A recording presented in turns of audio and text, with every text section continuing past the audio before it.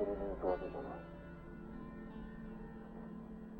俺が本当に生きてるかどうか確かめに行くんだ。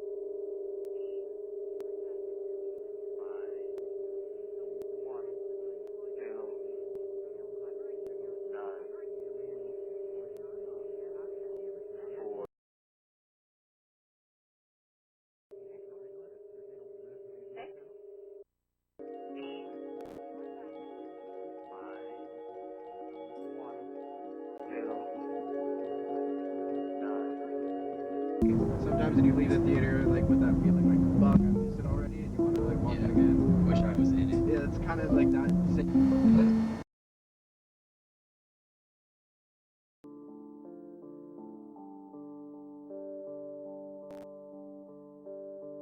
Wither away in that comfortable place where I stay. Barely awake as I sleepwalk my way through the day.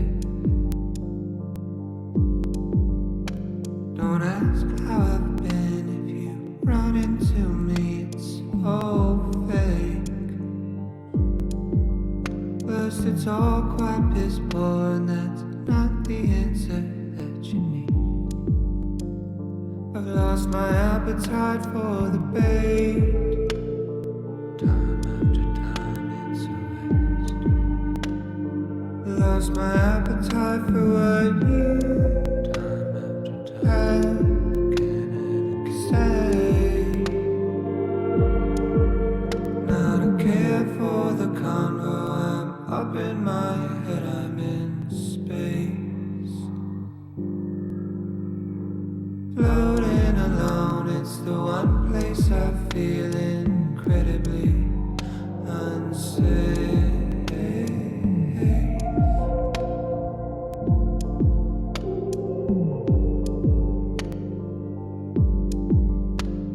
This heavy heart that beats in me will weigh me down a full 6 feet. If not these 750 milliliters, one for each of the secrets that I keep. Could you turn it down?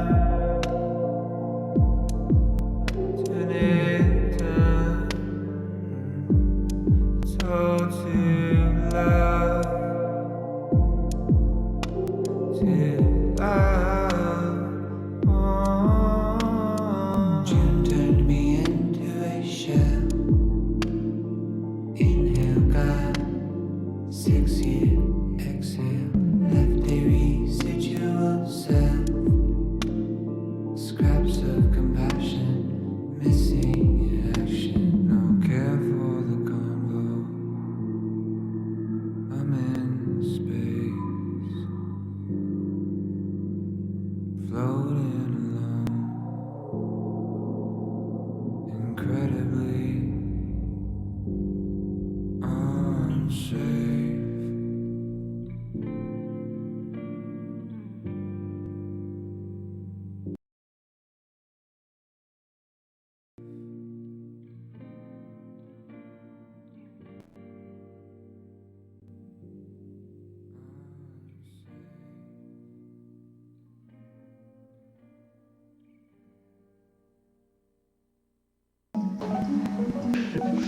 Anyway, I truly, truly, truly feel that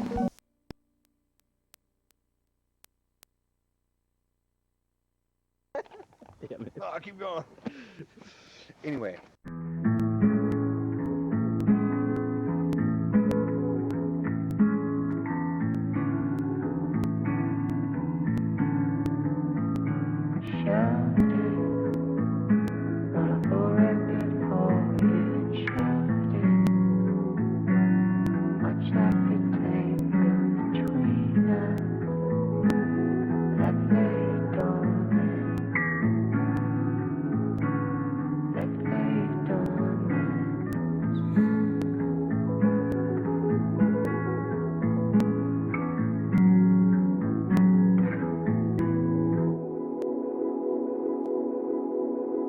Do I miss you or a memory? Someone or something I couldn't call it. Is it your smile in the morning? Or just the prime of our 20s? I shouldn't bother. I'm just searching for a feeling, and maybe it's past and I can't grasp it. A moment set somewhere in between where we met and where we left it. Almost as if every passing bird flies directly through our shadow. I really shouldn't. Where you at now? Did you save the 10,000? Did you find a passion? Alleviate some pressure? Have you got any new friends? Did you find a new man yet? Does he treat you special? I hope he treats you better than I did.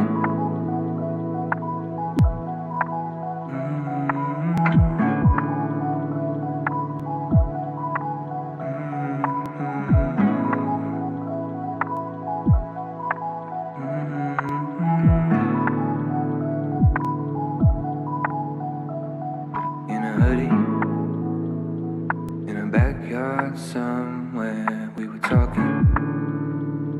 And your eyes all sparkly, got me nervous. Not a clue as to what it would be. Now you're leaving. A few years flew past you, and you worried. Didn't quite work out just like you wanted. Now packing your things in your car. And I'm still searching for that feeling, and maybe it's past and I can't grasp it. A moment set somewhere in between two moments I described it.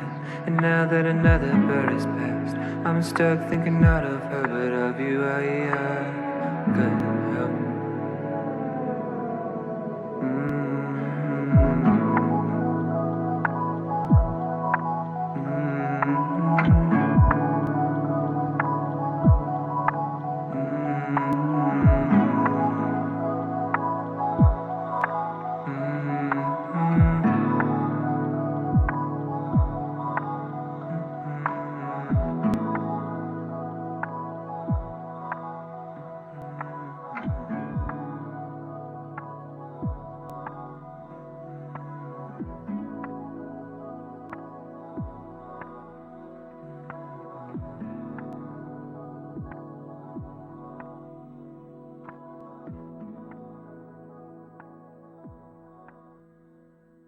Hey, don't move a muscle.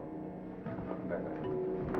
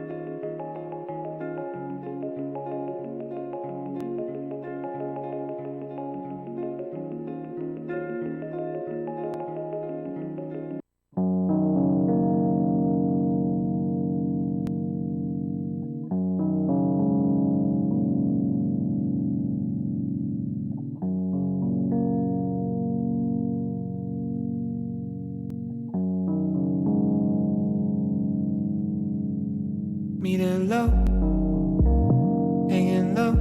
I'm on empty, headed home. I'll make it home, I guess I'm okay, I don't know. No, I'm not sure. I wasn't thinking about you, but the piano roll had me feeling cold with memories of you. Yeah, we were younger, I was struggling, but we were good. Standing still, right beside me, you were good to me. I couldn't say the same, but we laid the blame 2 ways. By the wayside, you went away. Took the good times, took the bad times, let them breathe. Left in the wake, the space.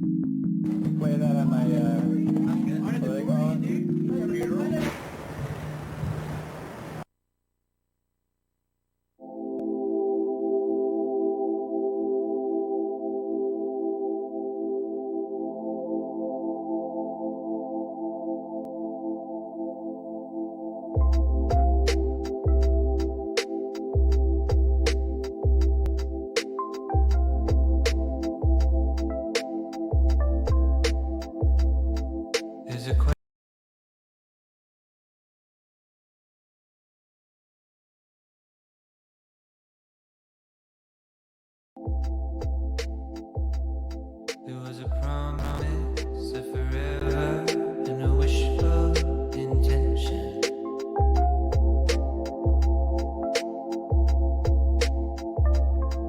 What a world it would be if we all made out the books we read, all the films we see.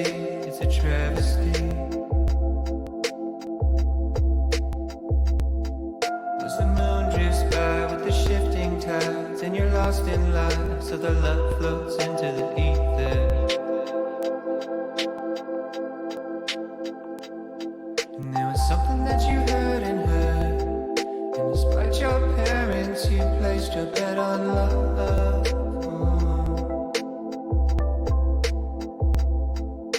And even though it made you hurt, you always tried to make it work, 'cause you believed in us.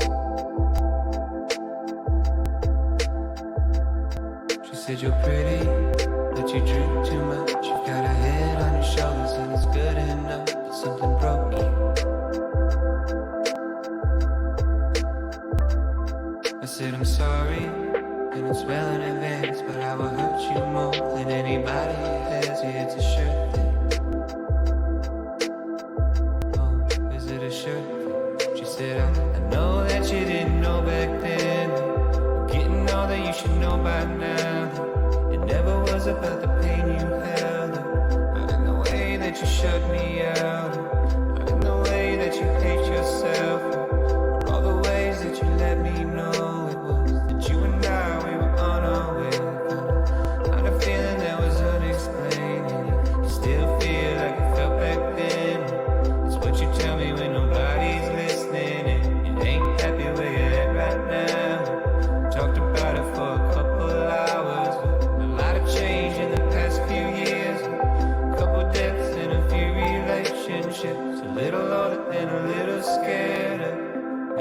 the same mistakes I made. You said you're weary because you think too much. You've got a mind of your own. It's free enough, but it'll drain you. I know you're sorry, and it's right on time. Cause you told me what would happen if you stuck around. I know you warned me.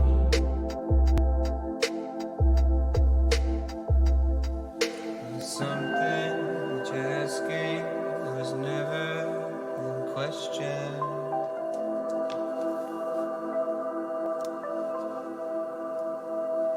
Something that you're asking that was never in question.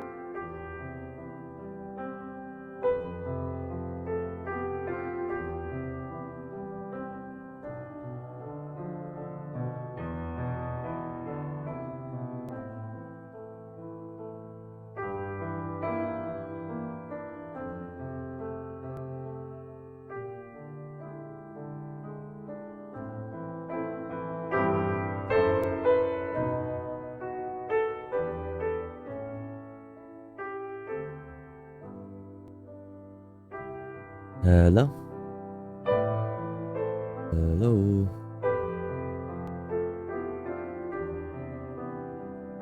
Am I dropping frames? That shit's been fucking wonky. I F'd at the beginning when I first started. My frames keep dropping like crazy.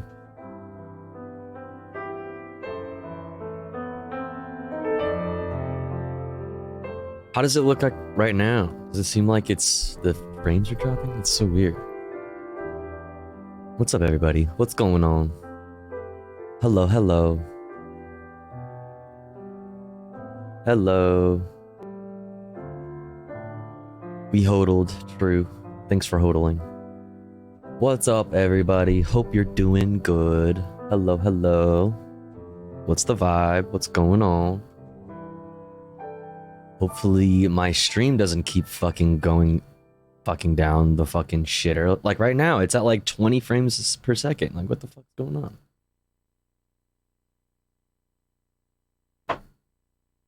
Let's see.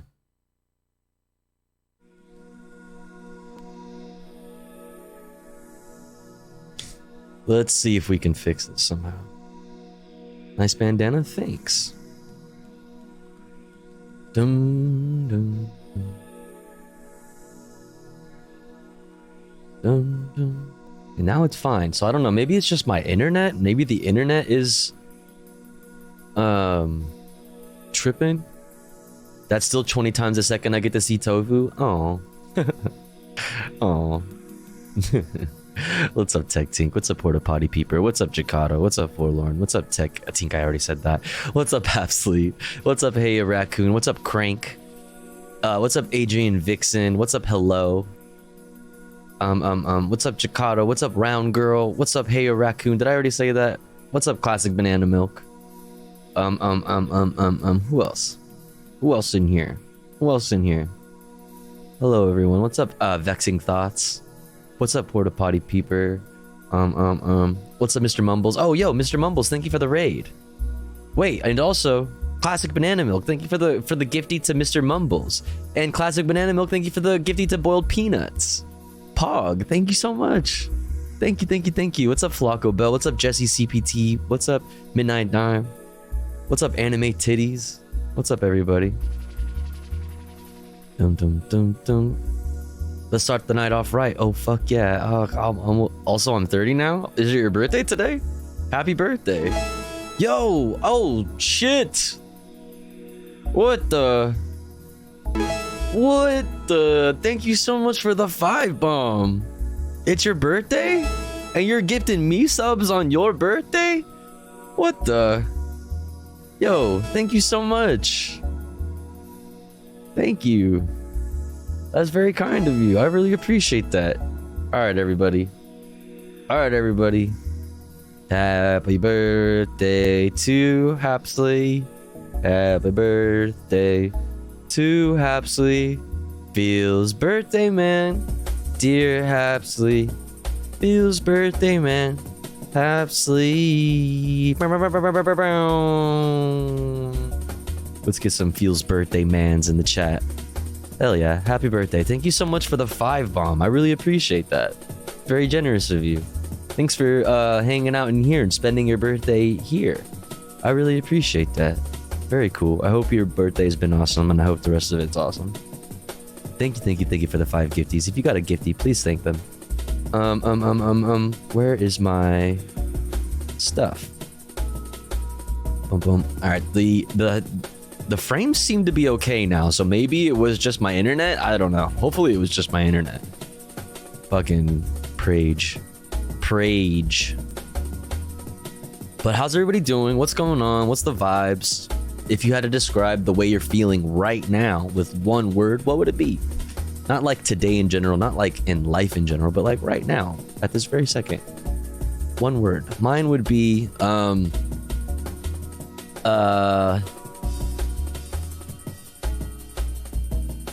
angy. Mine was angy.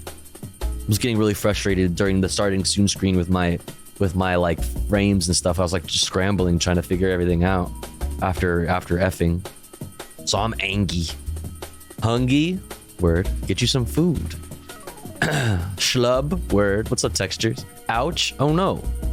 Did you hoit yourself? What's up, Bull Peanuts? Hot, dude. Today was hot, huh? You're in LA, brown girl. Today was actually a hot one. It's starting to cool down now, even though it's 10:30 and it's fucking 75. But you know, the temperatures are starting to finally get up there. Fucking scorcher, yeah. Anxious, oh man. Caramelly, word. Caramelly, okay. Happy, love that for you. Precarious, okay. Pee, are you peeing? Okay. You're pretty. Oh, thank you. I appreciate that. Soy, same bestie. What's up, Okeeks? Same bestie. Frames look good. Let's go. Tummy. What's going on with your tummy? What happened to your tummy? What's going on? What's up, OnlyFacts? Actually, I feel lemony. Okay. All right. Love that for you. Mummy. Word up. Snicket. Okay. Sure. Whatever you say. Yo, Porta Potty Peeper, thank you so much for gifting to hello. Thank you so much, chat. Holy crap, we're starting the day off right. Like Hapsley said. I realize now that that's what Hapsley meant when they said that. Starting the day off right. Let's go. We're already at 8 out of 30 for the daily sub goal. What the fuck? Hell yeah. Thank you so much. Thank you. Very kind of you. If you got a gifty, please thank the person that gifted you. Very kind. Everything for a while. I hope it's not serious. Need to go to the doctor? Oh, dang. Well, I hope you're able to. I hope you're able to get to the doctor sooner rather than later. Get that figured out. Well, we have tons of news, tons of politics, you know, tons of other stuff to look at. We have labor news. We have Hogwatch. We have fucking what? Climate Watch? Are we calling it that? Climate Watch. Global warming watch. Climate Watch sounds better, I think.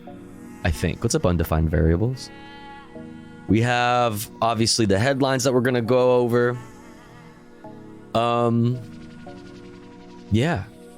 Yeah. Then we have like comfy content we can look at, but I don't have as much comfy content.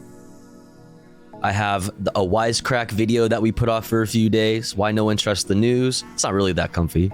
Little lighter political content.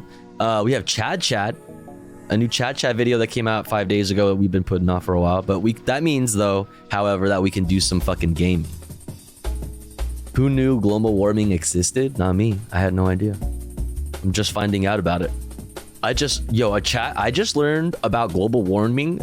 That shit's fucked. Yo, chat, I just heard about this thing called global warming. That shit's crazy. You heard of it?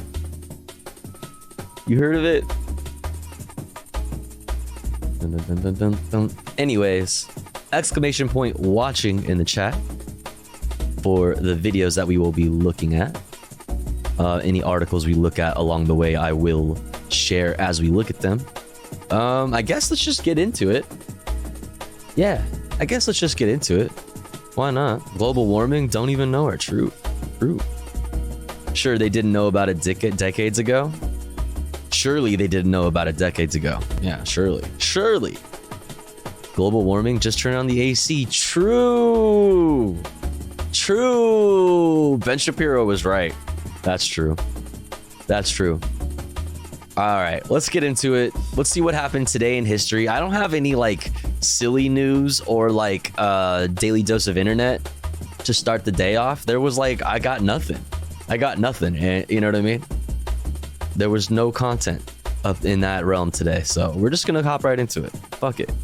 Let's get in the thicket of it. Sure. July 25th. Today in history. Let's check it out. July 25th, 1956. Disaster and rescue on the high seas of the North Atlantic, Ruh-roh. coast of New England. The Italian liner Andrea Doria collides with the Swedish passenger ship Stockholm, killing at least 51 people. Damn. Oh, shit. Like, that's pretty crazy. Collides with the Swedish passenger ship Stockholm, killing at least Damn. Ouch. 51 people. Most on board the Andrea Doria survive. They are evacuated before the liner sinks the following day. 2000. Oh, An Air France Concorde bound for New York crashes outside Paris shortly after takeoff. All 109 people on board and 4 people on the ground are killed. Damn. The first ever crash of the supersonic jet.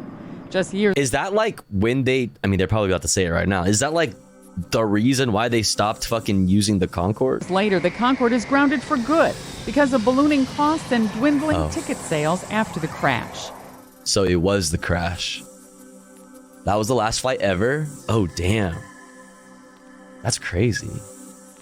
1995. Noisy and expensive? A UN War Crimes Tribunal indicts Bosnian Serb leader Radovan Karadzic and General Ratko Mladic. They're wanted for the slaughter of up to 8,000 Bosnian Muslim men and boys in the enclave of Srebrenica. Thanks. Both men remain at large for Europe's worst massacre of civilians since World War II. 1978. Louise To this day, is that the case? Does anyone know? Are they still alive? Joy Brown, the world's first test tube baby, conceived through in vitro fertilization, is born in Oldham, England. 1997. Ben Hogan, one of the greatest golfers of all time, dies in Fort Worth, Texas. Who? He was 84. The fuck? In 1975. One singular sensation, every little step she takes. In New York, the musical A Chorus Line opens on Broadway. Today in history, July 25th. Never heard of Sandy it. Kozel, The Associated Press. Never heard of it. All right. Fuck it. We're going to get right into it. We have time too with the, we have plenty of time till the ads have to run. So we'll just get into the headlines. Let's just start it off right now.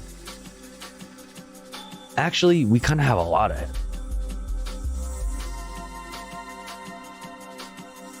Yeah, you know what? I don't want to run in the ads in the middle in the event that we get stun locked somewhere. Here, we're gonna get. Yeah, I spoke too soon. Next up, chat, we got all the headlines. 5 top stories you need to know today from Reuters. Then we got the AP top stories. Then we got top highlights from international news Al Jazeera. Then we got the news wrap from PBS. Then we got Democracy Now, aka Democracy in a Few Minutes. And then we got Philip DeFranchi. We're gonna look at the normie news and a bunch of silly stuff. And then after that, I got, obviously I've curated some things that I want us to look at. But here's the thing. But first, we're gonna run an ad break because we want to get the the pre-rolls. Excuse me, I'm blanking. Out of the way because we hate pre-rolls. And here at the Tofu Ghost broadcast, when we run ads, we run them while the streamer is away from the stream. That way, even if you are unsubscribed to the channel, you don't miss out on any of the content.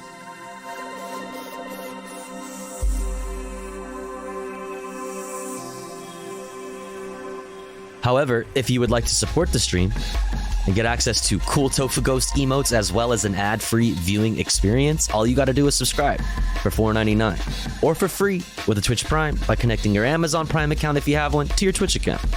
Or let's say you're already subscribed to the channel and you're feeling generous and you have the means to.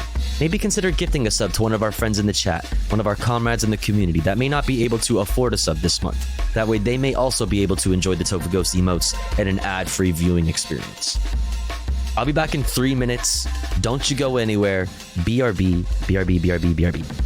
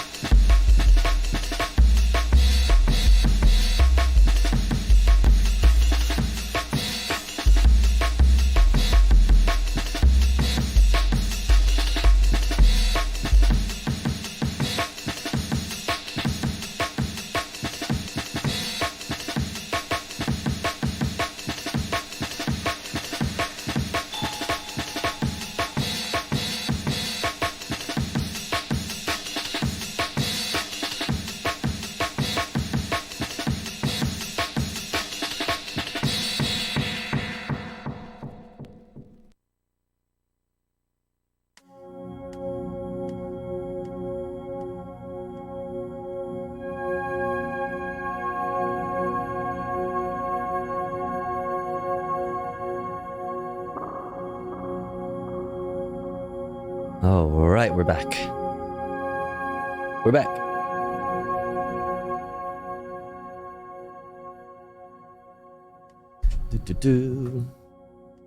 Oh shit, yo, Tech Tink, thank you so much for gifting the textures. Thank you so much.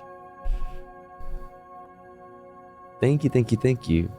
That's very kind of you. I really appreciate that. Let's go. Let's fucking go. Thank you. Yo, Ray K, what's up? Thank you so much for 7 months. Let's go. Aloo. So glad I get to say hello today. Hey, I hope you're doing good. Welcome in. What's up? Thank you for the 7 months of support. I really appreciate it. And thank you again, Tech Tink, for the gifty. Appreciate it. All right. Let's get back into it, huh? Let's get the fucking day started. Get into the fucking headlines, huh? Why not? Why fucking not, huh? All right. Top 5 stories we need to know today, according to Reuters. Let's go. 5 stories you need to know today. Number 1. Barack Obama's personal chef has drowned near the family's home in Martha's Vineyard, authorities say. Tafari Campbell was the subject of a 2-day search. Number 2. Thousands of protesters take to the streets in Israel. Like, is fake. Wrecked. After the parliament ratified the first bill of a judicial overhaul sought by Prime Minister Benjamin Netanyahu. Number 3, more Obama deaths. Oh my god. Number 3, the U.S. Virgin Islands unveiled new accusations against J.P. Morgan Chase. Oh shit. Yikes, jump scare over the bank's ties to disgraced late financier Jeffrey Epstein. How could Obama do this? Including executives discussing how Epstein surrounded himself with nymphets. Including executives discussing how Epstein surrounded himself with nymphets. Quote, nymphets. All right. Number 4.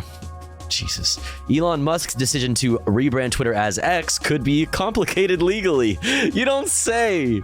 Oh my god. As companies like Meta and Microsoft already have intellectual property rights to the same letter. So dumb. 5. The U.S. Justice Department sued Texas over floating barriers installed by the state in the Rio Grande River, we talked about this yesterday, to block migrants crossing from Mexico.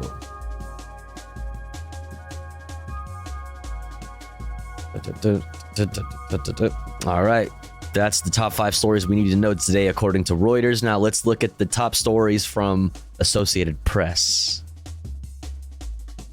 A federal judge blocked a rule allowing immigration officials to deny asylum to those arriving at the U.S.-Mexico border without first applying online or seeking protection in a passing country. The court ruling, which doesn't immediately go into effect, takes away a key enforcement tool the Biden administration set in place. So wait, I'm pretty sure this is a California judge, right? A federal judge blocked a rule. A federal judge, okay. Allowing immigration officials to deny asylum to those arriving at the U.S.-Mexico border without first applying online or seeking protection in a passing country. The court ruling, which doesn't immediately go into effect, takes away a key enforcement tool the Biden administration set in place when COVID-based restrictions expired in May. UPS reached a contract agreement with its 340,000 Let's fucking go, baby. We're obviously going to talk about this at length later. person strong union averting a strike that potentially would have disrupted logistics. Also, real quick, peep the shirt. Person strong union.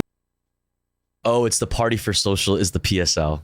Averting a strike that potentially would have disrupted logistics nationwide for Listen, solidarity with workers. Businesses and households. The Teamsters called the tentative agreement historic and overwhelmingly lucrative. A gynecologist who sexually abused patients for over 2 decades at prestigious New York City hospital was sentenced to 20 years in prison. At least 245 women said Robert Haddon abused them while under his care. And SAG-AFTRA. Wait, didn't he get like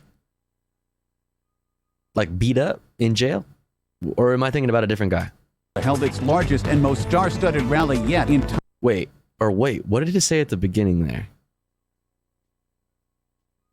Overwhelmingly lucrative. A gynecologist who sexually abused patients for over 2 decades at prestigious New York City hospital was sentenced to 20 years. Isn't this old news? Or am I thinking of a different doctor. 245 women said Different guy? Okay. Oh, okay. So, Robert okay. had Jesus. abused them while under his care. And SAG-AFTRA held its largest and most star-studded rally yet in Times Square with A-listers Jessica Chastain and Brendan Fraser. Oh, shit. It's Brendan Fraser. I haven't seen Brendan Fraser in forever. What the fuck's this dude been up to? Among the demonstrators, their picket signs. Aren't there mummies that this dude needs to like fucking slay or whatever? The show of solidarity hit 12 days into the actors' strike. Ed Donahue, The Associated Press, with AP News Minute. Oh, Jesus. All right, now, international headlines, top highlights from Al Jazeera. Let's check it out. I think that was Larry Nasser that got beat up. Okay, yeah, so it's just a different fucking piece of shit. Welcome in, Baked Manhattan. Headlines on Al Jazeera. Israeli doctors and medical workers are taking strike action for 24 hours to protest against the passing of a divisive judicial bill. The new legislation prevents the Supreme Court from overruling government decisions. The changes have already provoked 7 months of mass demonstrations. Palestine's Foreign Affairs Minister has delivered a written statement to the International Court of Justice on Israel's occupation of Palestinian territories. Tuesday is the deadline for countries and organizations to submit their reports to the ICJ, which is the top UN court dealing with disputes between states. China's foreign minister has been removed after only 7 months in the job. Jin Gang hasn't been seen in public for the past month, and no reason was given for his dismissal. His replacement is Wang Yi. He was foreign minister for 10 years before Jin took over. The first of 1 million barrels of oil have been pumped from a supertanker stranded off the coast of Yemen. The Safar has been rusting in the Red Sea for the past 8 years. A lack of maintenance and arguments over ownership threatened 1 million barrels. A catastrophic oil spill or explosion. A UN-led salvage operation costing $140 million took months to arrange with Yemen's warring sides. The ship-to-ship transfer of oil, which has started today, is the critical next step in avoiding an environmental and humanitarian catastrophe. That's crazy that it's only just now happening. I mean, obviously, there's a lot of factors that like went into this, like having to get like to work with, like warring authorities, in the region and stuff. But it's just crazy. Colossal scale. Without action, the vessel could have exploded or broken apart, spilling as much as 4 times the oil released in the Exxon Valdez disaster. The Russian Navy says it's repelled a Ukrainian drone attack from the sea. The Kremlin says the attempted strike was on a patrol vessel in its Black Sea Fleet. The Russian Defense Ministry says it happened while its vessel was monitoring shipping in the southwestern part of the sea. And meanwhile, Russian forces have reportedly hit grain silos in the Ukrainian port of Reni on the Danube River. The Kremlin intensified attacks in the Odessa region after withdrawing from the UN-brokered grain deal earlier this month. Okay. All right. Now we're going to PBS NewsHour, and then we're going to get Democracy Now!, aka Democracy in a few minutes. Then Philip DeFranchi. Let's go. Wildfires raged across southern Greece, and the tragedy deepened when a tanker plane crashed, killing the 2 pilots. These fires come as temperatures there pushed back above 104 degrees Fahrenheit. Emma Murphy of Independent Television News reports from the Greek island of Corfu. With one natural resource, they seek to save another. Scooping water from the sea to douse the flames engulfing the land. Fires now threaten thousands of hectares in the north of Corfu. Record high temperatures, tinder dry land, and the suspected work of arsonists, now leaving lives, homes, and livelihoods in peril. Are we safe here? Is it close enough? I was from this side up. That's crazy. Now the wind, look, the wind changed. So that's the danger thing. When we become stronger, like that's not good. Yeah, when comes a wind and now the wind comes to us. Aren't you not supposed to put water on a grease fire?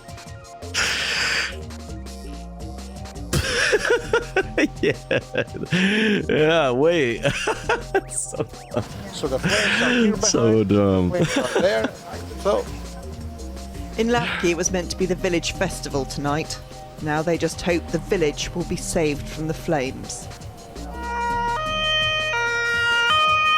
As the flames encroached, more villages were evacuated. There's nobody there. We took them all. Took them all? Yeah. Those caught in the path were taken to safety in nearby towns. Even the animals were gathered up and moved away.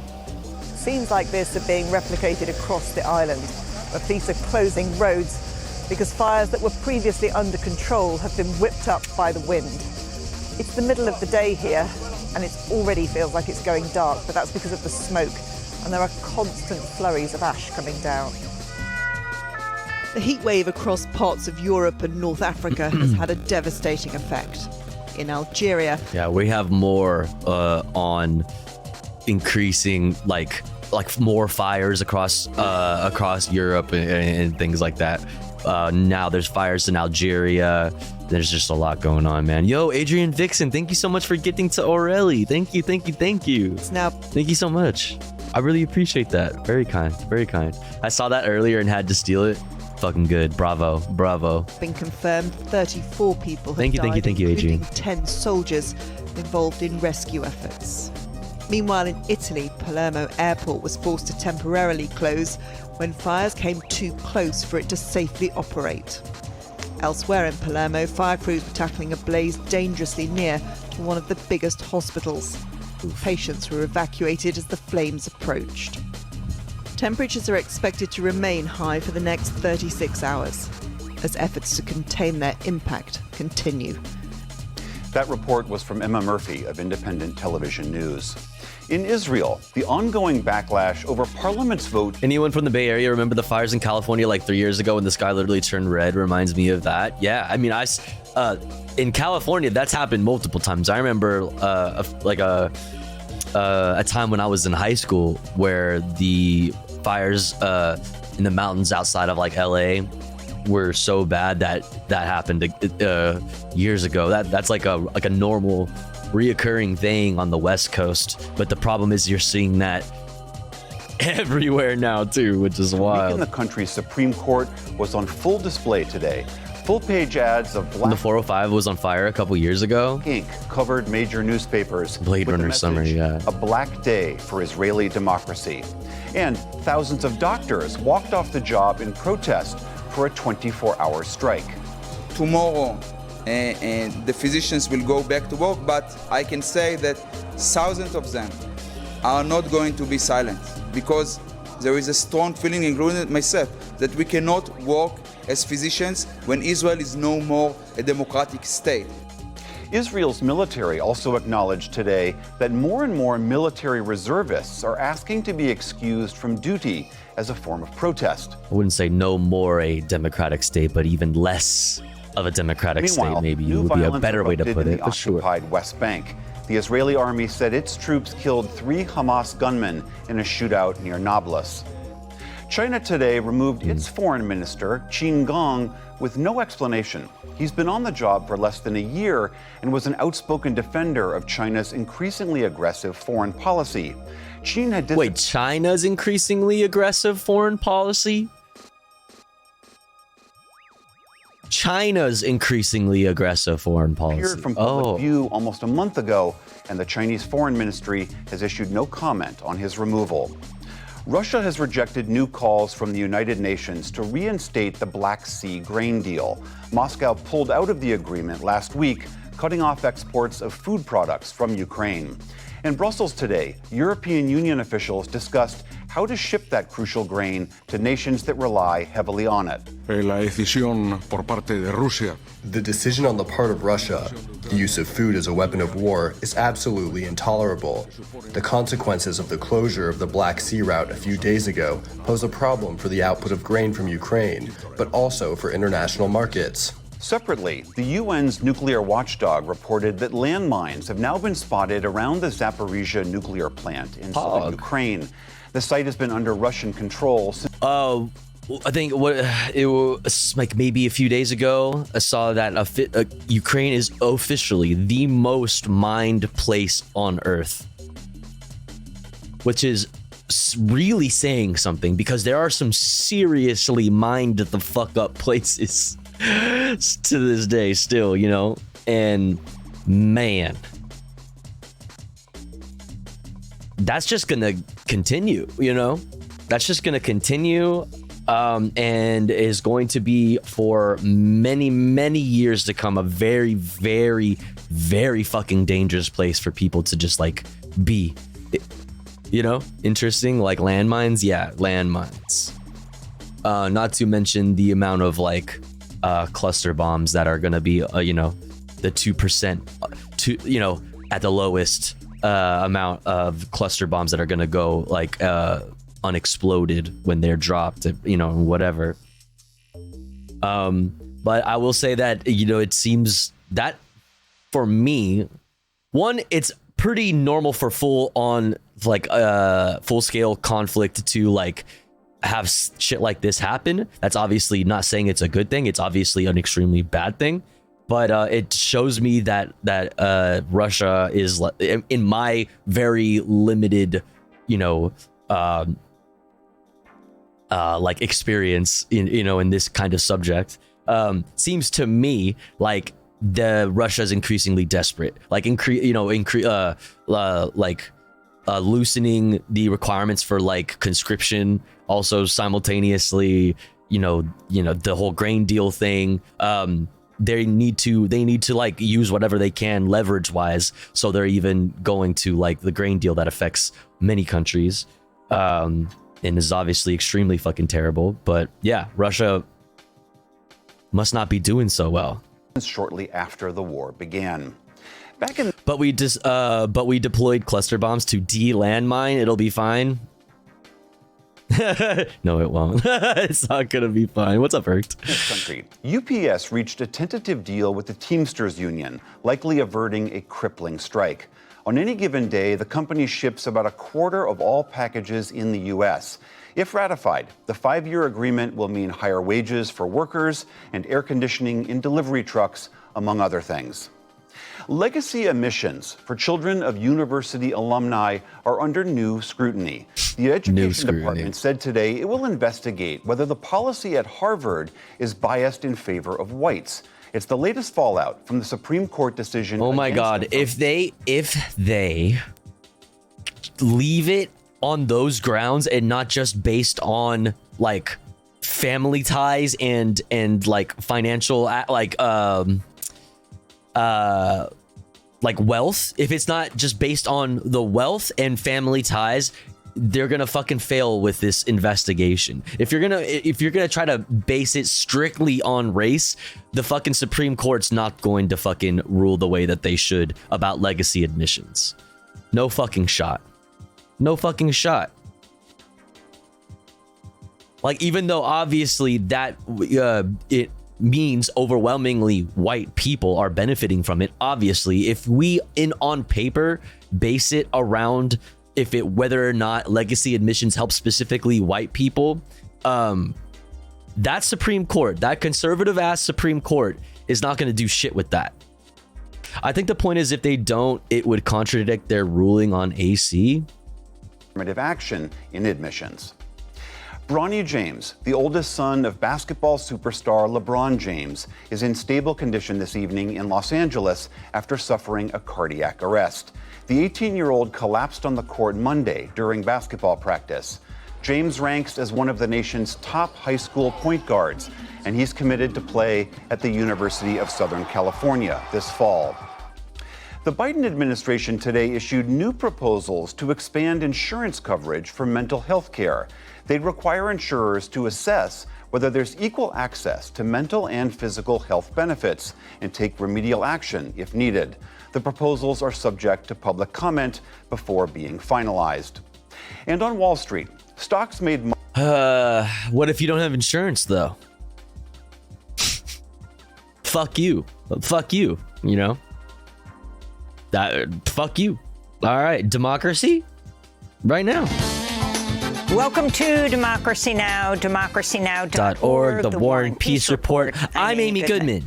A new study finds this month's record-shattering global heat wave would not have been possible without the continuing buildup of greenhouse gases in the Earth's atmosphere due to human activity. Scientists at World Weather Attribution say a rapid analysis of weather data taken this month across China, southern Europe, and the American Southwest show high levels of carbon dioxide and other gases help drive temperatures by as much as 4.5 degrees Fahrenheit above pre-industrial levels. The researchers warn the past 20 days have likely been the hottest such stretch in more than 100,000 years.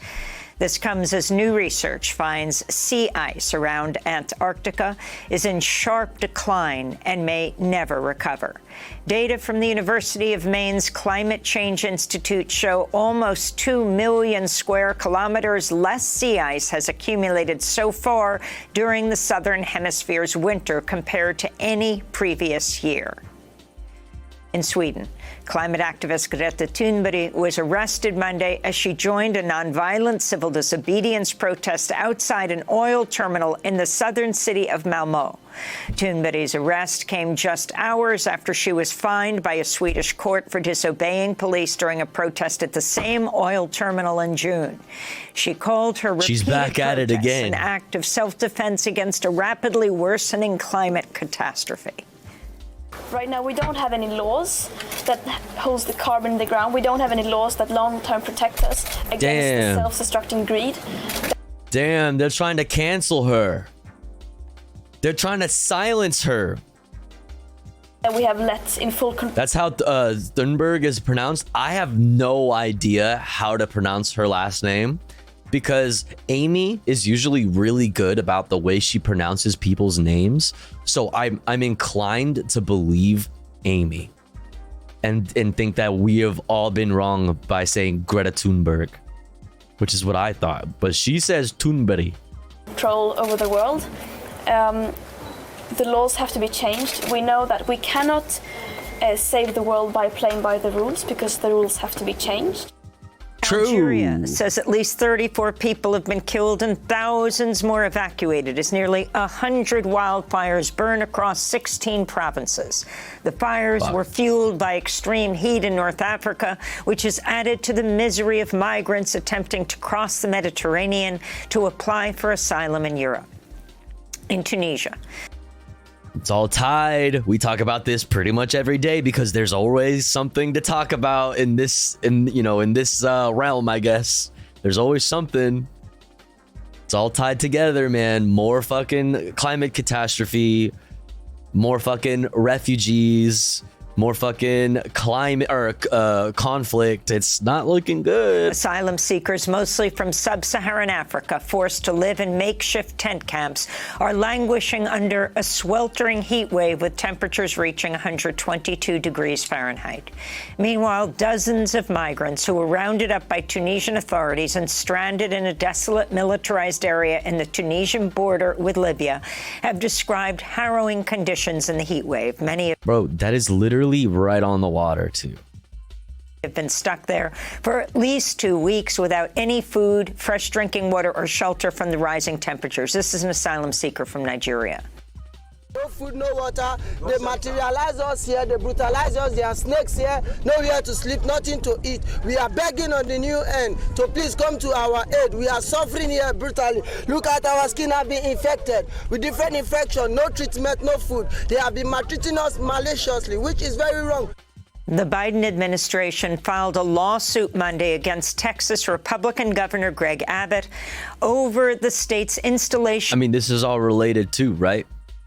I'm glad that the Biden administration is actually doing something good and trying to sue Texas over it.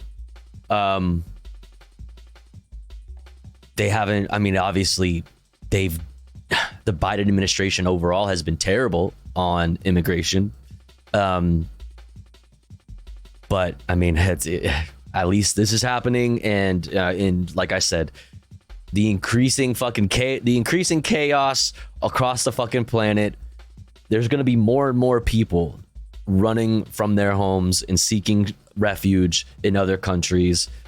And you're going to see more and more Greg Abbotts of the world doing things like this It's all very important. Of barrels wrapped in razor wire in the Rio Grande. Like razor wire. Like that, what? As an attempt to block asylum seekers from crossing the river. The suit comes after... It's supposed to be a deterrent, but what have we learned from fucking just, I don't know, all of our history? What have we learned? I mean, the answer is we haven't, but we should have learned by now that stuff like this as a deterrent doesn't work. Like cruel and unusual punishment in prisons, for example, doesn't work to deter crime. None of these things actually work to deter anything. They don't care about the reasons why people are fleeing their countries and crossing the border illegally. People don't care about why they're doing crimes or like whatever. The cruelty is the point. It ignored a request from the Justice Department to remove the floating barrels and vowed to fight in court to keep them in place. Dozens of migrants, including children, have suffered severe injuries and lacerations after being cut by the razor wire, which is often underwater and not visible. The blistering heat wave in Texas has also been deadly for migrants crossing through the region. A whistleblower recently revealed Texas border officials were ordered to deny migrants drinking water even in the brutal heat. Deny them water.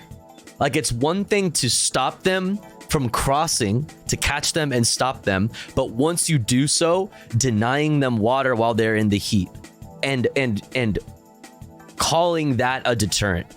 Treating them like shit, torturing people, being extremely fucking cruel as, quote, a deterrent for other people to be afraid to come. But it's almost like things are that bad where people are willing to risk it all. Israeli lawmakers have approved a highly contested bill to gut the power of the Supreme Court by preventing it from blocking government decisions it deems unreasonable. The bill is part of a broader set of judicial reforms pushed by the Israeli Prime Minister Benjamin Netanyahu that have sparked months of unprecedented protests.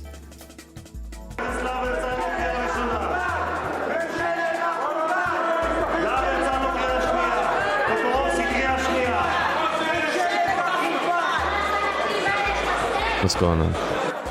Oh, they're yelling at Benjamin. Ahead of Monday's vote, opposition lawmakers erupted in jeers and shouts of shame before storming out of the Knesset, leaving the far-right majority led by Benjamin Netanyahu to pass the bill on a vote of 64-0. Damn. Later in the day, Netanyahu defended the legislation in a nationally televised address. Today we carried out the required democratic move. The move was aimed at restoring a degree of balance between the authorities, which was here for 50 years. Netanyahu had just come out of the hospital where he had a pacemaker implanted. Massive protests against the judicial reforms are continuing in Tel Aviv, where on Monday police fired water cannons and noxious chemical known as skunk at protesters. It's believed to be the first time Israeli police have deployed the chemical agent against Israeli citizens. Since 2008, Israel's repeatedly deployed skunk against Palestinians in the occupied West Bank. Meanwhile, Israel's military says it shot and killed 3 Palestinians in the West Bank city of Nablus. 17 Palestinians were also arrested in overnight raids. After headlines will go to Israel for the latest. In Sudan, army officials Monday rejected a proposal from... Well, we're going to look at, I think it was Democracy Now's coverage. No, I guess Al Jazeera, a Palestinian leader in Turkey. Yeah, that's all I had. To send East African peacekeepers as other regional and international mediation efforts to end the violence have also failed. Meanwhile, fighting between the Sudanese army and the paramilitary rapid support forces continued to escalate as the war marked 100 days on Sunday.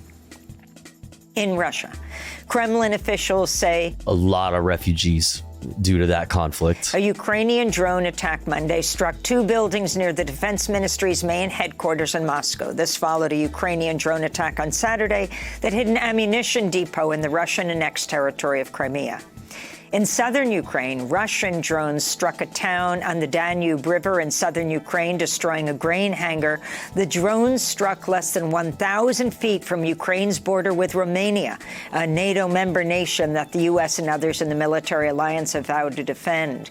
The attack suggests that Kremlin is targeting sites that provide an alternative route for Ukraine to export food and fertilizer after Russia pulled out of a deal allowing Ukraine to ship its grain across the Black Sea.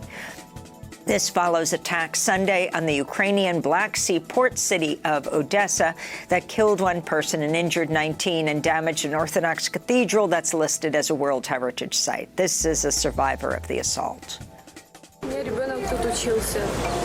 My child was enrolled here. We regularly attended the cathedral's services. The priests here are wonderful. People need to stop being so cruel. Guatemalan police raided the offices of the progressive Semilla party on Friday as Semilla's presidential candidate, Bernardo Arévalo, blasted the Attorney General's office for the illegal and spurious action and political persecution, they said.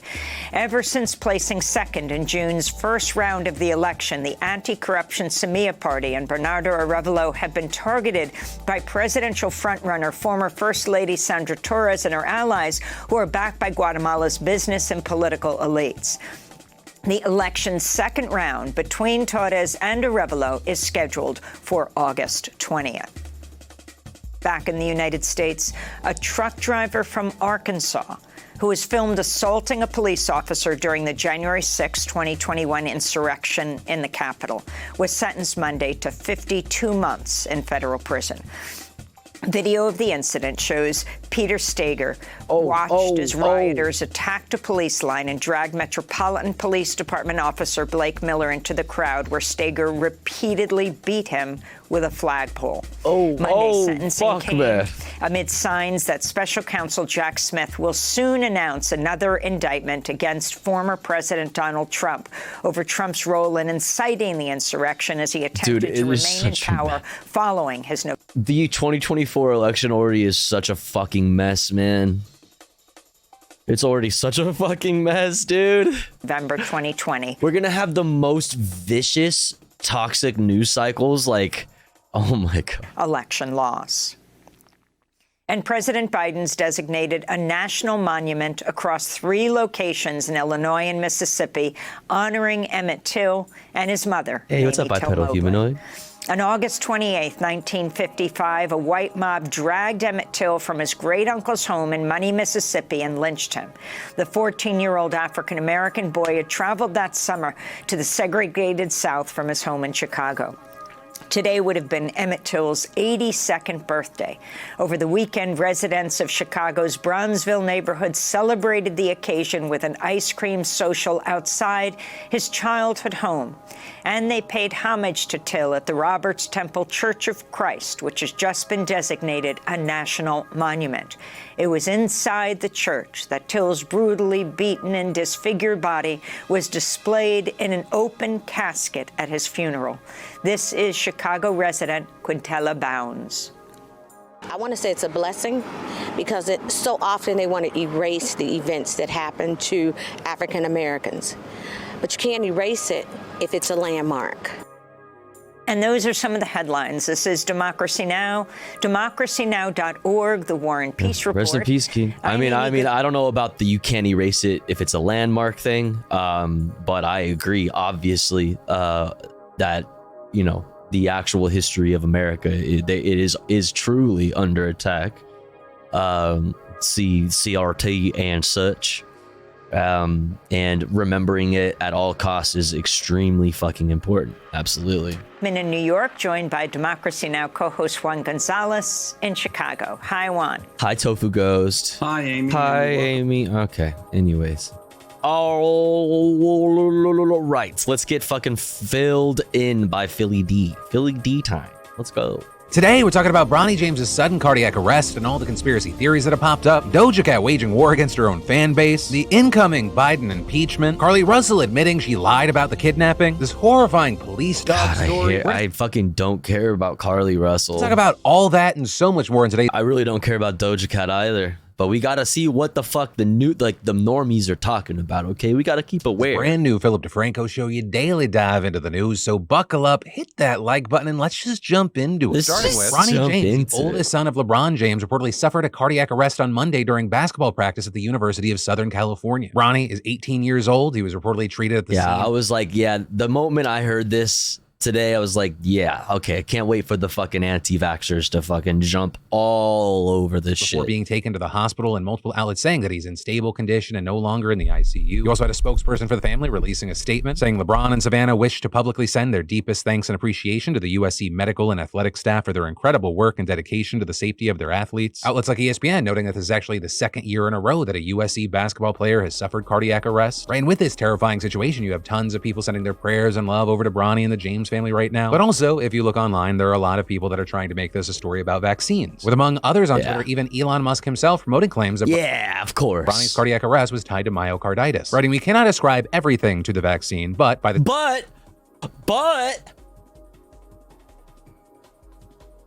however, same token, we cannot ascribe nothing. Myocarditis is a known side effect. The only question is whether it is rare or common. Yeah, but dude, oh God, they know these things. They know whether it's rare or common, and it is rare. It is in fact rare. It is in fact rare. And so it is not a new phenomenon for young people who are doing sports to have heart attacks and pass away, or to just not even necessarily always pass away, but like to have heart attacks while like in the middle of like a physical activity. My uncle passed away. Who I never met, passed away when he was 13 at a swim contest, at a swim meet, because one of his teammates was absent and he had to do an extra set of laps, and by a freak accident had a heart attack when he went under to swim to, do his fucking laps or whatever, went under and was swimming and never came back up because he had a heart attack. Perfectly healthy 13-year-old boy. That's a thing that these freak fucking accidents happen. Like, that is a thing. Here's the thing. Here's what you're doing is you are fucking making everything into some greater story. Everything that happens has to be some fucking plot. We just have we're just so plugged into the internet and we're so hyper aware of all of these different stories happening all around the world. We're way more plugged in to shit that happens. Even a highly individual, I don't know, super individual, weird, rare things like this. We all know everything that's going on. So when you see things like that, you're like, oh, this never used to happen before. But now, I have real fucking time access to information about randos that have heart attacks and holy crap. And it turns out that this is a thing. It must be related to fucking vaccines or some shit. He's not the only one talking like this. But at the same time, you have tons of people shutting that down, noting at the very least that nowhere in the family statement did anyone even say Bronny had myocarditis. Or among the bigger things, people noting that you're more likely you are jumping to conclusions. Myocarditis after an actual COVID infection than from getting the vaccine. You also have people pointing to a study from 2019 before COVID would even be a factor in anything that found that sudden cardiac arrest is actually the most frequent medical cause of sudden death in athletes. And then I'd like you to meet 23-year-old Jadarius Rose. He's a commercial truck driver who said he was just trying to make a delivery at around 9:30. A lot of people feel alienated, so they look for meaning everywhere. I mean, I think that I don't know what it is specifically, but I used to be like that, where I don't know. I think it's just a symptom of our isolation under capitalism, where we find ourselves thinking that we are the the main characters in all of our fucking stories and all of the movies that are all of our individual lives. Like, we are the center of all of our universes, and that everything that happens, a crazy sunset happened the same night that you had like a really deep conversation with your friend or something. It must be a sign, or you know what I mean? Like stuff like that. I think a lot of people are guilty of trying to find, and I don't know if you want to say guilty, but I think everybody tries to find meaning in life, right? To differing extents and in different places. I think the increasing amount of isolation over time just completely heightens that. And we're just like, we are so plugged into the internet that we are constantly searching in all of the wrong, absolute worst places for meaning. You know what I mean? In the morning on a highway outside Columbus, Ohio. And at some point, pattern recognition is an evolutionary trait. Yo, Machina, thank you so much for the raid. I hope you had a great stream. What's up? Welcome in. What were y'all up to? State troopers try to pull going over the headlines. Mud flap, right? Right now, we're just starting off pretty much with this Philip DeFranco video. Violation. But for the next 20 minutes, he allegedly refuses to pull over, then finally rolling to a stop, and then soon taking off again. With a 911 call that he makes, shedding some light on his thinking at the time. And it seems like they're trying to kill me. I don't know why they're trying to kill me. They're not trying to kill you. Yes, they are. I was about to comply with them, but they all had their guns drawn out for whatever reason. And so 8 minutes after taking off again, police puncture his tire with spike strips, forcing him to stop. And this time, Rose gets out with officers approaching him, including one handling a dog, and one officer threatening to unleash the dog if Rose doesn't get on the ground. And so he does exactly that, dropping to his knees. He raises his hands in the air, with one cop clearly warning the handler not to deploy the dog. Do not release the dog with his hands up. Do not release the dog. But then, seemingly for I mean, that's, do not release the dog. That is so fucking typical. That canine officer is definitely used to just releasing the dog. You have access to all these tools, including living things like dogs, that allow you to kind of do violence without having to actually do violence. Also, the dog also kind of literally takes the violence out of your hands. I listened, he didn't comply, and we needed to take him down. And for the safety of our officers, instead of having our officers slowly approach this person who had their hands up and was unarmed to take them down ourselves, for the safety of our officers, we unleashed the dog that doesn't know that the person doesn't have a weapon, doesn't know the fucking difference between having their hands up or down. It just gonna hurt them. It's just gonna hurt them. It's trained to fucking hurt them. You know what I mean? The dog doesn't know any fucking better. It's doing exactly what it's trained to do. Hurt the fucking person that you unleashed it on. Yo, Scary Bunny, thank you so much for 2 months. Thank you. Yay, Toph Wiggle. Yay. I appreciate that. Thank you so much. Welcome back in. Ending a cult in Diablo 4 or 5 or 6? Wait, how many Diablos are there? That's cool. Literally attacking a complying person and other officers recognized that and still did it. Goddamn. Yeah. Yep. No fucking reason, the canine officer releases the dog and it bolts forward, sinking its teeth into Rose's arm. You then hear both the officers shouting to get the dog off him and the man begging them to do the same in a blood-curdling scream. And this is a female officer seen walking away with her head in her hands as the others wrestle the dog away. And after the dust settles, you hear Rose arguing with an officer about what happened. I was coming, all the guns pointing at me. How you do you expect me to respect you? You got a gun pointing at me. It's like 20 of y'all. All you had to do was stop, brother. I did stop. So in the end, Rose... Yeah, it doesn't matter. Bro, he did stop. It doesn't matter that he didn't stop right away. It doesn't matter that he broke laws. You still did not need to fucking do violence to this man. Was treated at a hospital and then taken into state highway police custody and booked on charges of failure to comply, a 4th-degree felony. Though he has since been released from jail and it's unclear whether he'll be pursuing any legal recourse. As for the canine officer, Ryan Speakman, he's been placed on paid administrative leave and the dog's been put in a kennel. And a 5-member use of force review board's investigating the incident and is expected to finish. The dog's been put in a kennel, bro, and it's this sucks from so many fucking angles, dude. Those dogs are exploited, all right? I'm about to fucking vegan rant on you motherfuckers real quick, but god damn it, dude. They exploit the fuck out of those animals. They're just doing what they are trained to do. It's in a kennel now. All right. Report with fucking assholes. So in the meantime, as we wait to see what happens there, I'd love to know your thoughts with everything we've seen so far. And then Carlee Russell has finally admitted that, she fibbed, she pulled our leg, or to put it bluntly, she's full of shit with her releasing. Who fucking cares? Who cares? Who cares? A statement through her lawyer, which was read aloud by the Hoover police chief at a briefing yesterday. There was no kidnapping on Thursday, July 13th, 2023. My client did not see a baby on the side of the road. Sounds like this person needs access to mental health care and probably should go to therapy.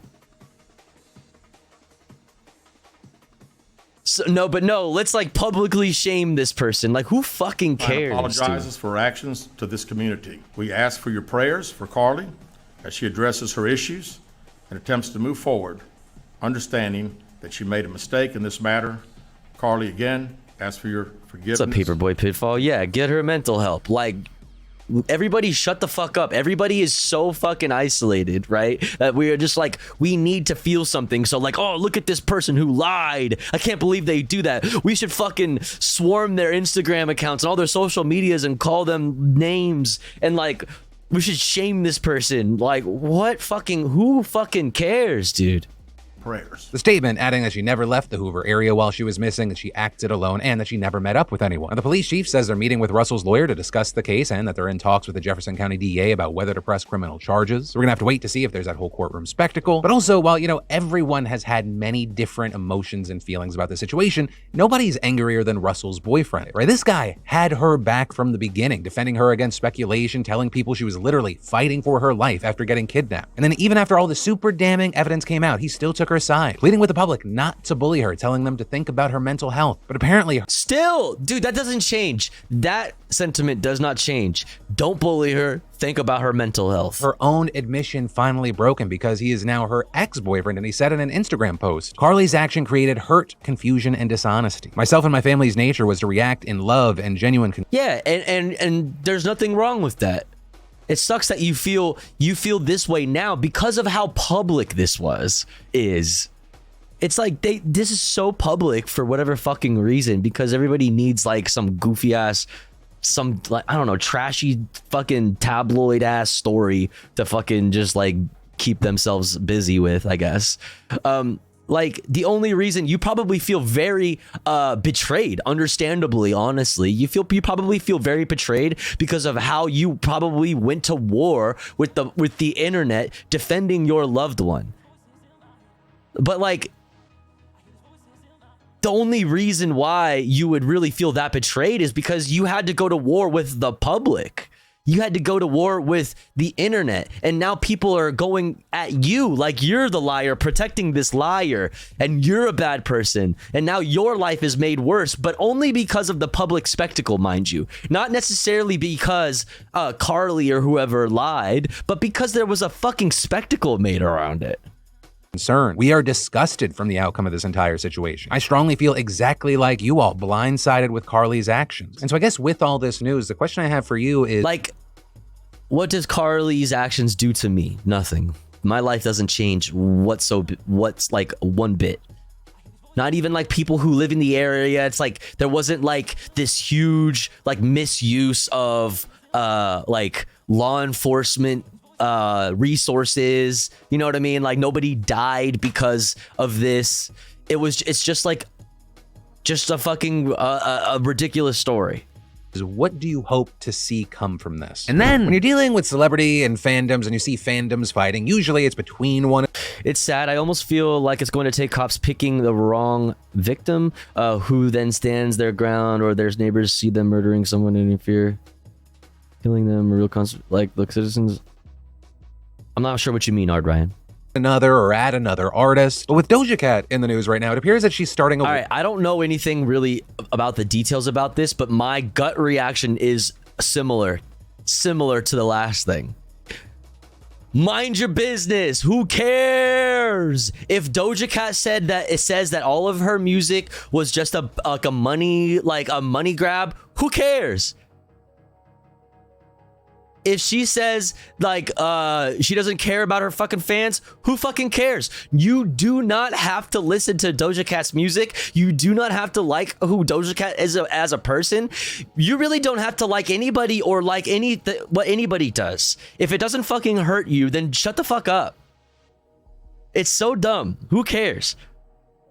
That's my initial reaction. Now maybe there's something else that I don't know about this Doja Cat fucking scandal that maybe makes her a worse person. I doubt it. But like, why the fuck does anybody care? Or with her own fandom. Right, so this all starts with a series of posts and interactions Doja had with fans on Threads on Sunday, all of which now have notably been deleted. And these including one where a fan said they wanted Doja to say she loves her fans, to which Doja said, I don't though, because I don't even know y'all. Like, who cares? That's just like a joke, and you're just a random person on the internet. You're just a random person on the internet. She doesn't know you. And she doesn't owe you anything. Because I guess it's one, like, yeah, you aren't anything without your fans. Like, your fans are the reason why you're successful. But, like, when you are Doja Cat successful, it's not like you have, like, a small community that, like, funds your hobbies or something. Like, maybe something more similar to, like, what I got going on here on Twitch, I guess. It's like, she's a fucking huge celebrity. Like, you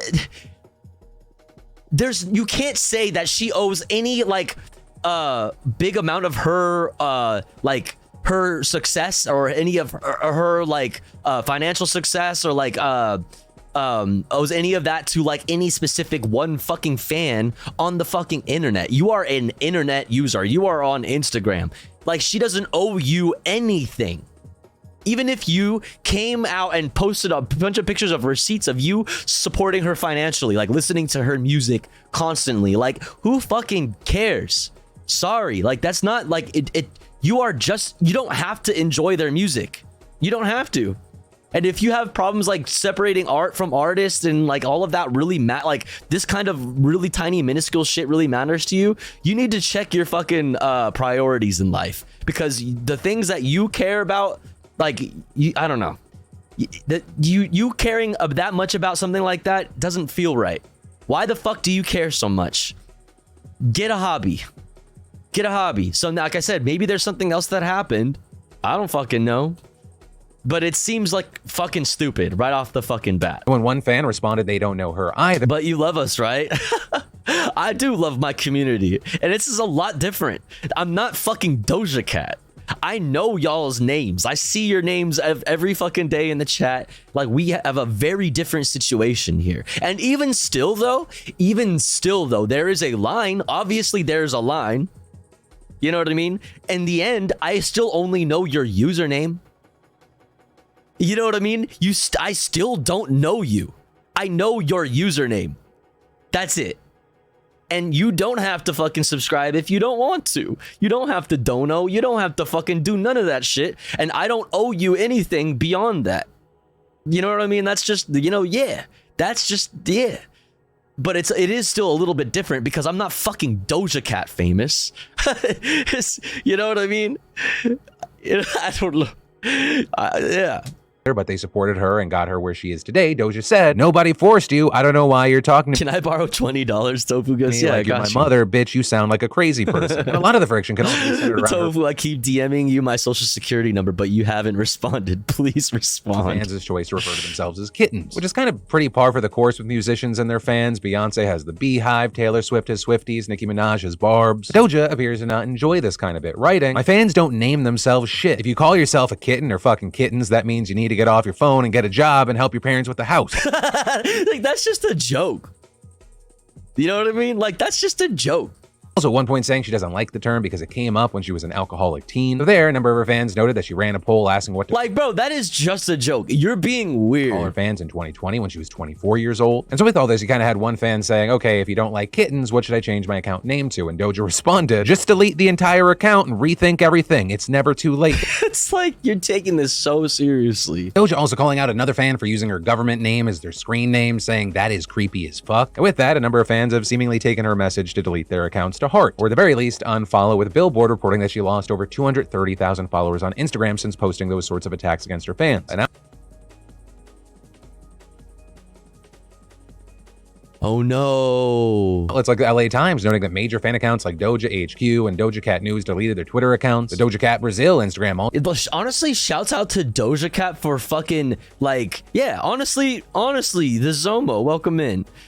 Like, honestly, it's just like fine, like making your, like, you're curating your community. You know what I mean? You're just curating your community. If we cared about how many followers she has on Instagram, you know what I mean? Like, for example, I put up like a lot of barriers like in this chat, and it puts and it like really definitely verifiably like I could quantify it, like limits my growth. I've grown slower as a streamer because of the fact that like I don't allow you to view my VODs unless you're subscribed. And I don't allow you to chat right away unless you have been following for 15 minutes. And if you follow and your account is like less than a month old, you get timed out for like almost a week. Like, this shit fucking limits my growth. It verifiably does. But I am curating the vibe very strictly in here, and I think it's paying off. I think it pays off because this community is fucking cool. We are very clear of fucking weirdos. My mods very rarely have to do anything. And I haven't been concerned with adding new mods to the mod team because even though they're not around very often because they have like different sleep schedules and like different things going on in their lives, understandably so, which is totally fine. I still doesn't really make it's not like a bad thing that they're not around that often because of how hard it is for you to get in here and chat if you're a piece of shit. So it's like, I don't know. It's like you have every right to curate your community and to like weed out your fans even. You know what I mean? Like, for example, in like 2020, there was like a lot of bands that were like going out and saying like, hey, if you don't support like defunding the police or the Black Lives Matter movement generally, you can unfollow. We don't want you as a fan. I think that's perfectly fucking reasonable. That's like that's perfectly fucking reasonable. Yeah, if you want to alienate a whole section of people and you don't care about how it's going to affect you financially, that's totally your right to do that. If you do care, however, about having access to the most people, I mean, hey, that's up to you also. That's up to you also if you want to be strictly unpolitical or whatever the word is for that, non-political, I guess. I don't know. Yo, Shayna, thank you so much for gifting to Art Ryan. Thank you. I really appreciate that. Thank you. Very, very kind of you. Thank you so much. Apolitical. Thank you. Non-political. Apolitical. Stupid ass. If you want to be apolitical, I mean, in my opinion, everything is politics, right? You can never really be apolitical. Being apolitical is a political statement in itself. But you do it. You like going about your creating your community, curating your community in that way because that's what you want to do is totally up to you and totally fucking fine. Totally fucking fine. But we are a very fucking political community, and I want to make sure without having a I mean, we're not even talking about me. Let me not talk about myself. We're talking about Doja Cat. I was just relating it back to myself. Doja Cat has every fucking right to fucking to say this shit and to fucking weird some of her fucking weirdo fans out. Doja just be trolling and talking shit. Exactly. Who fucking cares? Also announcing that it was taking an indefinite break, saying her pronounce. She started, I think she even said this herself. She literally got famous off of Bitch I'm a Cow. Bitch I'm a Cow. Like, off a meme song. And she made the bag off of a bunch of really well-made, I'll say, pop music. She has said about her own music that it is a bunch of pop music that is like just bland pop music that she made to make money. And that's totally fine for her to do that. If she wants to make pop music that is aimed at just like getting a bunch of people to fuck with it, and stream it a bunch and shake their ass to it so she can make money. Get the bag, queen. We live under capitalism. You do what you gotta do. All right? And if you also simultaneously want to fucking talk shit on the internet, well, that's you. Do you. Left us kittens very disappointed. Touch grass. Listen to a different fucking R&B artist if you want to fucking complain about this shit. It's so cringe. Like, mind your business. Trust me, everybody everybody benefits from this one piece of advice. Mind your fucking business. Do you. Pointed, if we can even call ourselves that, and saying we hope. What is grass? Good question. That Doja rethinks her actions as an artist. You also had Rolling Stone noting that all this comes as fans have recently called her out over her rumored relationship with streamer Jay Cyrus. And when Doja faced backlash for that, she told her fans she doesn't give a fuck what they think about her personal life and never will, adding, "Good riddance, miserable host." I don't give a fuck. I don't know anything about Jay Cyrus. Is Jay Cyrus problematic? Maybe. Probably. Maybe. But mind your business. Who fucking cares? Then don't listen to her. Then don't listen to her music. What do you want her to do? Go away forever? What should Doja Cat do? Go to jail? Should she be arrested? Like, what do you want? Stop listening to her. Unfollow her Instagram. Stop following her on Twitter then. Mind your business. And so all of this has resulted in fans saying things like, imagine telling your fans to get a job when they are the ones that buy your music, merch. Don't buy it. Stop buying it then. Concert tickets. And Doja, you know it's been the kittens who have defended you these past years every time you do stupid shit. Stop defending her then. Let her do stupid shit. She's a human. Least you can do is have some respect for us. I'm not a cat. I don't say meow. On the other side of this, you have people saying things like, you know what? I find Doja Cat incredibly annoying, but at the same time, I'm here for someone actively destroying their... Tofu's latest pronouncements on social media left us ghosties very disappointed. If we can call ourselves that.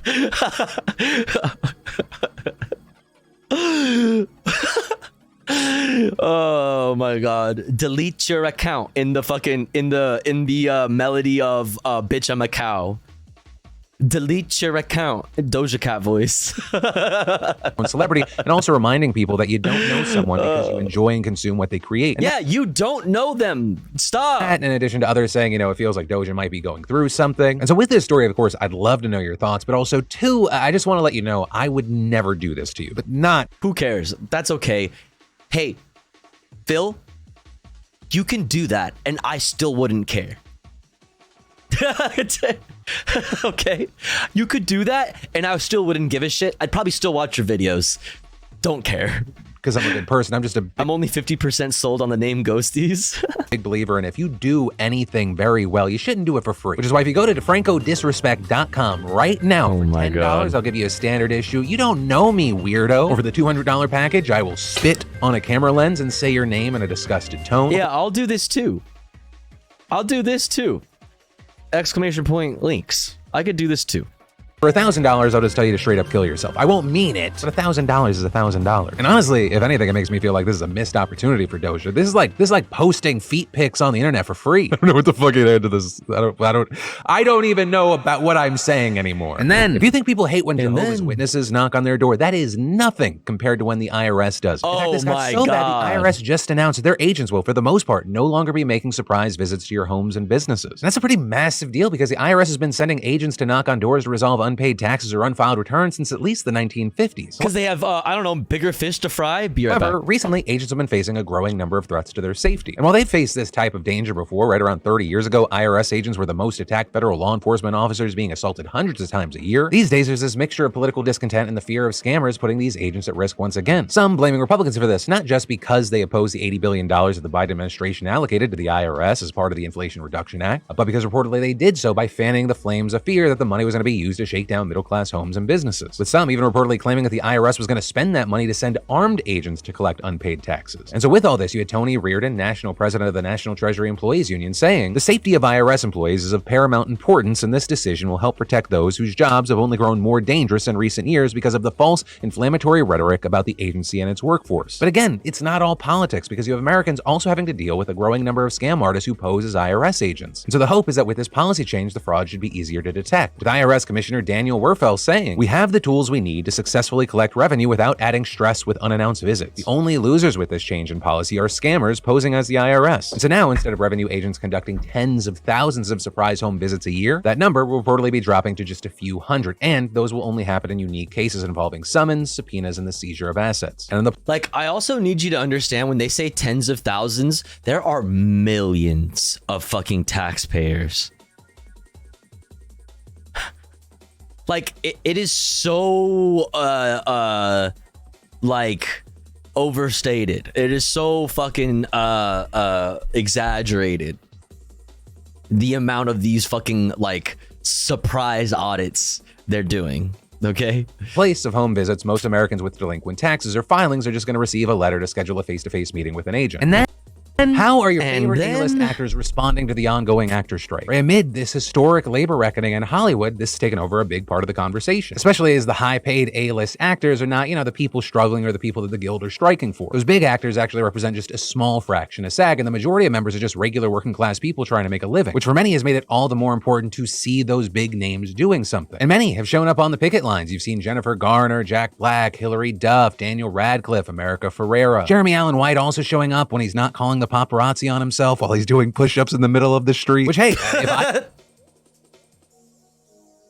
I look like that, I'd probably do the same, chef. But also, we've seen other big stars like Dwayne "The Rock" Johnson showing his support by making a massive donation. I don't even know who that is, but that's a funny thing to do. The SAG-AFTRA Foundation, right, with that being the fund that provides financial relief to struggling SAG members via an emergency assistance program. Something that's very important while you have studio execs saying, hey, we're just going to wait for these people to start losing their homes. That's when we gain leverage in the negotiation. Well, hey, we don't know the exact amount The Rock's donation was. We know that it was in the 7 figures, with the SAG Foundation's executive director telling Variety, "This is when we need our high-profile talent who can afford it, who are in a situation to help others." With the foundation's president also telling the outlet they hope The Rock's donation sends a huge message to other folks to do the same thing. And this, as we've seen places like Variety highlighting in a separate report some big stars who seem absent, with Variety noting that people like Meryl Streep, Jennifer Lawrence, and Rami Malek, who previously signed a letter telling the guild they were ready and willing to strike, have yet to show up on the picket line. Though with that, we saw in response a lot of people saying it's actually super reasonable to not attend a picket if you're uber famous, with people arguing it might actually hurt the cause or be a huge distraction for people that are ridiculously wealthy to show up on the picket line. Others arguing A-listers of that level being at the gates all the time would be a mess for so many reasons. And there are other ways they can help, like donating a fuck ton of money.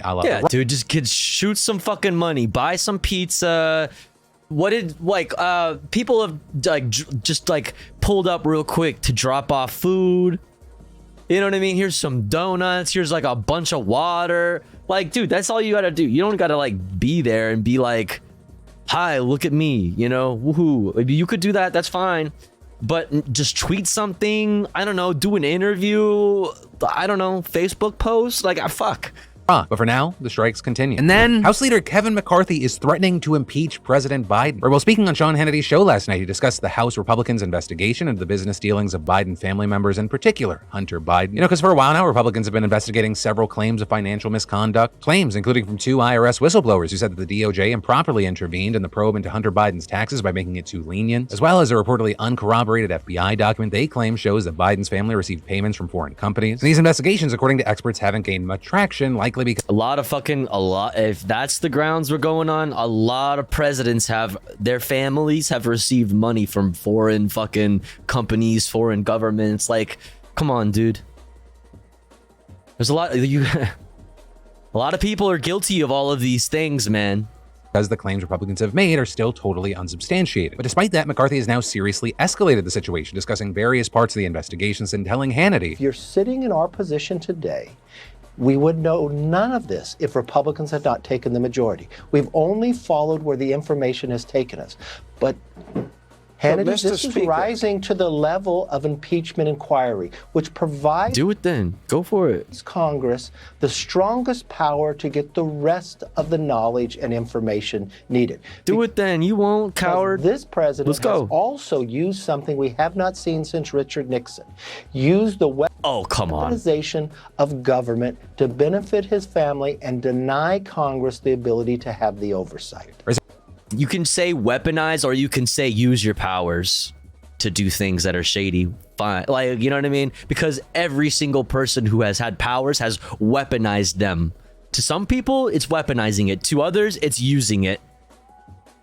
Words are just words, man. And we're looking at the most serious and explicit threat of impeachment that McCarthy has made to date. So that's a massive deal in its own right, but especially when you consider the fact that Fox News is a broken record. Yeah, it was really hard to find. We watch Fox News like every day on this stream, okay? Like all the time, right? And I need to show you something.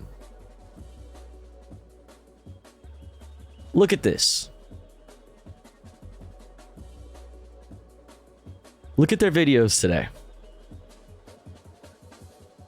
Oh, well, they added a couple since I've seen this, but look at this. Let's go back to like the beginning of today. Even a little bit of yesterday. Biden urged to defy Biden, okay? Kamala Harris, dumb or lying. Fucking Biden. Biden in business with Hunter. Biden is a liar. This will be devastating for the Bidens. Is the media about to turn on Biden? And then gut-filled. Barbie is the worst movie ever made. You know, that's good. Love that. Speaker McCarthy on Biden. Karl Rove talking about Hunter Biden. Rand Paul talking about Hunter Biden. Oh, okay. Epstein. Okay. Walls are closing in for the Biden, says Peter Schweizer. Oh, cool. We got fucking Tulsi Gabbard talking about Biden. Cool. Jesse Waters, the vice president, is spearheading a hoax. Oh, okay, got it. Biden was a lot more involved in shady business dealings. James Comer. Got it. All right. Biden changed the story at least 4 times. Kash Patel. Got it. Tommy Lauren. Biden can't get out of this. Okay. Gotcha. Okay, something about Jason Aldean. Fucking bullshit. Biden ignored SCOTUS rulings. Blah, blah, blah, blah. Hunter, like, dude, do you see what's happening here? Like, it's all the same shit. The fuck? he's actually shut down previous attempts to impeach Biden by far-right members of his own party. I mean, this includes as recently as last month. Biden will definitely get out of whatever this is. Now, notably here, McCarthy did not outline any specific charges or a timeline for an impeachment probe while speaking to Hannity. His office, as of filming this, reportedly hasn't responded to media requests for clarification, so a lot of it's unclear right now, but Democrats in the White House were still quick to condemn the threat. The Democratic National Committee chair saying in a statement that House Republicans' impeachment threat is just an attempt to distract from their lack of any meaningful agenda and Trump's own significant challenges. But main thing, shots have been fired, and obviously we're gonna have to keep our eyes on this one. And then the DOJ is now suing Texas Governor Greg Abbott over a floating barrier of buoys in the Rio Grande he deployed to deter migrants who were trying to cross into the United States. And in its lawsuit, the agency claims that Abbott violated federal law that bans placing obstructions in the water without federal approval, which notably Abbott did not seek or receive. And Associate Attorney General Vanita Gupta saying in a statement, this floating barrier poses threats to navigation and public safety and presents humanitarian concerns. Additionally, the presence of the floating barrier has prompted diplomatic protests by Mexico. Oh my God, that's a headline. Now that's a headline. New York Times, front page, A1. Hunter's dong. Hunter's penis. Too large for Aldean's small town. Yeah. Yo, what's up, complaining lady? And risks damaging U.S. foreign policy. And this also comes after the DOJ sent a letter to Abbott last week warning him that he had until Monday to remove the buoys or extra. Read all about it. But there you saw Abbott refuse, responding with his own letter yesterday and claiming that Texas had the power to enforce its own border security in writing. Texas will see you in court, Mr. President. So to be... I mean, they said the same to you. Fucking the United States government, the fucking DOJ, the Department of Justice will see you in court, Governor. Okay, like you're not hard. Like shut up. See how that battle plays out, especially because this also comes as both state and federal officials lost to a tree looking into allegations made by a state trooper and published in the Houston Chronicle. Because according to that report, the trooper claimed that officers have been ordered to push children into the Rio Grande and deny migrants water. And that's just a few of the claims among other horrible things. And those alleged actions, as well as the buoys and miles of razor wire set up along border crossings, come as part of Abbott's controversial Operation Lone Star policy to prevent. I just thought about it. Buoy? Is buoy spelt like the beginning of buoyancy? It is. Wouldn't that be boy? You know what I mean? Wouldn't that be boy? All right.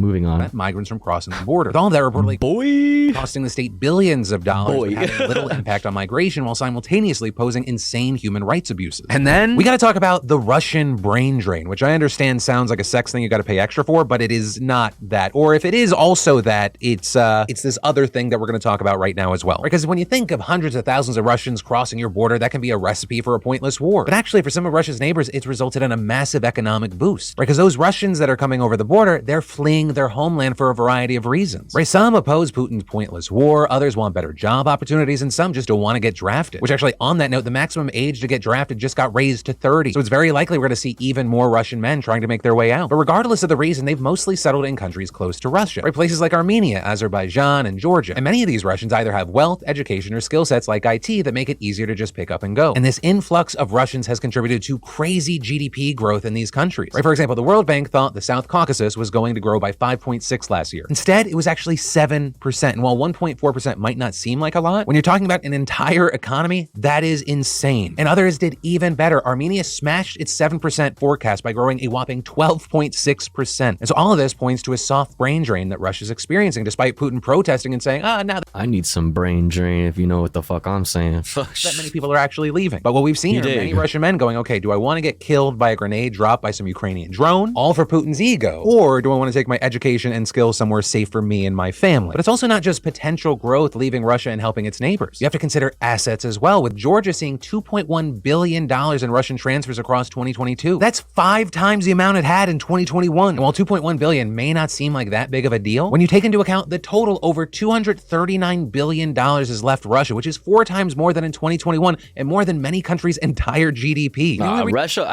Russia is absolutely hurting, and I think that they're increasingly showing how desperate they are with the oh my goodness. Joe Biden donated $3. Joe Biden. Thanks for resisting the malarkey, Jack. Anything for you, King.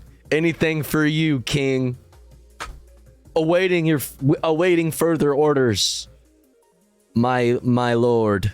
Reason this hasn't been entirely Joe Biden disastrous for Russia. Thank you so much for $3, Jack. At least on paper, is because it's currently being balanced out by a record-setting current account surplus of $227 billion, right? And that meaning its exports are way higher than its imports. But that's also hardly the entire story, right? The number is almost entirely propped up by the price of oil surging last year, coupled with shrinking imports due to sanctions. And those sanctions are really now starting to show how much they're affecting Russia, with many everyday items just not available on shelves. So as the draft expands and becomes more common, life gets harder for Russians. It's easy to see why many are trying to leave. And for now, it seems like this will just continue until maybe someone in Russia decides Putin needs a different kind of brain drain. And that is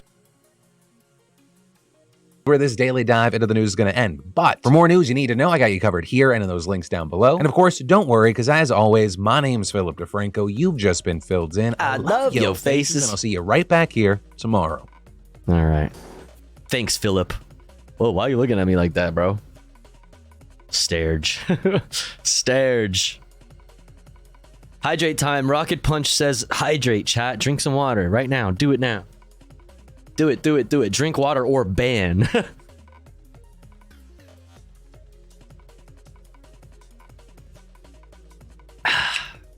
Cheers.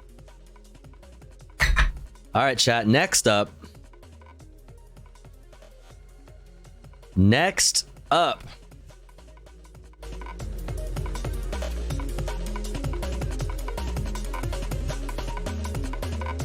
Palestinian leader in Turkey discussing Israeli raids and trade deals. Algeria, wildfires killed 34 people and forced hundreds to flee. Climate emergency, record heat wave sparks wildfires in Europe. Record summer heat endangering coral reefs near Miami. And DeSantis campaign fires over 40% of original staff. Ruh-roh. And then after all that, chat, we're going to get into a specific story that it's got me pretty pissed off. Okay. CNN put out a story. CNN witnesses 3 alleged thefts in 30 minutes while reporting on shoplifting in San Francisco. And then they're on their reactionary shit, typical liberal shit. And then Jesse Waters and friends over at Fox News saw it, and they were like, oh, look at that. Curious. Jesse Waters, CNN, finally discovers we have a crime crisis. Do we have a crime crisis, chat?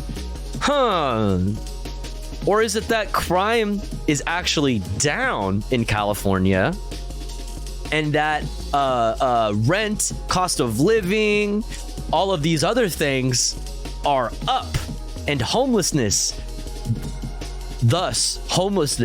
also up? I wonder if that actually has something to do with it. Interesting, very interesting, very interesting.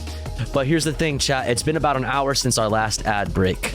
So before we get into all of that news coming up next, we're gonna run an ad break. And here at the Topher Ghost broadcast, when we run ads, we run them while the streamer, that's me, Topher Ghost here, is away from the stream.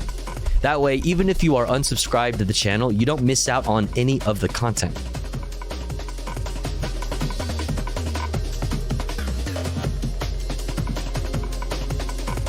However, if you would like to support the stream, support me, the streamer, and get access to cool Topher Ghost emotes, as well as an ad-free viewing experience, well, all you gotta do is subscribe for $5 or for free with a Twitch Prime by connecting your Amazon Prime account, if you have one, to your Twitch account. Or let's say you're already subscribed to the channel and you're feeling generous and you have the means to. Maybe consider gifting a sub to one of our friends in the chat, one of our comrades in the community that may not be able to afford a sub this month. That way they may also be able to enjoy the Topher Ghost emotes and an ad-free viewing experience. We're currently at 14 out of 30 for the daily sub goal, just about halfway through. Thank you so much for all the support. I really, really, really, really appreciate it. Every little piece of support goes a long way and is very much appreciated. This is my main source of income. So like I said, it does mean a lot. Yo, Scary Bunny, thank you so much for gifting to Rave Rebel. I really, really, really appreciate that. Thank you. Now we are, because of Scary Bunny, at exactly halfway through the daily sub goal. Let's fucking go. Thank you so much. I'll be back in 3 minutes. Don't you go anywhere. Oh shit. Yo, sorry, Chairman Rennie. We are just about to hit an ad break. Oh my goodness. But thank you so much for the raid. Welcome in. Yo, Noxel, thank you for gifting to It's Taupe. Thank you. I really appreciate it. Thank you, thank you, thank you, thank you. Thank you, Noxel. Now we are at 16 out of 30 for the daily sub goal. Let's fucking go. Raiders, hit this link. Also, shouts out Chairman Rennie. Hope you had a wonderful stream. Welcome in. We're about to get into some more news. We just wrapped up a lot of the headlines. Now we're going to get into some more specific news after this quick ad break. Thank you so much for all the support, chat. Really, really appreciate it. I'll be back in 3 minutes. Don't you go anywhere. BRB.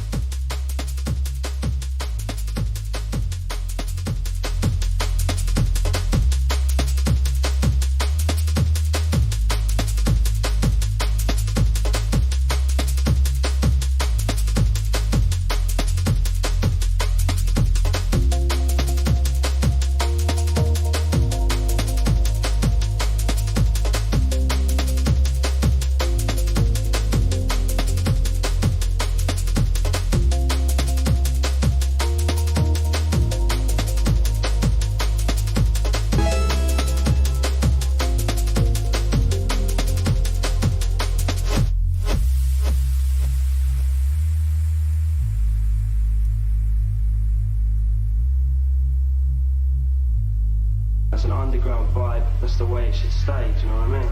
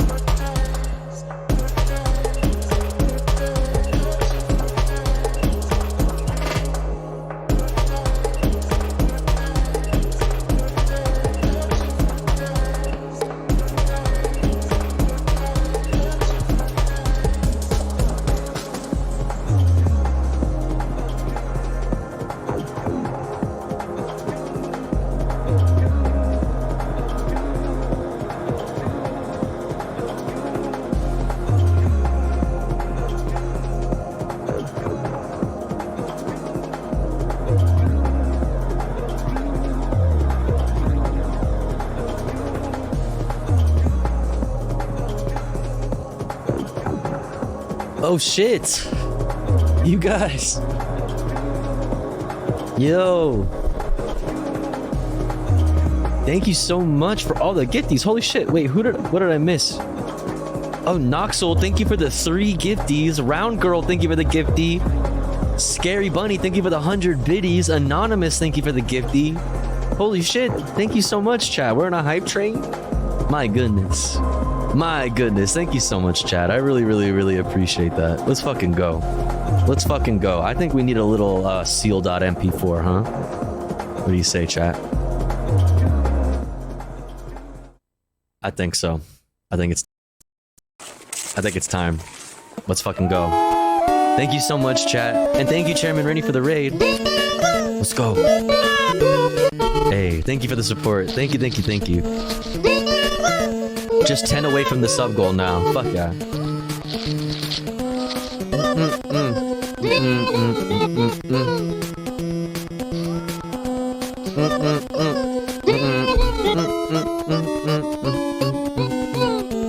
Wiggle it up.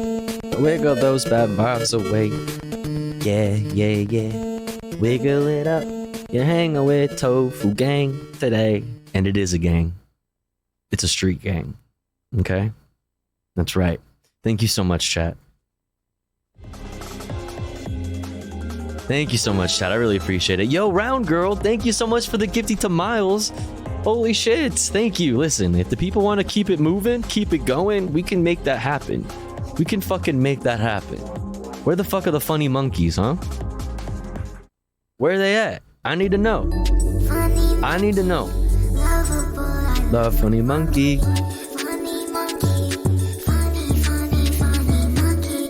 Funny monkey. Yo, I see Vexing Thoughts is sitting there naked with their cheeks out. Oh my goodness. Oh my goodness. Vexing Thoughts is out in the cold.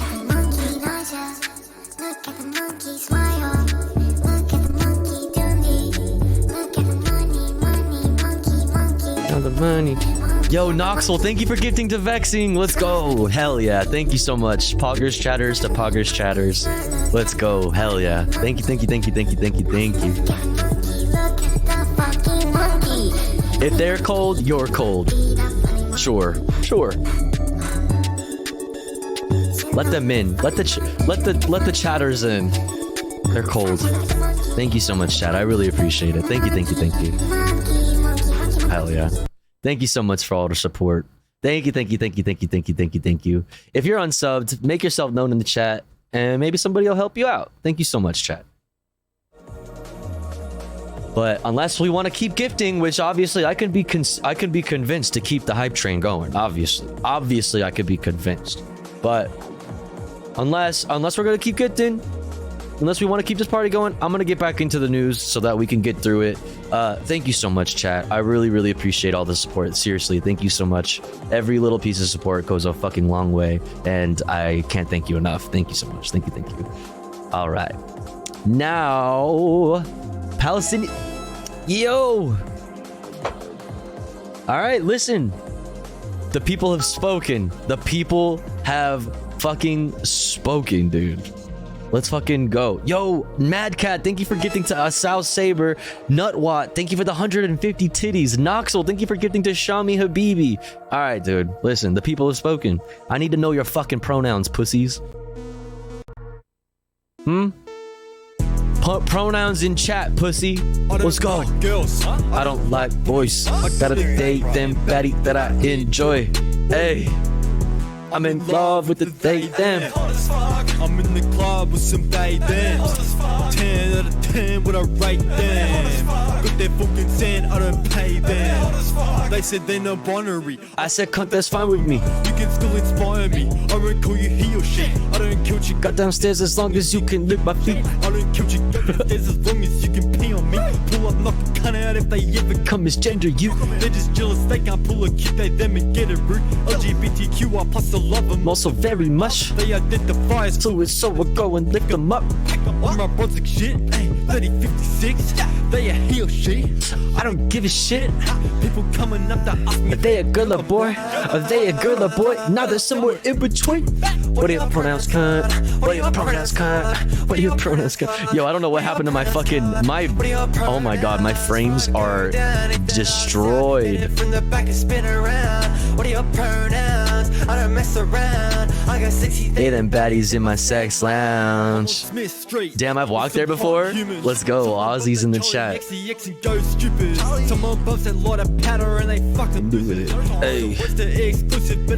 Hey. Even though you knew it. Heard you use the wrong pronouns and my nice room. But I'm with some gangsters man, I drew it. Put your hands in the air if you gender fluid. That can't say him, that can't say her, that can't say them. But I'm it that. I'm an object, I still skid fat. In the gender neutral bathroom, make that ass clap. Let's go. XX chromosomes with different expressions. What are your pronouns, cunt? What are your pronouns, cunt? What are your pronouns, cunt? What are your pronouns, cunt? What are your pronouns, cunt? What are your pronouns? Before I go down, from the back and spin it around. What are your pronouns? Yo, Mad Cat, holy. Thank you for the 3 more gifties, Mad Cat. Thank you so much. Let's fucking go. Thank you. Let's fucking go. Thank you so much. We are only 3 gifties away, 3 subs away from the sub goal. Holy shit. Listen, the people have spoken and they want more. And they want more. So now I need to know where my sluts are at. Oh wait, you know what? Maybe we can't play this one on the... Because I think it might be borderline. Whatever. I just won't look at it. Do you really think I'm hot enough to be a slut? We just won't look at it then. Hey. Hi. I'm a slut. Do what I want. I don't give a fuck. Hey. Post a titty, make a slip nut. Proud bitch. I smile when I suck. Let's go. Hi, I'm a slut. Do what I want. I don't give a fuck. Hey. Doesn't matter if your dick's cut. Always swallow. I heard it's good luck. Hi, I'm a giant whore. True. Got boys and girls knocking at my door and they thems. Fuck everyone till I'm sore. 3 For some or more. Yeah, I'm a But world class hoe. Get dick down everywhere I go. So true. I like it fast. Like it's slow. And I always got that post-nut glow. Yeah. Yeah. 1, 2, 3, 4. I wanna be a whore. 5, 6, 7, 8. Call me a slut. It feels great. 1, 2, 3, 4. I wanna be a whore. 5, 6, 7, 8. I like my pussy 8. Hi, I'm a slut. Do what I want. I don't give a fuck. Post a titty, make a sip nut. Proud bitch. I smile when I suck. Hi, I'm a slut. Do what I want. I don't give a fuck. Doesn't matter if your dick's cut. Always swallow. I heard it's good luck. She called me a slut cause she put it in my butt. I felt it in my guts, feels so good when she nut. Don't be mad cause I'm a hoe. I just need you to know. Pussy button, yes it flows. Sex and make my pussy glow. She put it in my butt. I could feel it when she nut. Fuck under the moon and listen to some till she fell in love with how I moan. Now she won't leave me alone. Tryna get a bone. Now she won't get out my home. 1, 2, 3, 4. I wanna be a whore. 5, 6, 7, 8. Hurry up cause I can't wait. 1, 2, 3, 4. I wanna put some more. 5, 6, 7, 8. Hurry up cause I can't wait. Hi, I'm a slut. Do what I want. I don't give a fuck. Post a titty, make a sip nut. Proud bitch. I smile when I suck. Hi. Let's go. Thank you so. Yo, Noxel, thank you for getting to Rad Little Razzie. Thank you. I appreciate it. Thank you so much for all the support. Let's fucking go. Thank you, Noxel. Hell yeah. Let's go. Don't look at that. I mean, I feel like this is all fine. I mean, it's fine on YouTube, right? So I don't know. Banger. Banger. Absolute fucking banger. Thank you so much. God bless America. So fucking true. So fucking true. This is what the troops fought and died for, okay?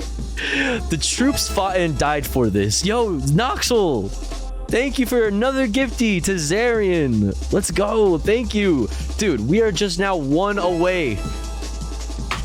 And just like that. And just like that. Mad Cat, thank you so much for gifting to Will Smokes. Let's fucking go, dude. Chat, we fucking destroyed the sub goal. It's done. It's over. Yo, Noxel. Oh my. Oh my. Now we have surpassed the goal. Noxel, thank you so much for all the gifties. Mad Cat, thank you so much for the gifties. Thank you, thank you, thank you, thank you, thank you, thank you, thank you. If you got a gifty, please thank the person that gifted you. Very, very, very, very, very kind. I really, really appreciate it, chat. Thank you for all the support. Let's fucking go. Thank you so much. Hell yeah. I had a big sub drop off as what tends to happen when you don't stream. So like every time like I take the weekends off, it's like you see like a bunch of the numbers just fall off because obviously that happens every day. It's gonna happen when you don't stream.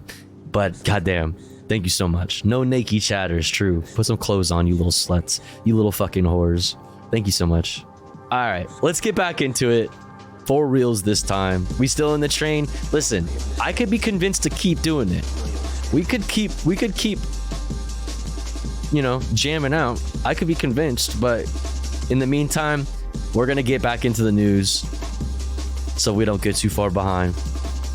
Palestinian leader in Turkey, Israeli raids, trade deal being discussed, and then we have more international news. Let's get into it. Thank you so much, chat, for all the support. Seriously, thank you. The Palestinian President Mahmoud Abbas has arrived in Turkey for talks with President Recep Tayyip Erdogan. They're expected to discuss economic partnerships and recent Israeli military incursions in the occupied West Bank. Erdogan has called for a two-state solution. He also restored diplomatic relations with Israel last year. So we're joined by Rasul Serdar, who is in the capital, Ankara. Rasul, it's good to talk to you. What are you expecting from the meeting?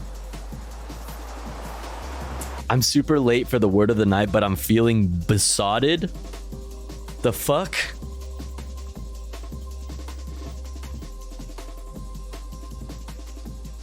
Besotted. Strongly infatuated. He became besotted with his best friend's sister. Hey, yo. Or intoxicated, drunk. Okay. All right. Well, what's up, Being Frog? The Palestinian leader Mahmoud Abbas has just arrived to the presidential palace, and now a meeting between Mahmoud Abbas and President Erdogan of Turkey is... Yo, Noxel, dude, thank you so much. Thank you for gifting to Andreons. Let's go. And thank you for the 50 total gift subs to the fucking channel. Holy shit. Thank you. Listen, all right, fine. Fuck the news. Fuck the news, man. All my homies hate the news. Let's do one more. We can do one more. We could do one more. We could do one more. Let's fucking go. Let's fucking go. Yo! Forlorn, thank you for the 1,000 titties. Thank you so much, Forlorn. That's a lot of titties. Holy shit. Thank you.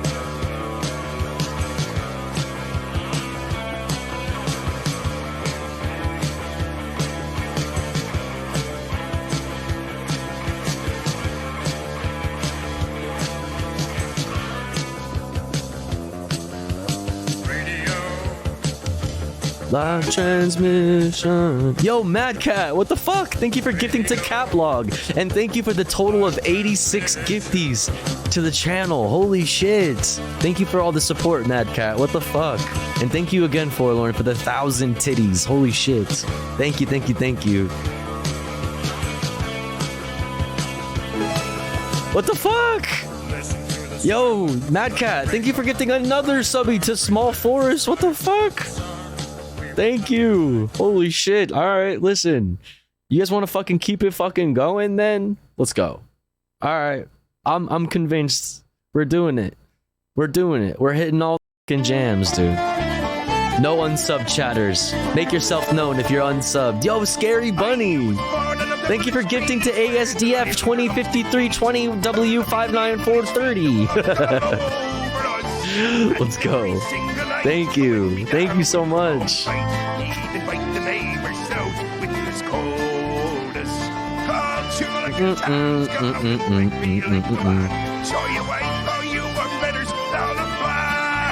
Come out, ye black and trans. Come,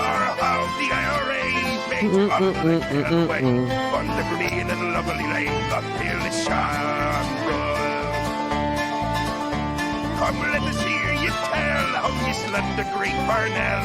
When you talk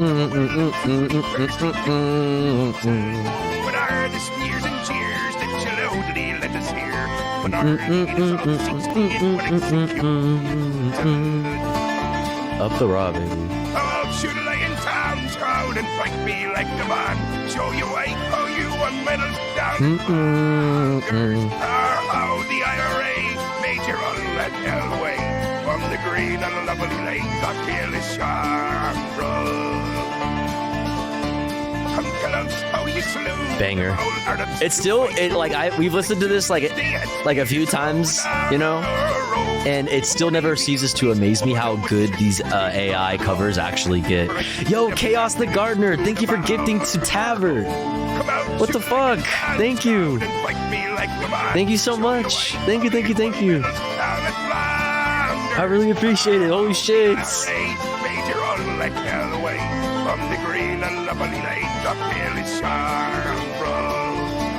Hell yeah. You know Mr. Krabs does have an Irish accent, I'm realizing. Yeah, that's Yo, Mad Cat, what the fuck? Thank you for gifting to Anime Titties. Let's go. Thank you so much, Mad Cat. Thank you. And thank you, Chaos the Gardener again. Thank you, Scary Bunny, Forlorn, Noxel, Nutwat, Round Girl, Anonymous. Thank you, everybody. I really appreciate it. Nice name. Yep, legendary chatter, Anime Titties.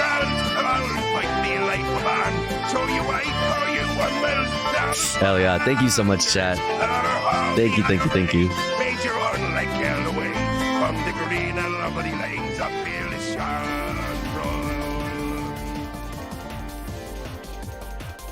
Hell yeah. Banger. Fucking banger. Absolute banger. Thank you so much for all the support, chat. Holy fuck. We absolutely obliterated the sub goal tonight. Thank you. Have you heard the one, go on home, British soldiers go on home? Ain't you got no fucking homes of your own? I haven't. That sounds like a banger though. Posted it in the Discord. That sounds sick. Thank you so much for all the support. Seriously, it really means a lot. Thank you for keeping this channel going. Thank you for making this community the fucking awesome, comfy place that it is, without it being like a safe space. You know what I mean? Without it being like an echo chamber. Still managing to make this like a political space where we talk about heavy shit, but also keep it wholesome, keep it chill, keep it comfy. And seriously, I can't thank you all enough for your part in that. Thank you so much. Thank you. The fucking coolest. Really appreciate it. Wait, can I not slur here? You know?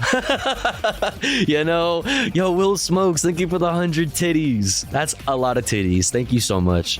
100 titties in my face. Really appreciate it. Love the Tofu Goes broadcast and all the chatters. Immaculate vibes. Yo, Round Girl, thank you so much for saying that. We love the tofu, don't you know? Yo, thanks for saying that, right, Vision? I appreciate it. You guys are fucking awesome. Let's get back into it, though. Like I said, the same rules apply. We are still technically in a hype train. If I could be convinced to keep it going, but for the sake of keeping the stream moving, I'm gonna get back into this video. I'm gonna start it from the top because we only got 30 seconds in. But we're gonna get back into the news. Thank you so much, chat. Oh, and the hype train's over, but thank you so much. Thank you for all of the support. Holy shit, really means a lot. The Palestinian President Mahmoud Abbas has arrived in Turkey for talks with President Recep Tayyip Erdogan. They're expected to discuss economic partnerships and recent Israeli military incursions in the occupied West Bank. Erdogan has called for a two-state solution. He also restored diplomatic relations with Israel last year. So we're joined by Rasul Serdar. Highlighting the dystopian hellscape of no/low gun control, new school. Highlighting the dystopian landscape of... Okay. We'll check it out. Maybe check it out in a little bit. I'll put that over here to the side. Who is in the capital, Ankara. Rasul, it's good to talk to you. What are you expecting from the meeting? Well, the Palestinian leader, Mahmoud Abbas, has just arrived to the presidential palace, and now a meeting between Mahmoud Abbas and President Erdogan of Turkey is on the way. So we're expecting them to come up roughly around 1 hour later for a joint presser. The people familiar with the issue here are saying that in terms of the practical results, not a significant meeting and visit. However, symbolically, it is quite important. The reason for that is Turkey's recent rapprochement with Israel. So we know that last year, Isaac Herzog, the Israeli president, has visited Turkey, and that has gained momentum for a rapprochement. Yo, Noxel, thank you so much for the gifty to send it. Holy shit, thank you so much for all the support. Thank you for the 51 gift subs total. I really appreciate it. Okay, Bedge now. Yo, Noxel, have a great night. Thank you so much for the support. I hope you have a good night, and I hope to see you next time. Always good to have you. See ya. Thank you. The recovery of the relations between Ankara and Tel Aviv. So after that, we have seen that the Prime Minister of Israel also has came here. The Turkish Foreign Minister visited Israel. So now this has created a concern, particularly from the Palestinian side, whether the Turkish rapprochement with Israel is going to come at the cost of its relations with Palestine or not. And that's why symbolically now, this visit is very much important. Mahmoud Abbas has been invited by President Erdogan, and now Turkey, Ankara, wants to show to Palestinians that their relations with Israel is not going to come at the cost of their relations with the Palestinians and Palestine. So today, this is a meeting of reassuring Palestinian Authority that Turkey's support for Palestine and Palestinians is going to continue. And broadly speaking, how would you assess the relationship as it is right now between Turkey and the Palestinian Authority? It's quite an integrated relation. So Turkey for a long time has been one of the most vocal supporters of Palestine, both domestically and also in the international platforms, several platforms. And also Turkey has been one of the leading countries in terms of delivering the humanitarian aid to the besieged areas, particularly Gaza and also the West Bank as well. Just remember, in 2010, the reason that Turkey's-Israel relations got deteriorated was a Turkish humanitarian aid convoy, the flotilla, Mavi Marmara, that has been attacked by Israel. Then it has deteriorated the relations between Ankara and Tel Aviv. The reason for that was Turkey's commitment to Gaza. So right after that as well, Turkey has been quite critical toward Israel and Israel's policies toward the Palestinians, and also kept continuous political, economical supports and also diplomatic supports as well. That's why this relation is very much important for both sides, symbolically and practically as well. Now, Mahmoud Abbas is here to secure that this support is going to continue. And of course, both sides are very much willing to show that this is not a matter of international relations only for Turkey, but it's a very much sensitive issue domestically as well. And Erdogan definitely wants to build on that. Reporting from Ankara, Al Jazeera's Rasul Serdar. Thank you. I mean, it is good to see any countries like publicly acknowledging the existence of the Palestinian Palestine. There's a lot of obvious criticism for the Palestinian Authority from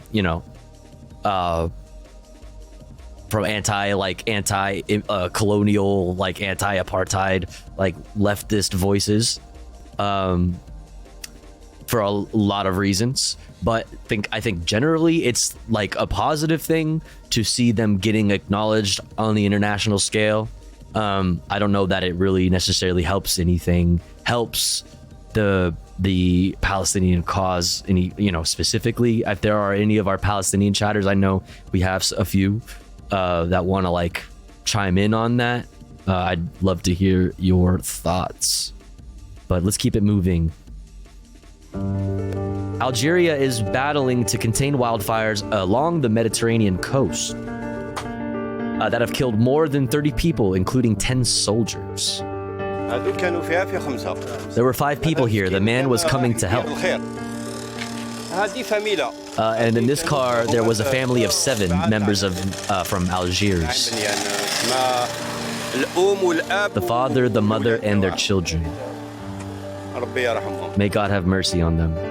Strong winds and extreme heat caused fires to spread rapidly through 16 regions, destroying olive groves, farms, and homes. That's all I have. This is my livelihood. What can I do? Look, everything is gone. I lost my house. We are waiting for the authorities to help us. Nobody checked on us. We don't even have water. We don't have food or clothes. Some volunteers gave me clothes. The authorities didn't check on us. More than 8,000 firefighters have been deployed, while hundreds of people have been forced to flee. Yeah. This, like, fires in Greece, fires in Canada, fires everywhere. If it's not fires, it's floods. If it's not, or both, or it's fucking war. People fleeing from their countries, their homes, all over the fucking planet because of increasing issues. Let's keep talking about the climate emergency. Thousands of people have been evacuated, homes and livelihoods destroyed, tourist holidays cancelled, and almost a week since they began, the wildfires on the island of Rhodes rage on. It's estimated that 10% of the island's land area has been ravaged, with firefighters and aircraft working round the clock. For one, now this, if you didn't catch it, this is in Greece. And its crew fighting another fire on the island of Evia near Athens. Tragedy upon tragedy as the pilot loses control. Oh, For weeks now, wildfires have devastated large swathes of island and mainland Greece. Prime Minister Kyriakos Mitsotakis left no room for doubt about the cause. Let me state the obvious, that in the face of what is happening to the entire planet, especially the Mediterranean, which is a hotspot for climate change, there is no magic defence. If there was, obviously, we would have implemented it. The Prime Minister's words backed up by the assessment of international climatologists in a study by World Weather Attribution. It says current heatwave conditions in China, the United States and southern Europe are contributing to the hottest period on Earth since the beginning of human civilization. Ever. Ever. The hottest summer ever. The ocean being 101 degrees is like, I don't think the ocean just does that. Yeah, I don't know that that's just like weather. That's just weather happening. It's just normal. Oh, you mean to tell me that it's warm during summer? Fuck off. Shut the fuck up.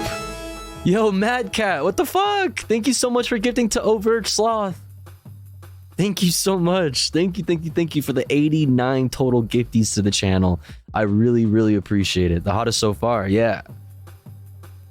This is the worst hot girl summer ever, yeah. Thank you so much, Mad Cat. I really, really appreciate that. Thank you so much. Conditions virtually impossible, they say, without the build-up of man-made global warming. We don't believe it. All the islands burned. We lost our island, our beautiful island. We don't have anything now. Really, we don't have anything. We don't know what to do. And Greece is not alone. Italy is burning too. Here, fires threaten to engulf the airport in Palermo, Sicily, while storm conditions have left a scene described as apocalyptic in Milan. Bro. Jonah Hull, Al Jazeera. And now, then look at fucking the United States now. Now let's go to the United States. NBC News. Record summer heat endangering coral reefs near Miami. Okay. Now this is not even considering like the floodings in the Northeast, the fires on the West Coast and in the Northeast as well. Oh my God. We'll turn to that dangerous heat now, expanding from the Southwest to the central U.S. and heading for the East Coast. 82 million people are under heat alerts. The devastation in Italy is much worse than described in the video, really? The fucking power lines melted?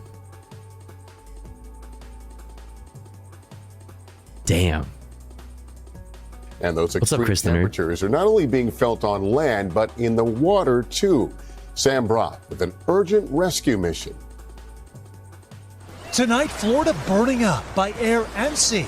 An unfathomable 101-degree temperature reading just north of the Florida Keys, some of the warmest waters ever recorded.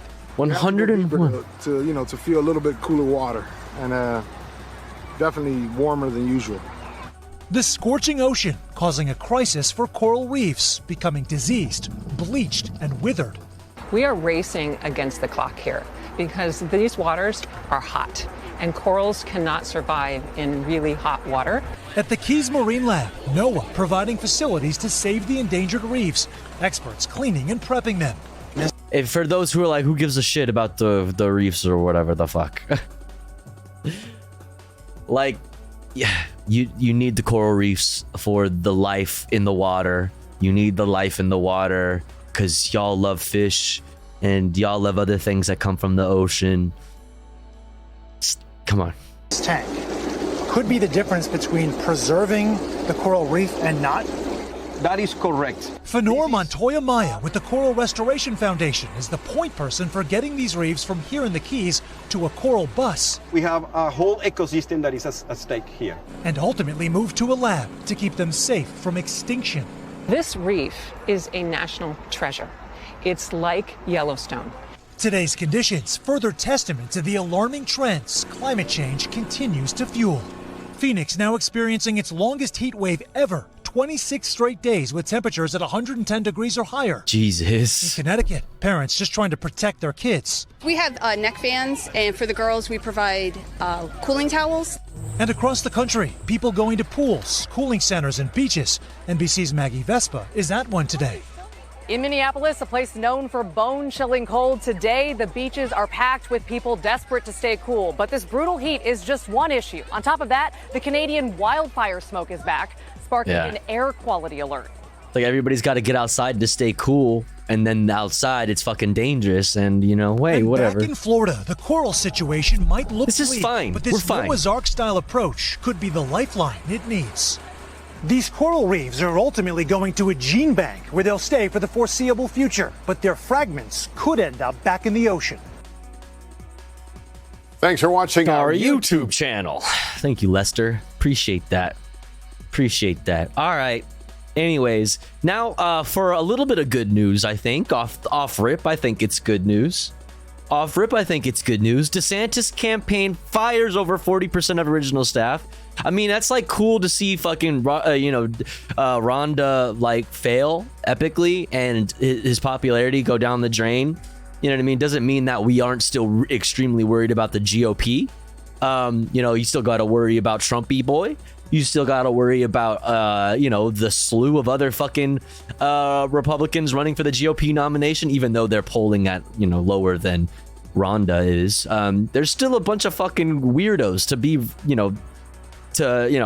we need to keep our eye on. All right, let's just check it out. Welcome back. As Florida Governor Ron DeSantis works to reset his sputtering presidential campaign, he will have to do it with a lot fewer staffers. NBC News has confirmed that the DeSantis campaign has fired more than 40% of its original staff after concerns about how fast it was burning through cash. The news was first reported by... We're a bit framey again, are we? The heck, man? Yeah, it dropped down to 22 frames per second. That's weird. Got better? All right. Politico. DeSantis spokesperson Janera Peck, she's the campaign manager, told NBC in a statement, following a top-to-bottom review of our organization, we have taken additional aggressive steps to streamline operations and put Ron DeSantis in the strongest position to win this primary and defeat Joe Biden. NBC's Matt Dixon broke the news for us. He joins me now to talk more about this. So, Matt, walk us through your reporting. What is the campaign going for here, and why is it happening now? Well, the term we keep hearing is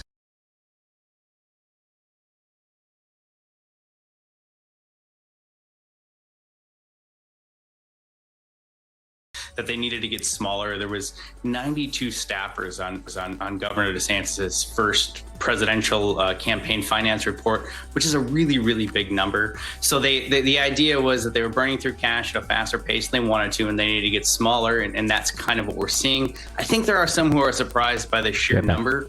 The campaign is let go 38 people of the 92 originally staffed, and that's a significant number for a campaign that's been out there for less than 2 months. But they are acknowledging that they got too big too quick and they couldn't afford it. Yeah, and it does seem like some of the moves, classic resets of a campaign that is struggling. You write in your piece that they want to focus more on earned media rather than expensive, large-scale events. How does that look? And is that something that Ron DeSantis particularly is the type of candidate that does well in an environment like that?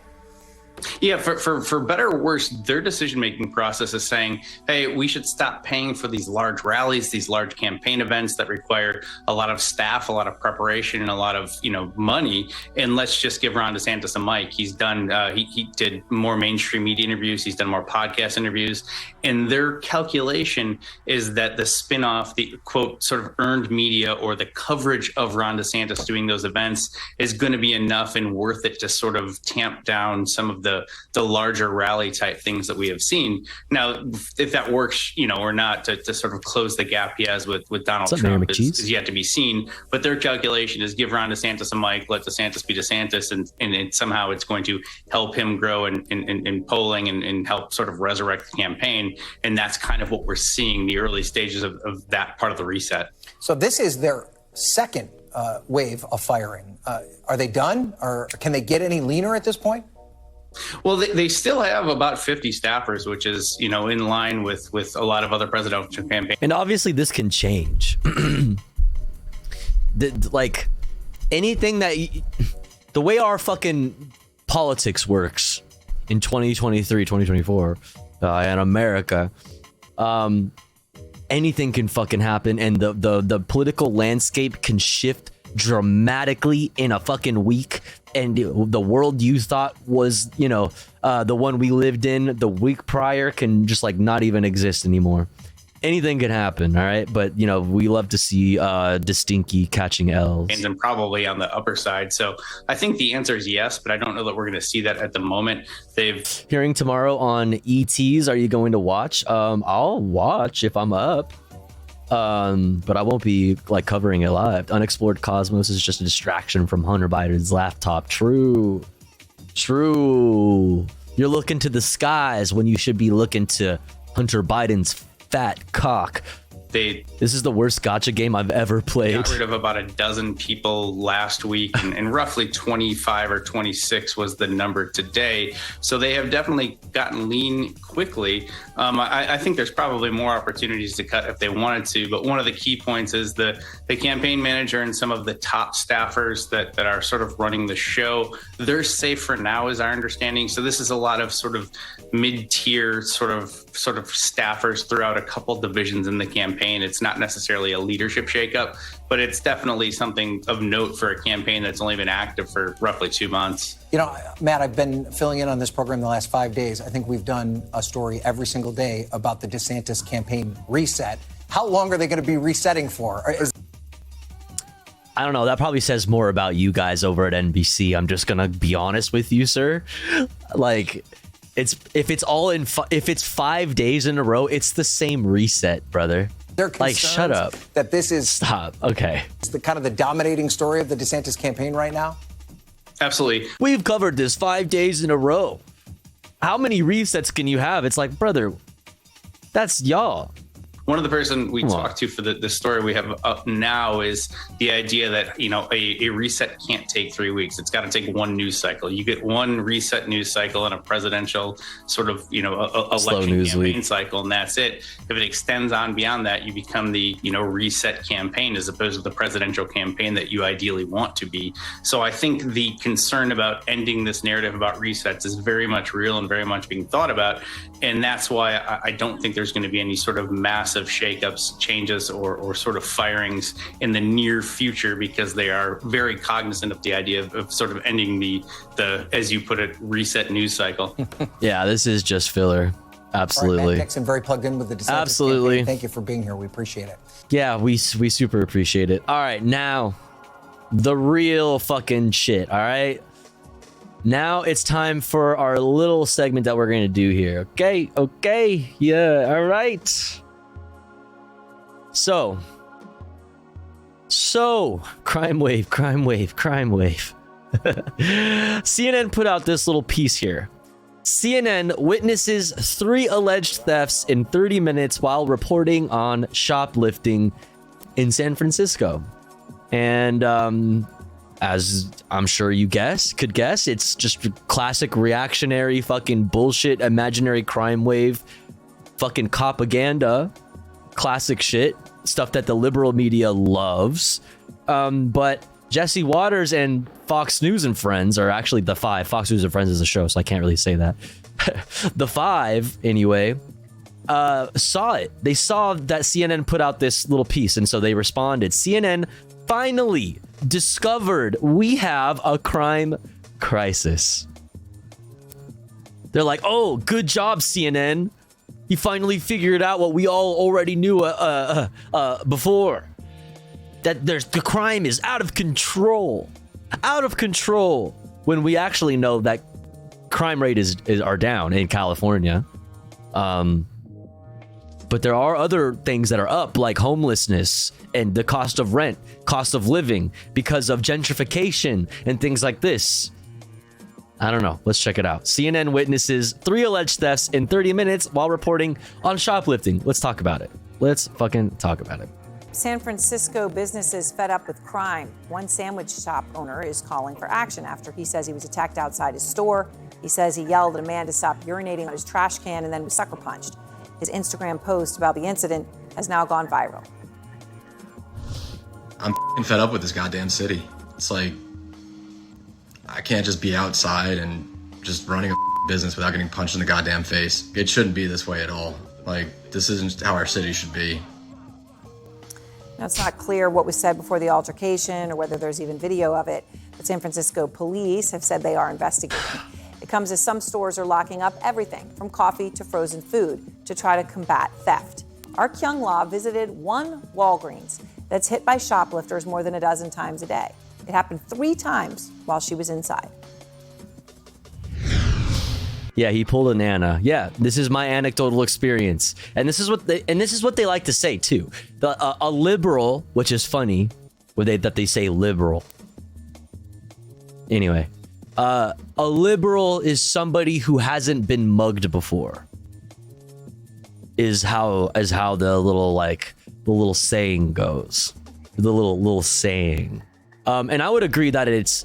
I would argue that that liberals are just as reactionary.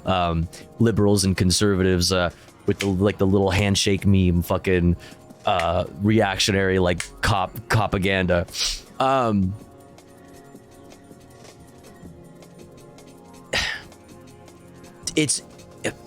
I will say that there are a lot of liberals who think they're very progressive until it comes to things like homeless people, until it's the moment they see a homeless person like a block from their house, and then they go full reactionary, go full fash.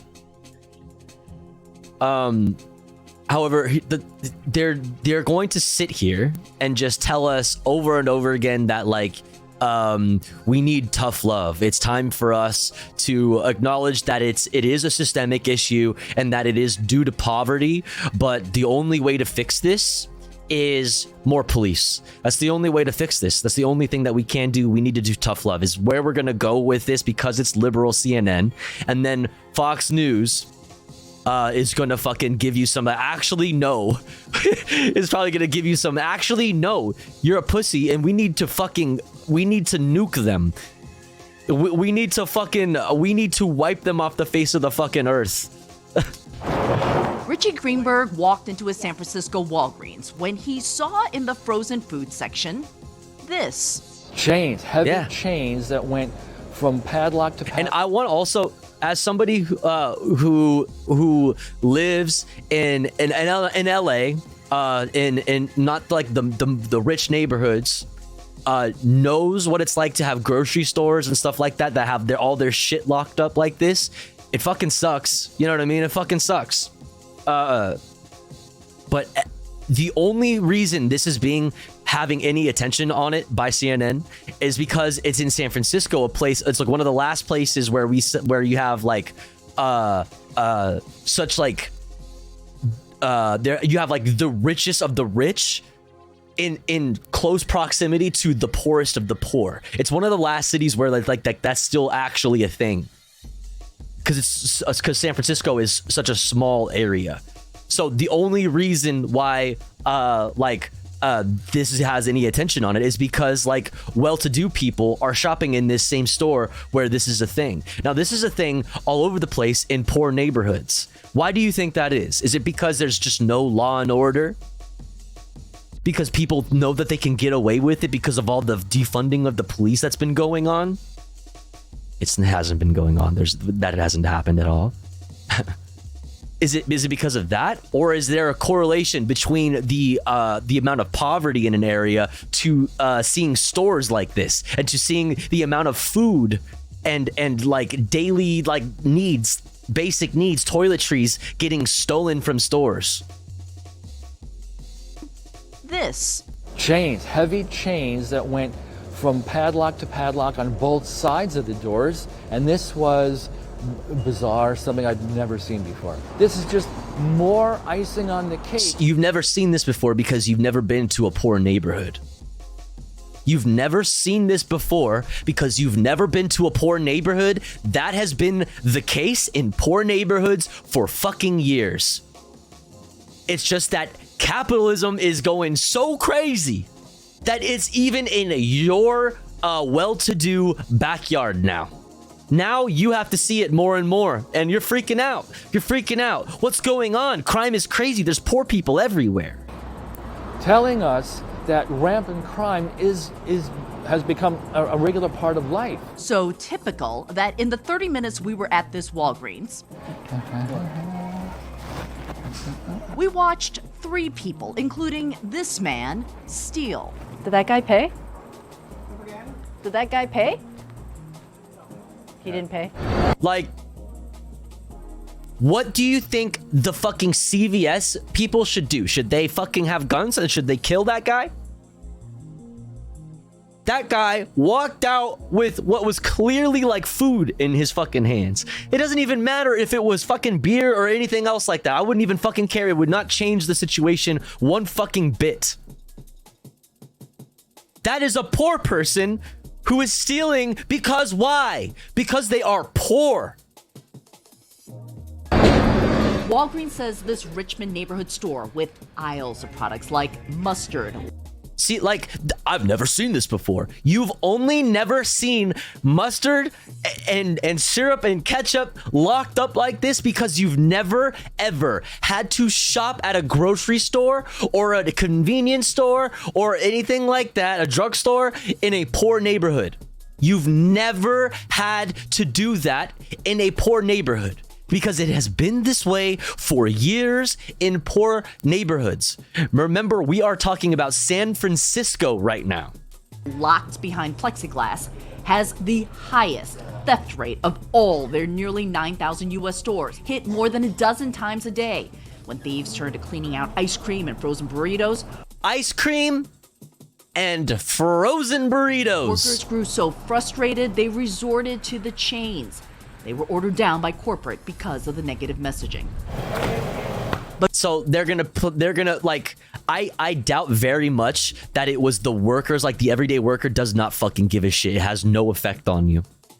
However, it does. The inventory that gets audited every so often at retail locations, it matters to managers. Exactly, Chris the Nerd. It matters to the managers because their fucking income relies on those inventory numbers. As somebody who years ago used to work in inventory in a retail for a retail environment, I know very well how much managers rely on those numbers for their careers.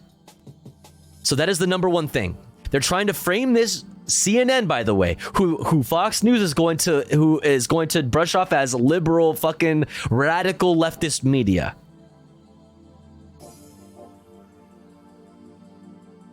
But Walgreens isn't the only retailer impacted in San Francisco. You have to ask an employee for help. At this store, frozen food is controlled with a cable lock. Fake eyelashes locked behind plexiglass, along with low. Like, also, there's more things than just fake eyelashes locked behind plexiglass. Behind that plexiglass, like, do you see how dishonest this is? Okay, check this out. There is a lot of things in this area that are locked up behind this same thing. Not all fake eyelashes. Lashes locked. It's makeup, it's lotion, it's like nail clippers, high dollar shit too. And that's the thing. That's the thing too that they don't mention, right? When it comes to makeup, something that is like really small can be more expensive than something that is food and this big. So like makeup is really expensive for how like tiny the products are. Like one little jar or like little vial or whatever the fuck of toenail polish or fingernail polish or whatever the fuck is really expensive. So if you have just one handful, like one pocket full of cosmetics is extremely expensive. So it's like a whole other story. They try to frame it like, oh, it's stuff that people don't need, blah, blah, blah, blah, blah. But it's like, the fact is it's really expensive stuff. And it's also looped in with stuff that people do in fact need, but it doesn't matter. Because you want to tell me like feeling pretty or taking care of yourself like with toiletries and things like this isn't a part of like your overall like well-being, your overall quality of life? If you don't have access to basic like cosmetics, even makeup, yeah, I'll even say that, even fucking makeup. You don't think that has anything to do with your quality of life? Basic upkeep, thank you. That is a very, very, very good point, Miles. Very good point. Basic upkeep helps you get a job, helps you keep a job. No one wants to hire a raggedy bitch, right? Right. Lotion and nail polish. Yeah, they locked up condoms also. What's up, Nori? Polish. At another grocery coffee store. 14. This is the Peet's coffee. Peet's coffee is really expensive. Coffee under lock and key. What is this? Like, do you see right over here? This is Peet's like pods and stuff. Like what are they called? Keurig pods and shit like that. It's cheaper. So like those are still open. It's just the expensive shit. So it's like this is all very dishonest in its framing. I don't know. I don't understand why coffee. Here she is. But yeah, people also resell those things. It's become kind of like a police state in San Francisco. See, wait, police state in San Francisco? It's become a police state in San Francisco?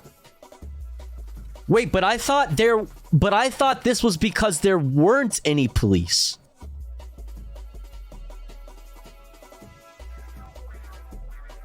Wait, but I thought the whole framing of this was the police are nowhere to be found. People are not afraid of committing crimes because they don't fear having to pay for the actions. They pay for the fucking consequences of their actions. Jesus Christ, I cannot speak. I'm so frustrated. Like this doesn't add up. Describe it.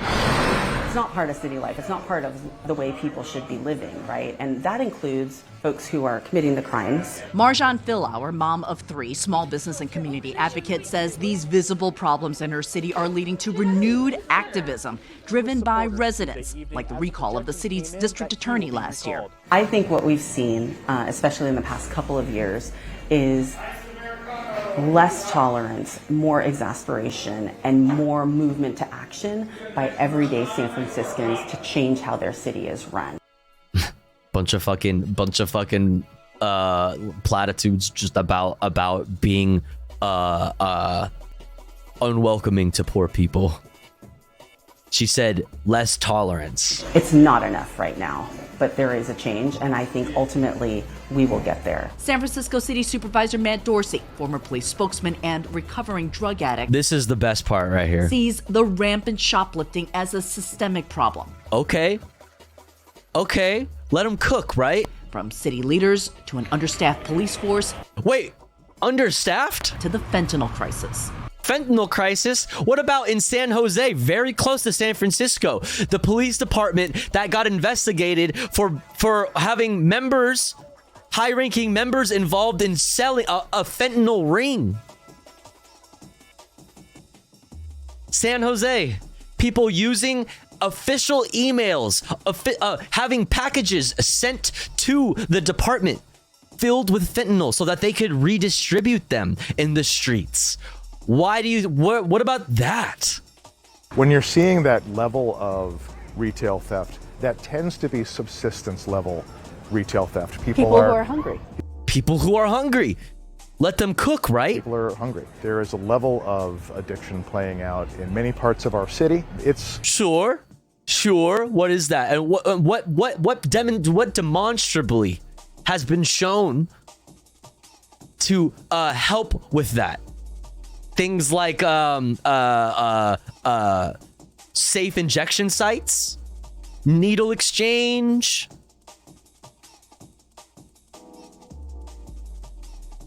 happening at levels we really haven't seen in San Francisco. What I'm hearing from my residents and what I'm hearing from San Franciscans is it's time for tough love.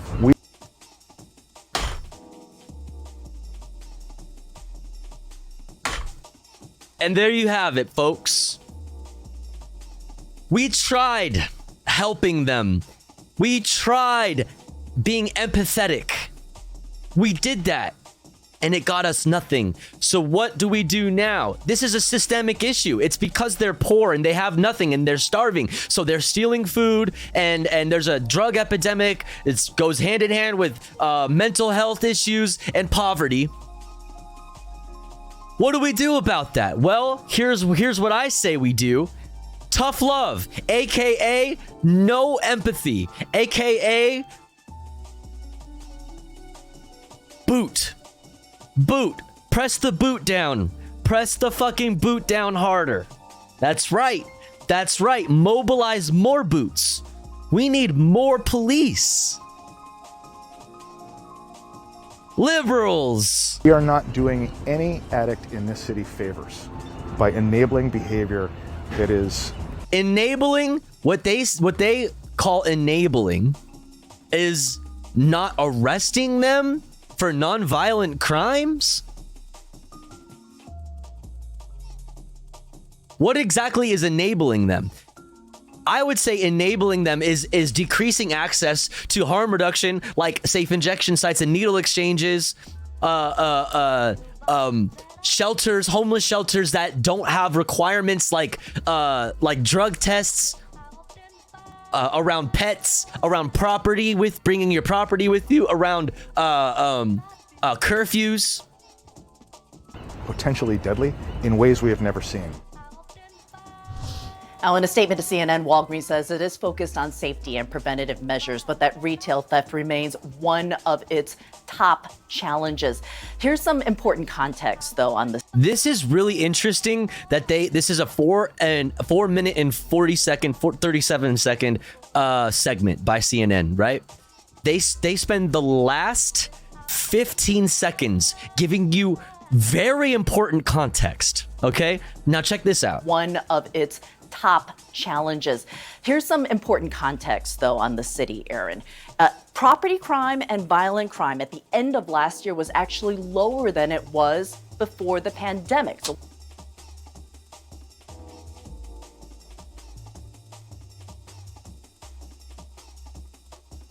wait, so period, right? So like that should be the full stop. So full stop then, right? No. What's going on here? Low-level drug use, as well as this sort of retail theft, may be considered lower-level crimes, but they're uniformly and widely felt by so many. Do you see that? How they gave you very important context that actually throws this entire concept that they've been trying to convey to you with this segment out the fucking window, but then they wrap it up as if, well, actually, even though it is actually low level retail crime around like stealing food and subsistence level crime and low level drug use crime, the effects of it are widespread, meaning businesses are suffering. But what of what about the fucking $1 million corporations? You know, what about them? Like, what? Now, also, I'd like to add on to that and give you a little bit more context. All right, so this is from 2022. San Francisco estimates up to 20,000 people will experience homelessness this year. This is 2022.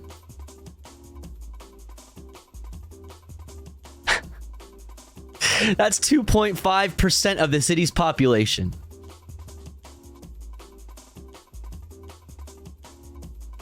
Now, look at 1979 to 2015. Obviously, 2015 was a while ago, but you can imagine what happened to this graph during and after the pandemic, okay?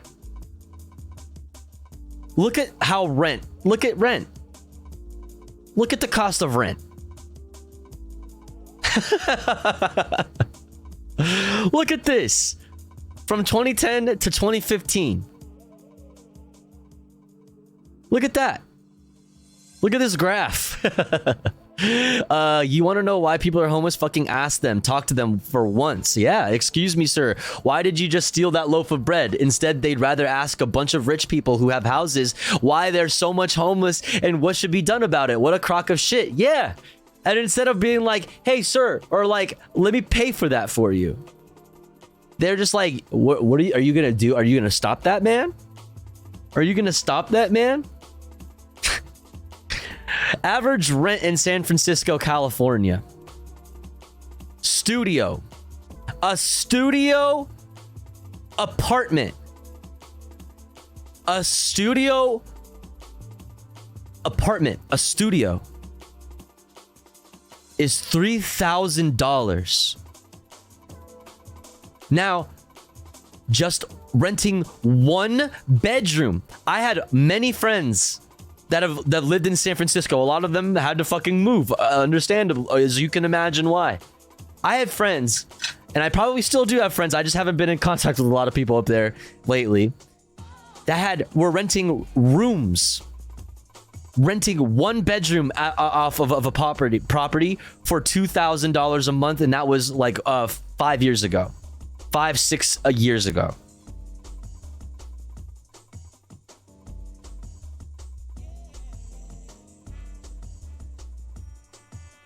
Now, what kind of jobs, like, now let's think about the jobs that are available, right? Like, there's so many factors that are just not being considered here. Like, that's fucking insane.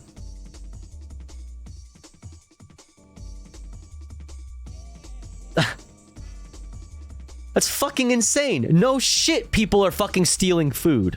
No fucking shit. The fuck? Yo, Computer, thanks for the raid. What's up? But have you considered Hunter Biden's massive cock? You know, I think you might be onto something. Raiders, what's up? I hope you had a good stream, Computer. Shouts out, Computer. Everybody go follow. Go follow, go follow. Hope you had a good one. What were you all up to? We are covering bullshit. Reactionary bullshit from fucking radical leftist liberal fucking CNN, Marxist CNN, and fucking Fox News is about to do their take on this, okay? They're about to give us their take. We watched this reactionary bullshit about fucking theft in the imaginary crime wave in San Francisco. Now we're gonna take a look at Jesse Watters' perspective on CNN talking about this. Jesse Watters. CNN discovered CNN finally discovered we have a crime crisis. Even though CNN correctly pointed out that right here. Level drug use as well as this pandemic. So what's going on here? Low before the pandemic. So what crime at the end of last year was actually violent crime at the end of last year was actually lower than it was before the pandemic. So what's going on here? Yo, Chaos the Gardener, thank you so much for gifting to Kai Pewter. Thank you so much. Thank you. That's very generous. Thank you. Hell yeah. Fuck yeah. Thank you so much. Let's fucking go. Hell yeah. They have the same shirt. It's probably Barbie related. I wouldn't doubt it. So anyway, we took a look at this fucking reactionary bullshit. Took a look at some stats there to back up how this is bullshit. Now let's look at Jesse Waters' take on this. Better late than never, the massive surge in retail theft in blue cities finally caught the attention of the liberal media. So, like I said, and like CNN correctly pointed out, even though they wanted to use it to frame this in an incorrect way, they tried to flip this correct point on its head to use it like in their, to their advantage. But crime is down. Now, that story was about specifically San Francisco, but here they have a fucking video of New York on their screen. I don't know, but it doesn't matter because crime is down in New York also. This is a nationwide thing. Violent crime is down. These crime waves don't exist.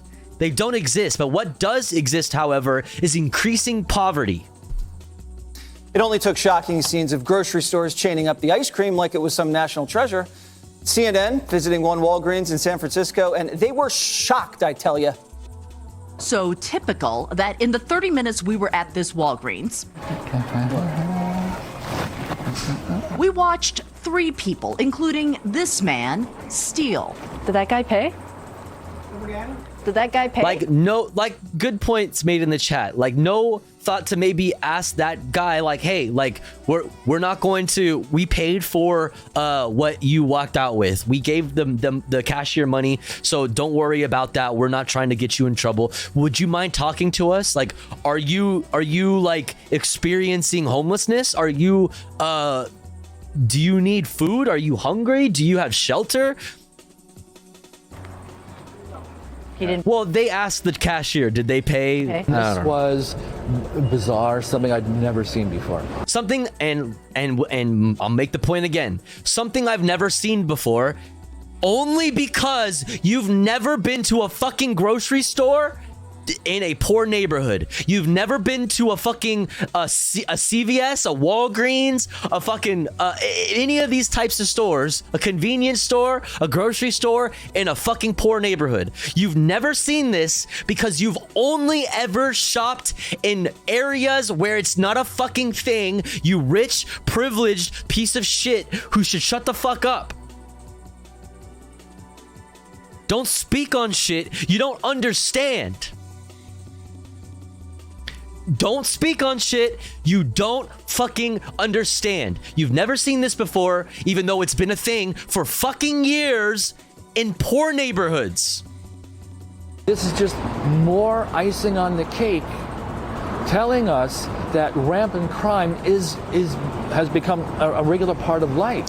So CNN I'm gonna keep bringing this up. In this same CNN piece, at the end, in the last 15 seconds of the 5-minute long segment, the last 15 seconds, they made the correct point that crime is actually down.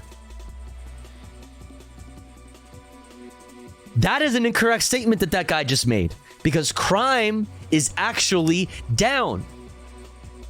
The crime that you're looking at is retail theft and low-level drug crime, like they said themselves.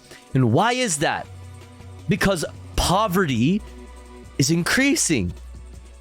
It's become kind of like a police state. And this dude says it's become a police state, which doesn't really help with the narrative of there's a lack of staffing in police departments. All the police have been defunded. That doesn't fucking add up. In San Francisco. I don't know how to describe it. Yeah.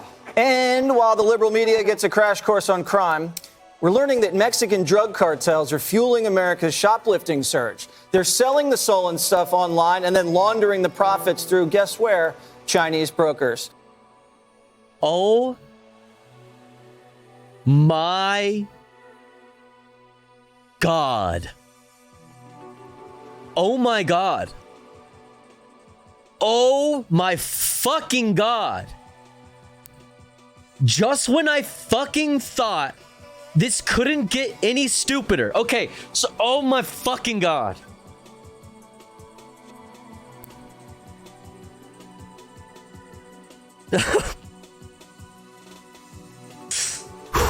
Okay, so that's why we started off with the CNN piece, right? Because we wanted to get CNN's reactionary take and then see Fox News out-reactionary them from the right.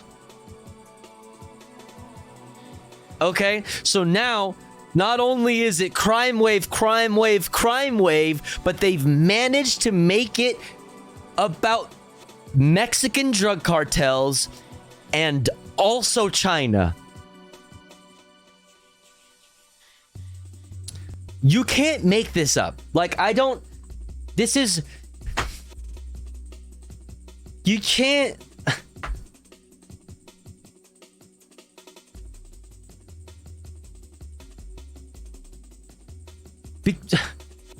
So what they are unironically telling you right now is that the Mexican drug cartels are behind all of the retail theft in America, and they're selling the items on the black market through and to China. They said, how do I out sensationalize? You know what I mean? Like, okay, CNN's really taking our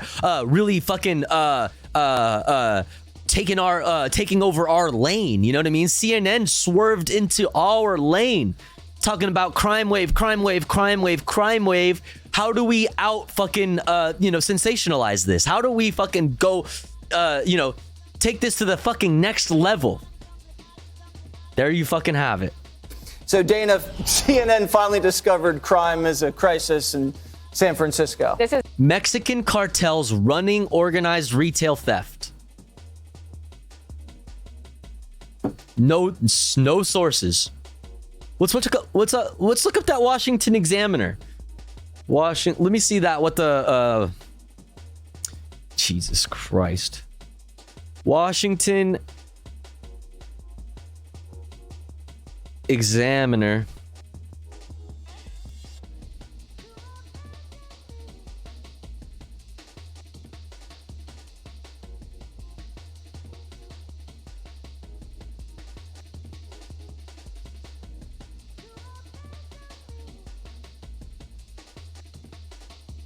Let's fucking take a look at it. So this is from the Mexican drug cartels, or no, this is from the Washington Examiner, okay? Mexican drug cartels are behind the surge in retail thefts. Mexican cartels are quietly expanding their global criminal empires. What is this link to? This is just a bunch of crime news. So this is just random crime shit.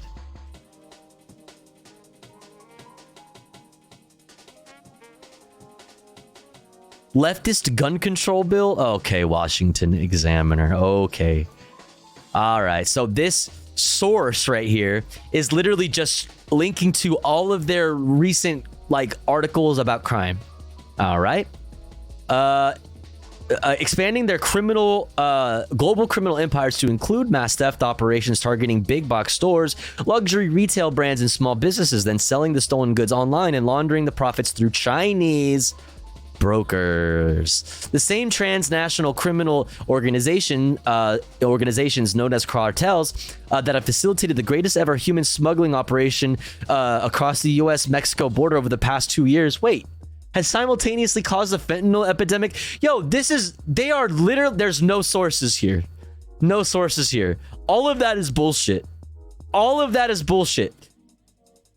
Remember what I said about the San Jose Police Department recently being investigated and having members of the San Jose Police Department getting arrested for selling fentanyl and using police official emails to do communication around drug dealing, fentanyl specifically, and having fentanyl shipped to official department buildings? Like, what about all of those fake, all of those ghost guns and all of these drugs? They don't want to talk about how much of that comes directly from our police departments. They do not want to talk about that. Oh, Washington Examiner is like, what if the Daily Stormer tried to appear as if it wasn't explicitly white supremacist? They don't do a good job at it, but it sounds like an actual newspaper, so they trick people into thinking it's a non-racist source. There's literally no sources in here.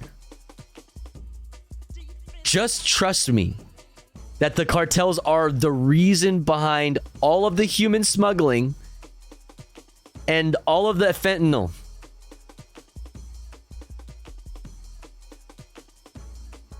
No mention about people just stealing shit because they're hungry. No mention. Yeah, seems bad. What's up, Buddy Head? How's it going? CNN finally discovered crime as a crisis in San Francisco. Crime in San Francisco and across the nation, but specifically San Francisco, since that is what the CNN piece was on specifically, is down. Crime in San Francisco is down.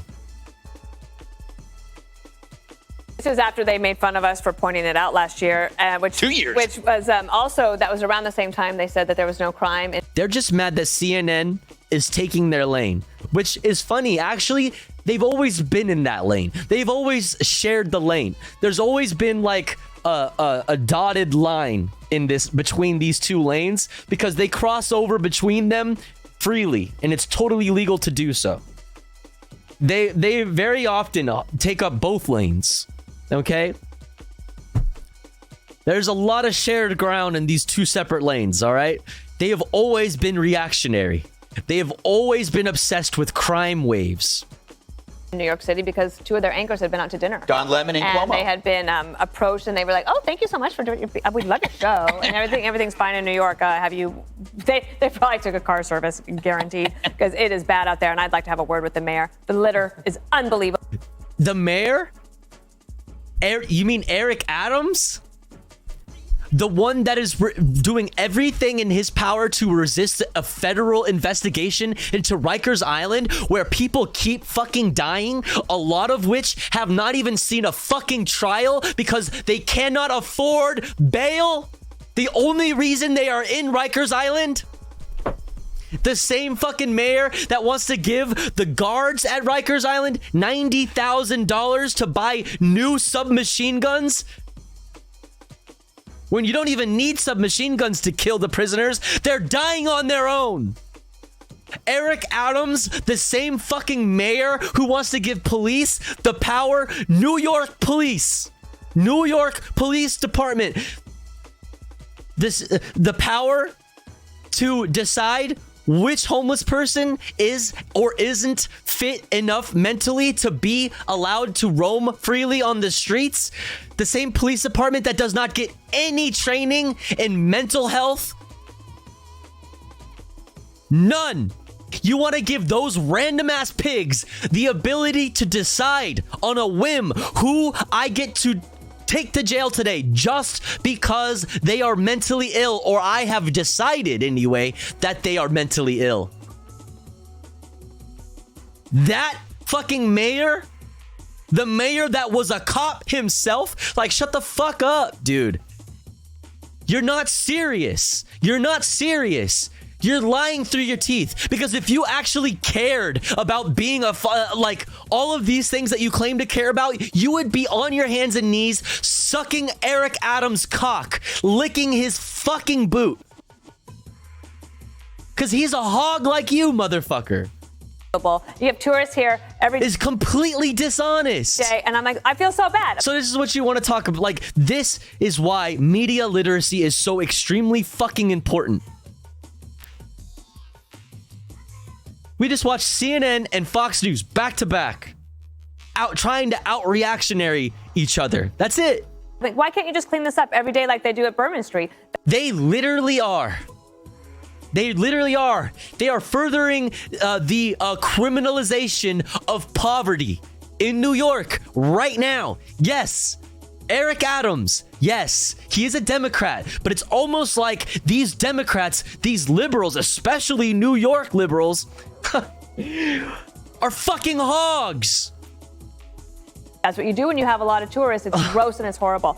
On this point, I think that finding completely out that dishonest. There are Mexican cartels behind some of this. Also, no source on that. No source on that. No word about the police departments that get busted for selling fentanyl. No word about the police departments that get busted for selling ghost guns to the fucking streets. Makes me think that maybe there's hope that we could figure out a way to do something about it. So the state attorneys general are banding together and they're like, let's go after it. But also they need the help of the retailers. The retailers don't want to be looted like this either. But the problem to me is that all this stuff gets taken and then it's resold online. Like on Amazon, for example. So can Amazon... So why don't we think, why would people, even if that were true, which a lot of it is actually getting, in a way, it is true in the sense that a lot of stuff, high dollar items like that get stolen and retail theft are getting resold. But why do you think that people put themselves in danger? Put themselves into a situation that could end up getting themselves in trouble and getting put away and overall getting put off in a worse off situation financially and criminally by choosing to steal things in order to live, in order to make money, in order to eat? Why do you think people would willingly put themselves in harm's way to get things like money, just money to live, or food to eat? Why? Is it because they're fucking poor? Is it because they have no other fucking choice? If you're homeless, how do you fix that in San Francisco? If you're homeless in San Francisco, how do you fix that? If you don't have access to anything, you don't have access to shelter, how the fuck do you afford to get a shower? The ability to take a shower, the ability to fucking groom yourself, to get like nail clippers, to get face wash, to get like hair products, to get makeup, to get nice clothes so that you can go to a fucking job interview. How do you get proof of residency, like Punky Gal says? How do you get proof of residency?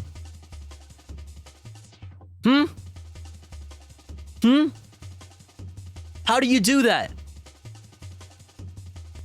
How is it that how exactly are you supposed to pick yourself up by the bootstraps? How? Of course people are stealing.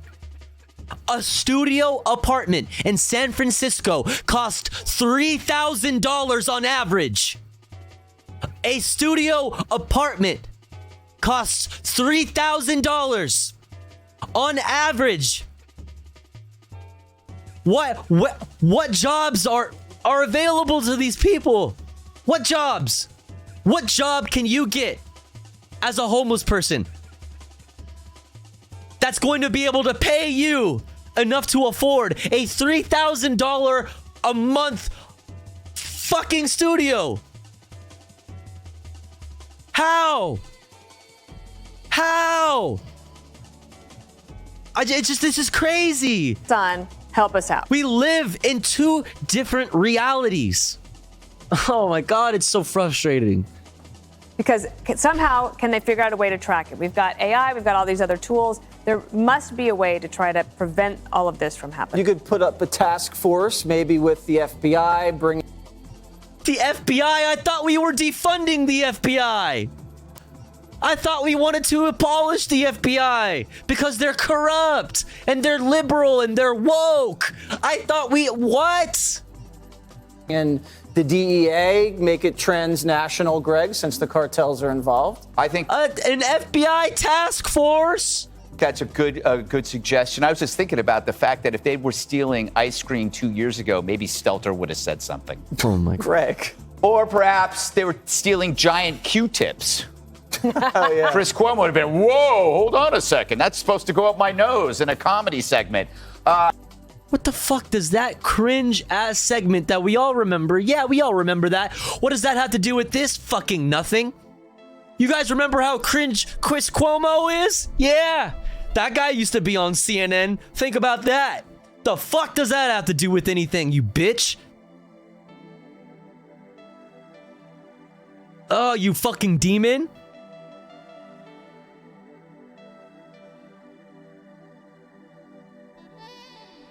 I'm reading the report and there's no evidence that cartels are involved. Only the people who owe. Yeah, that's we read the same article that they quoted or that they referenced as their source. There's no proof in it.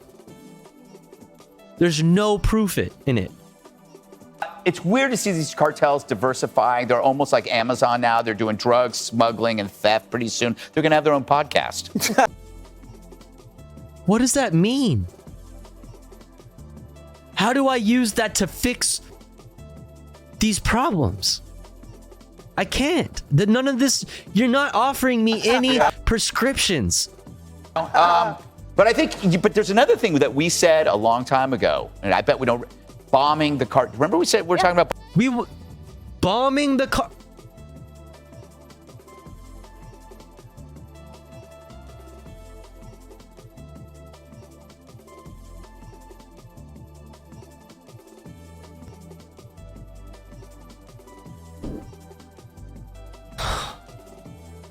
Yo, this is actually freak. This is really like, I know this is, we cover this shit every day because we got to keep up with the bullshit, right? But this is breaking me. Just after I got done saying they have not offered us any prescriptions, I spoke too soon. We should bomb the cartels. We should do military strikes in Mexico to fix this problem.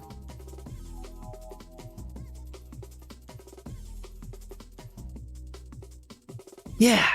Bombing the cartels. Yeah. And people go, no, that's an act of war. That's in another country. So yeah. That is an act of war. That is a whole ass sovereign nation. That is a whole ass sovereign nation. They have their own laws and their own government. But we do that to terrorists as well. And this is kind of a terrorist activity.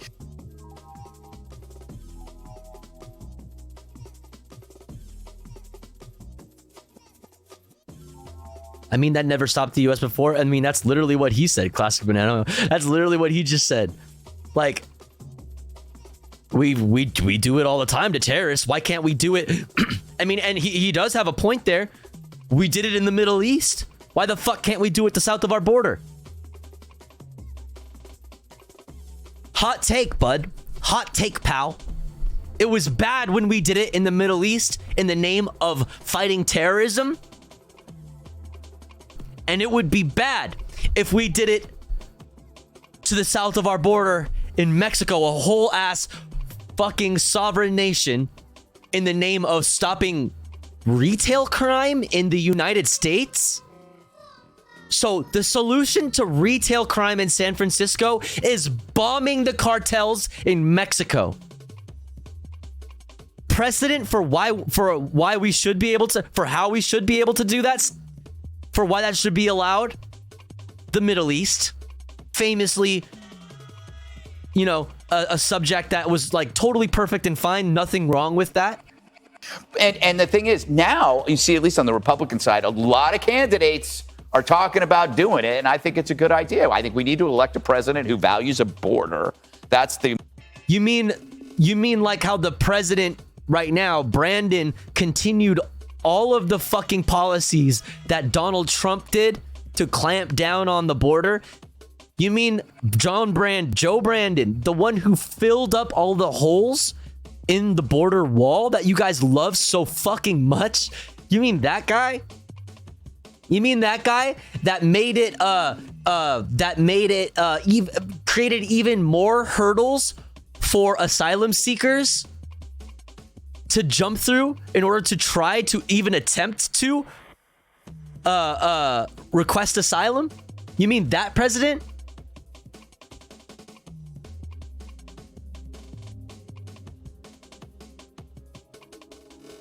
You mean the president that is getting sued by a federal judge?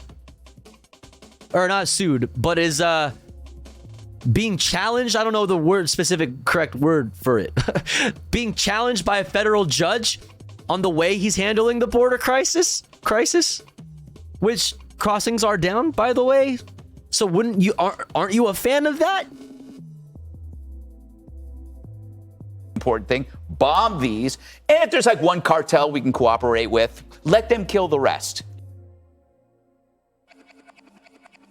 Yeah, we'll just do business with one of the cartels. Yeah, we'll just choose one of the cartels, back them. You know what I mean?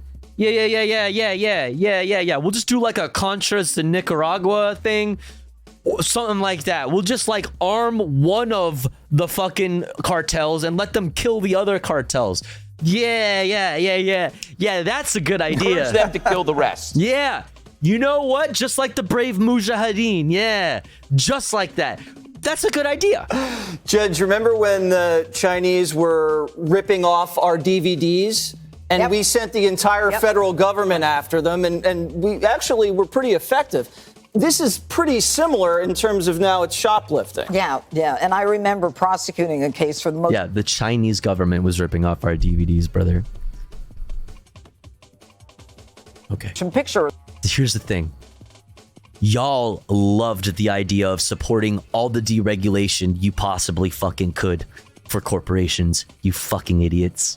You love deregulation.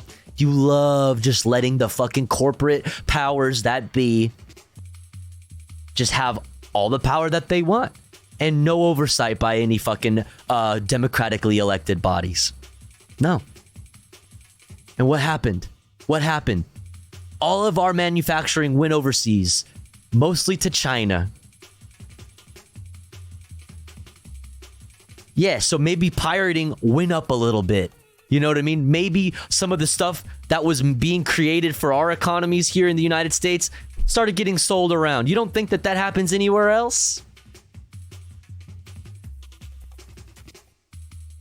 Nothing adds up in the way that they chirp and fucking bitch and moan and fucking go off with their about all these these, you know, all these different subjects. They never, there's no consistency in anything that they say. Holy fucking shit, he's even suggesting we do an Al-Qaeda but at our border. Literally. He's literally saying we should do a brave Mujahideen, but with the cartels.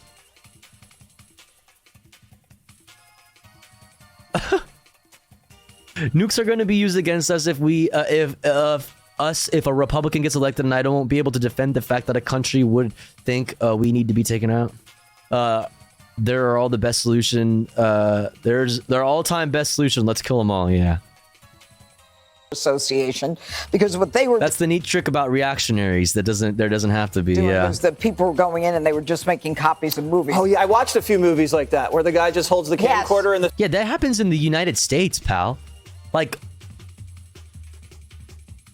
No, but that's actually when it happens in the United States. That's actually the cartel. So we should bomb Mexico. Yes, Yeah. yes. I mean, my friend watched this. Yes. All right. So listen, this is part of a global organized criminal activity.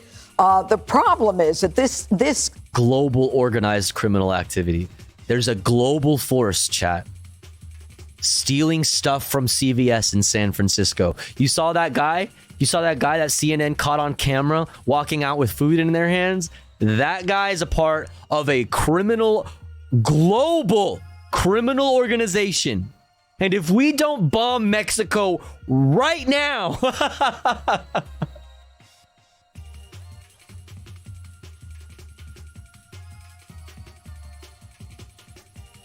we may never get to the bottom of this. Organization is not just doing retail theft. They're also doing human trafficking. They're doing fentanyl. They're doing all kinds.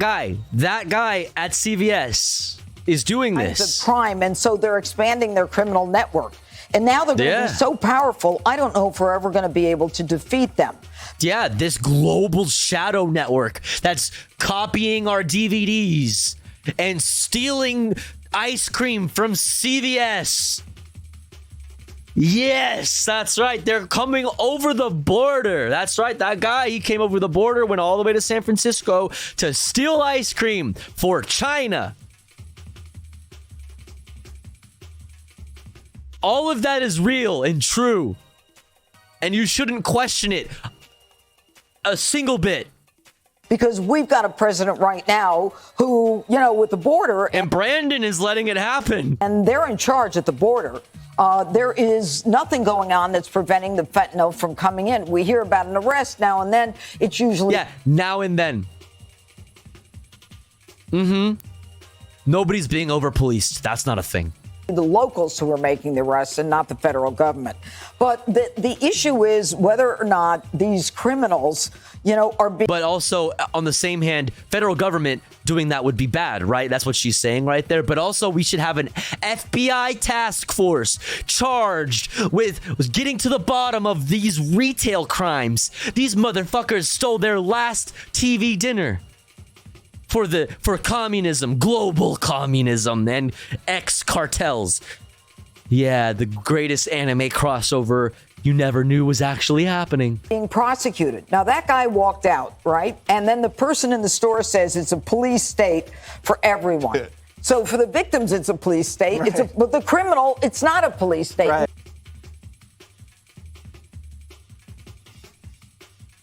What you're saying doesn't make any sense, Judge Janine. Oh, so it's a police state for the people who are victims of these crimes, like the consumers at the grocery store. They're victims of the police state. Well, but I thought the police were defunded, Judge Janine. I thought the police department was understaffed, and that's the systemic issue for this. You can't have both. You can't have both. If you want to be ideologically consistent, that is.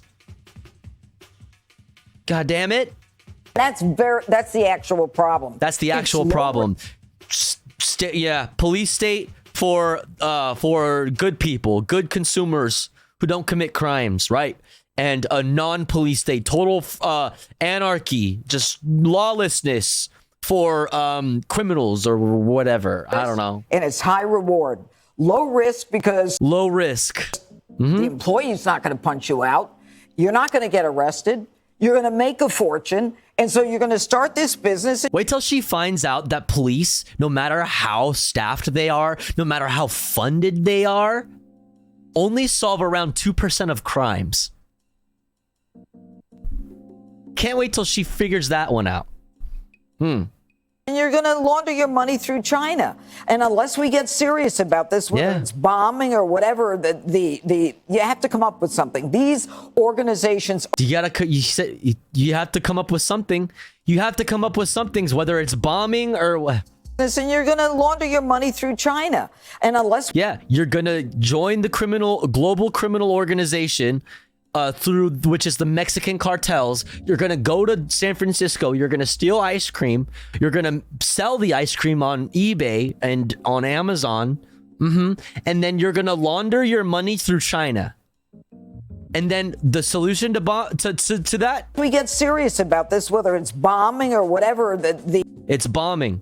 The solution to that bombing. You have to come up with something. We have to bomb them. These organizations are dangerous. They are absolutely dangerous. And for everybody at home, your insurance is going to go up because of it. The cost of retail. You want to know why your insurance goes up? Your insurance will go up when you move from a higher income neighborhood to a lower income neighborhood. That's what will make your insurance go up.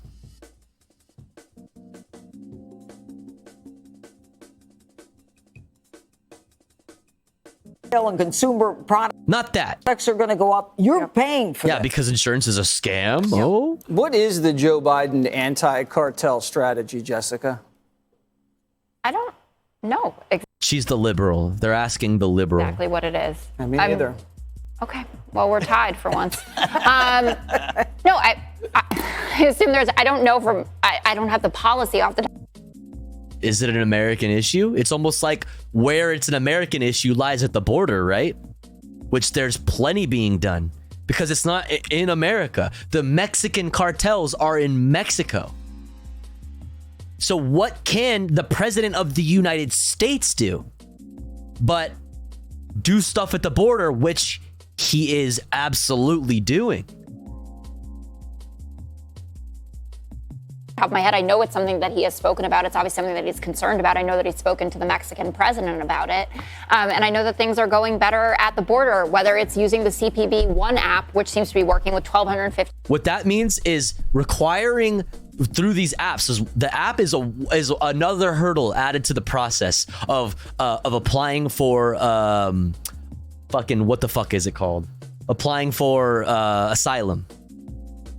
So that's a part of the reason why at least the Brandon administration is attributing it to why border crossings, or at least attempted border crossings, because we know that the number of border crossings that you get, is from people who are stopped at the border. That's how you know the number of people, because they were stopped. Crazy concept, I know. But we do know that that number is down, and it's probably because of the fact that they've made it much harder for you to apply for asylum at the fucking border.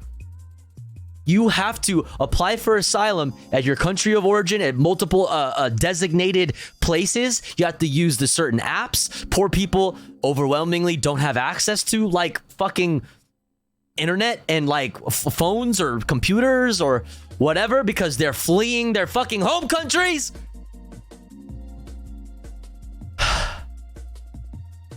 People a day registering with that, so we know who's actually coming into the country versus streaming across, or the fact that border crossings are down that 70%. So if we stop doing math to prove them wrong, they can't handle facts and data. 70% writ large.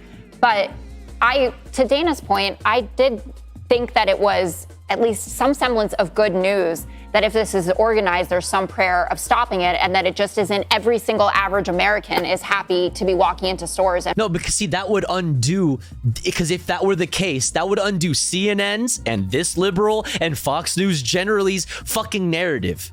Because if they were willing to admit, by the way, that it is just struggling Americans who are struggling to put food on the fucking table, let alone have fucking shelter over their fucking heads. If it was just that and not some crazy, scary, global fucking crime network funded and fueled by the fucking cartels in Mexico and having and funded and having their money laundered through China, then it would fuck up their whole fucking narrative. It would fuck the whole thing up. Then they would have to fucking be forced to acknowledge the poverty issue. The issue of poverty that nobody is willing to actually fucking look at. Whether it's CNN or Fox News. CNN just won't go as far as to say, hey, maybe we should bomb Mexico to solve this issue. CNN is only willing to say, hey, maybe the fucking cops need tanks to stop the homeless people from stealing from CVS. That's as far as they're willing to go. ripping us off and walking around town like zombies strung out on whatever, that this is actually a coordinated attack that See, this is what liberals want. The liberals don't want to have to think about the fucking the issue of poverty, the like all of the fucking horrible fucking shit that is actually going on in our streets.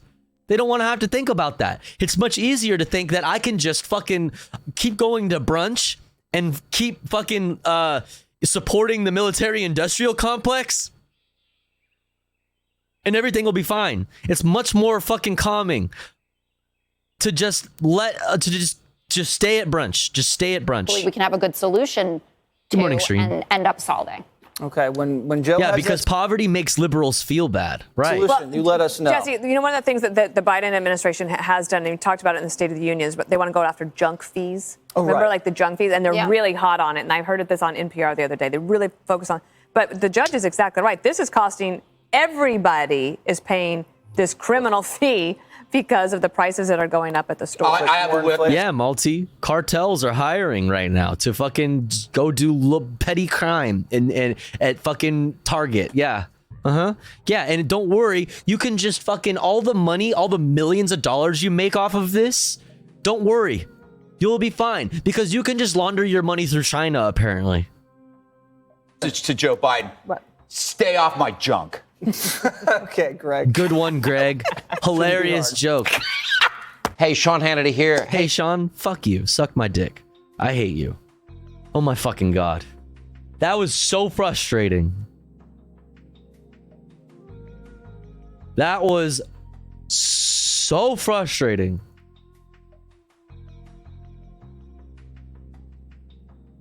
Holy shit. God damn, that was frustrating, but it's very important to fucking call this bullshit out. All right? These are our main fucking sources of news in America, right? This is what people watch. So it's very important to fucking call out the bullshit. God damn. And was that bullshit? Bullshit that indeed was. Oh man. All right, chat. Next up, we're going to cover some labor news. We got some good news around labor that we got to take a look at. Very important. UPS reaches tentative contract with 340,000 unionized workers. Fucking historic deal. Let's go, Teamsters. Hell yeah. We're going to look at NBC. We're going to look at Associated Press. We're going to look at Majority Report talking about it. And then after that, we're going to do a little bit more Hogwatch if we have time. And then we'll get into some comfy stuff. We'll get into some more fun stuff. Possibly some gaming. I'd like to get to some gaming tonight. But here's the thing, chat.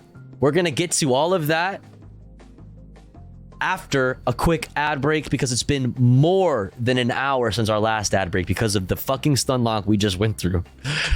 But here's the thing. Here at the Tofu Ghost broadcast, when we run ads, we run them while the streamer is away from the stream. That way, even if you are unsubscribed to the channel, you don't miss out on any of the content.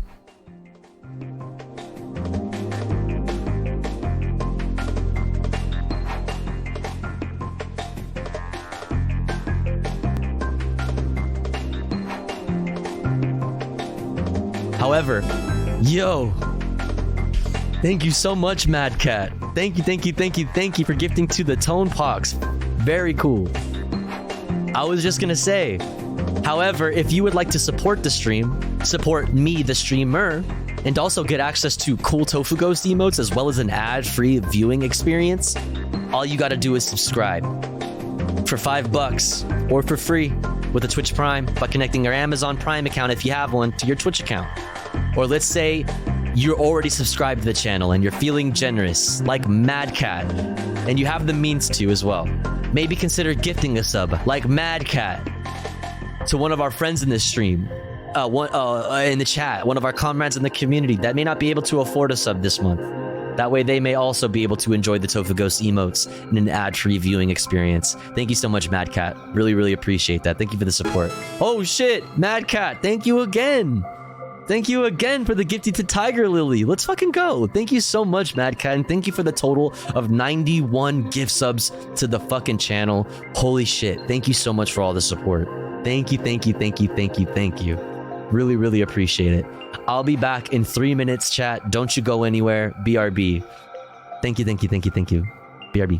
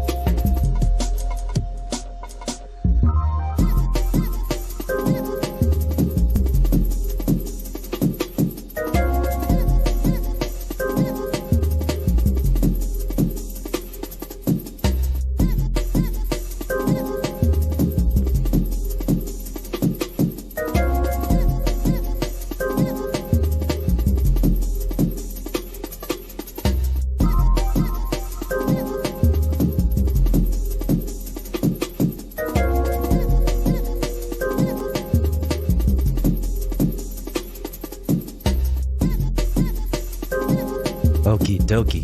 We're back. Okay, we are so fucking back. Oh my god. Oh my god. Let's get back into it, huh? We're almost done with politics, chat. Rejoice. Rejoice, rejoice. Exclamation point watching in the chat. If you would like a link to everything that we've looked at this evening and everything that we will possibly look at coming up. Exclamation point watching. Also, if you like the music we listen to. Exclamation point listening. For the background soundtrack.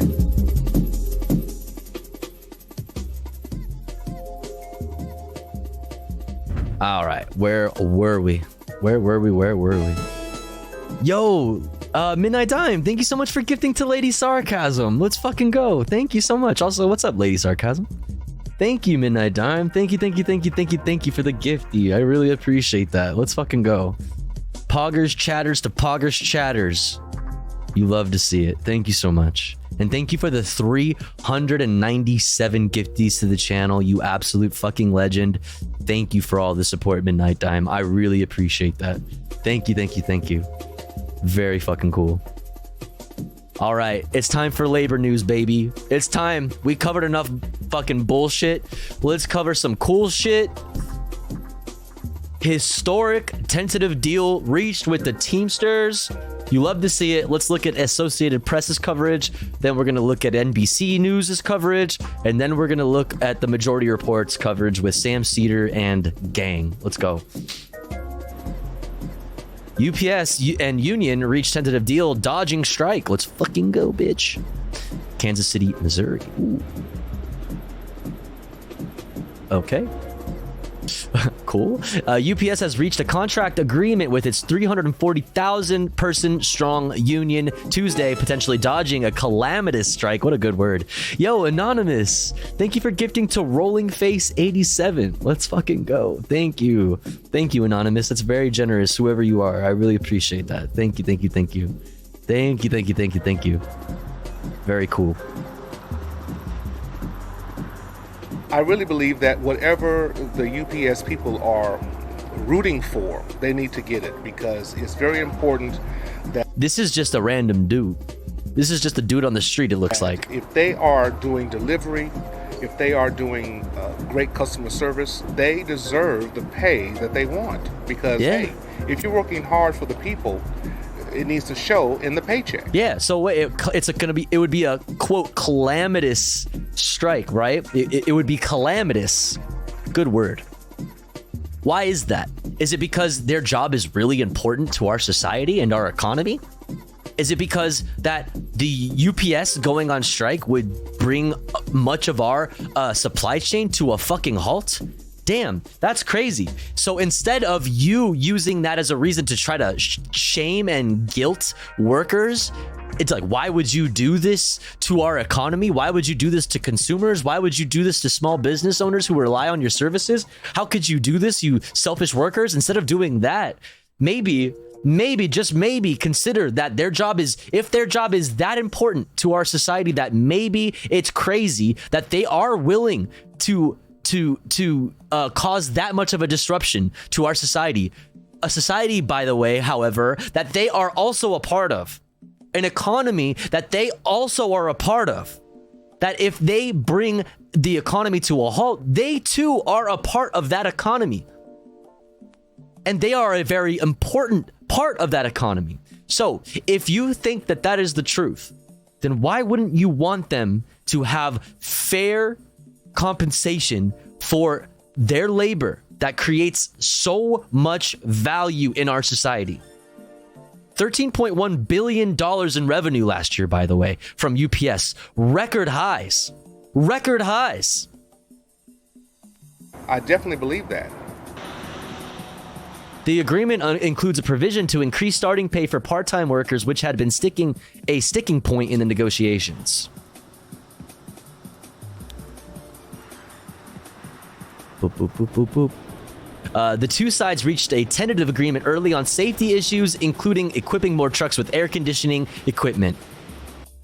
In 2023, it took all this time, in all the existence of UPS, it took all of this time for them to finally get AC. And thank God, because we are in the hottest summer that we've ever seen. Ever. Why have we not come up to the par and made it to where we have air-conditioned trucks? Like, how come we are just now getting that for these workers? Huh? So in the case of the UPS, hey, let's come to the 21st century. Let's have trucks and vehicles available with air conditioning. What's the problem? What's the fucking problem? What's the problem, huh? $13.1 billion record fucking profits last year. What's the problem? Tonight. I love that. I love that we just had like a random normie on the street that was just like super pro, you fucking pro worker. You fucking love to see it. What's up, Lester Holt? Harassing U.S. drones. What? UPS reaches deal with Teamsters Union to avoid strike. Let's check out NBC's perspective. A potentially crippling strike by UPS workers has been averted after the company and the Teamsters Union announced a tentative deal. Steve Patterson now with latest. It is, and mind you, it is worth keeping in mind that it is still tentative. Details. But it's good news. Tonight, in the dead heat of an emerging summer of strikes, UPS reaching a tentative agreement with its 340,000 worker-strong Teamsters Union, avoiding a potentially economy-rattling labor action. The union, whose members still need to ratify the deal, saying it secured a new 5-year contract, boosting Teamster wages and solidifying safety issues. But I think it's a great victory for the labor movement in general. We actually took on corporate America and won today. In a statement, UPS said the deal provides industry-leading pay and benefits while retaining the flexibility we need to stay competitive. But in what's being dubbed a hot labor summer, so hot much labor remains summer, baby. I gotta show you guys something cool too. On top of this, let's go to Twitter. Oh wait, like, is it Twitter still? Is it X yet? Oh, there it is, X. Let's fucking go. Look at this. Look at this cool thing. Look at this cool thing. Hot labor summer. This person fucking made this fucking blanket, dude. Look at this cool ass blanket. Hot labor summer fucking blanket. Isn't this fucking awesome? I need this on my wall as like a centerpiece. Like, look at the working class below here. Look at all the tools of the working class in their hands. Look at the fucking striking unions. Look at the fucking trains on fire. Look at the big fat cat. This is a giant fat cat. And the CEO, you know, like the big wigs up top. And shit like that. Look at the delivery bikers, the delivery drivers, you know what I mean? The gig workers. Look at the fucking forests getting destroyed. Like, this is beautiful, man. It's fucking insane. This is a better picture of it. Look at this. Look at this detail. The colors are so rad. How do I contact this person? I mean, here's their Twitter. And this is what they based the cat off of, this thing right here.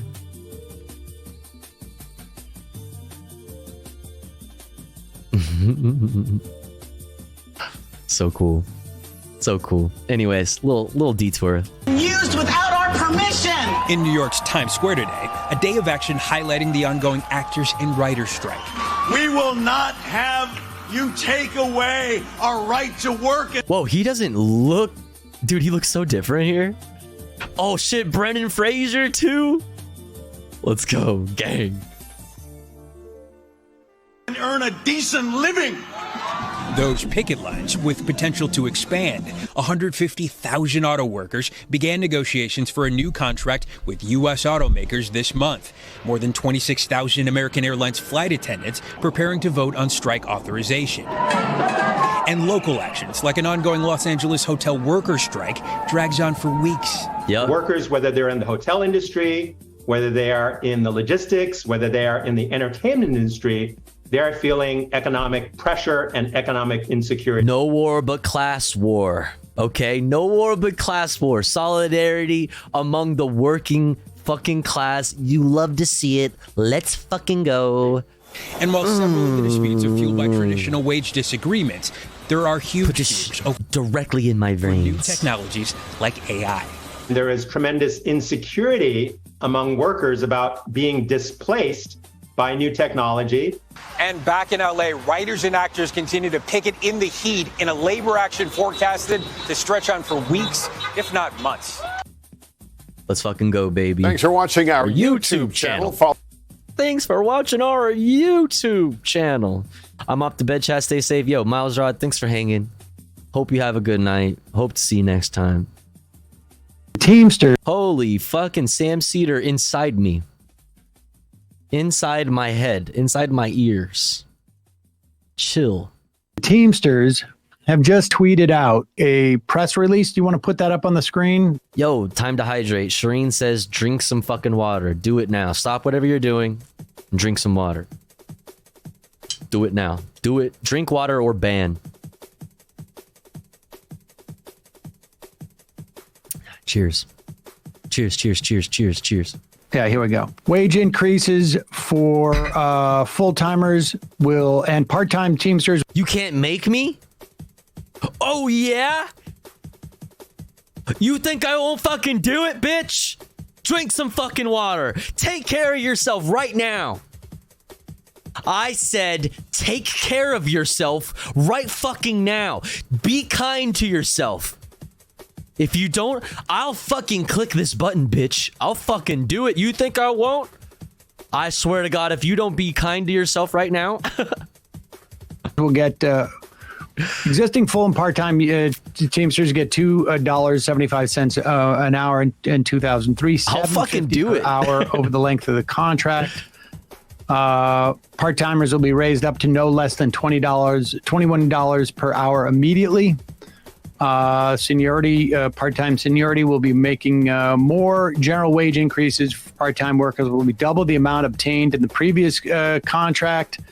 Wage increases for full-timers will keep up UPS Teamsters, the highest paid delivery drivers in the nation, improving their average to $49 per hour. We keep going up there. They will get Martin Luther King Day as a full holiday for the first time. All UPS Teamsters.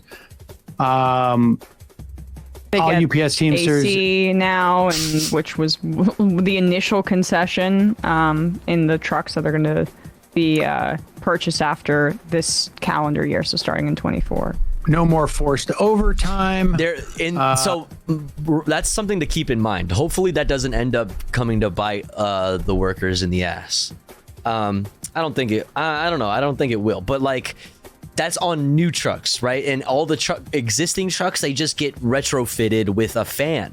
They get a nice addition of a little fan, which is better than nothing, I guess.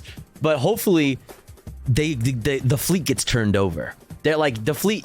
If there is some trucks that have AC, you know what I mean. They all need to have AC. The fan isn't enough. You know what I mean?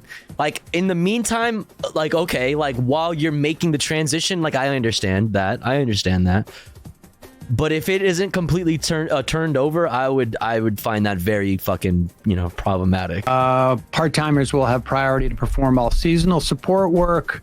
There will be 7,500 new full-time Teamster jobs at UPS. That's also really good. People who are already part-time have first dibs on any seasonal work that comes up. Any seasonal jobs, they can have access to getting more hours and through that if they wanted to, before they could pawn it off on random people that they contract out and don't have to pay these wages, don't have to give benefits to any of these things. And the fulfillment of 22,500 open positions. 60 total changes and improvements to the National Master Agreement. So, I mean, this is the deal. I frankly don't have the ability to assess if this is a deal that, rank and file are going to be happy with or not. But I'm back with water. Let's fucking go, baby. Hell yeah. And they're meeting on the 31st, so next Monday, to vote on it, right? And so the agreement. Yeah, it's a tentative agreement. So we gotta see if everybody votes for it. But it looks like all of their demands have been met. So you can pretty much guarantee that everybody's gonna vote for it. It's still tentative. We've seen these kinds of things fall apart before. So, I mean, anything can happen, but it's pretty likely. It seems like all of their demands are met, unless anything changes. Tofu, the bandana looks good on you, by the way. Oh, thank you. I appreciate it. It's just like easier. I don't know. I can hide my hair a little bit, you know, potential without wearing like a full-on hat that makes me look like a dude. The rank and file could not agree to this. Thank you, Divine Variables. In the way that's being advertised now, but for now, like, I would imagine that UPS wasn't just facing a ton of pressure internally, but externally, because there are other companies that have deals with UPS to ship and export their products, that they were probably like, a strike would be disastrous to our business model as well, just given the sheer... And good thing the fucking evil CEOs over at fucking UPS fucking didn't destroy the livelihoods of those small businesses that rely on UPS. That's the way to put that. Do not put that on the fucking workers. I know Emma obviously is not, but you know what I mean? Volume and number of workers. We saw MSNBC, NBC's, like all the fucking, we saw all those liberal media outlets doing that. Because the UPS Teamsters are the largest private sector collective bargaining agreement in on the continent. So it would have been immensely disruptive, which is why they have so much leverage. Sam's like pouring himself some coffee. Are they not in the fucking studio right now? Which is a good thing. Exactly. And it's also like really very much a choke point. Right? Yeah, not the Etsy shops. Oh no! Because the nothing happens if these drivers don't drive, and also with the support that they were getting from the pilots, nothing's going to move. And there's no other business that UPS is engaging in. Whereas when you talk about the WGA and SAG-AFTRA strike against the... Can a man just have a pot of coffee? No. The producers, they have a lot of, old inventory that they can run. They have things that are in the pipeline. Their lead time is longer than it would be if you order a package, to be delivered from wherever it is, the pet store, and they're delivering it. A lot of things that have been in the pipeline for years are still just being released.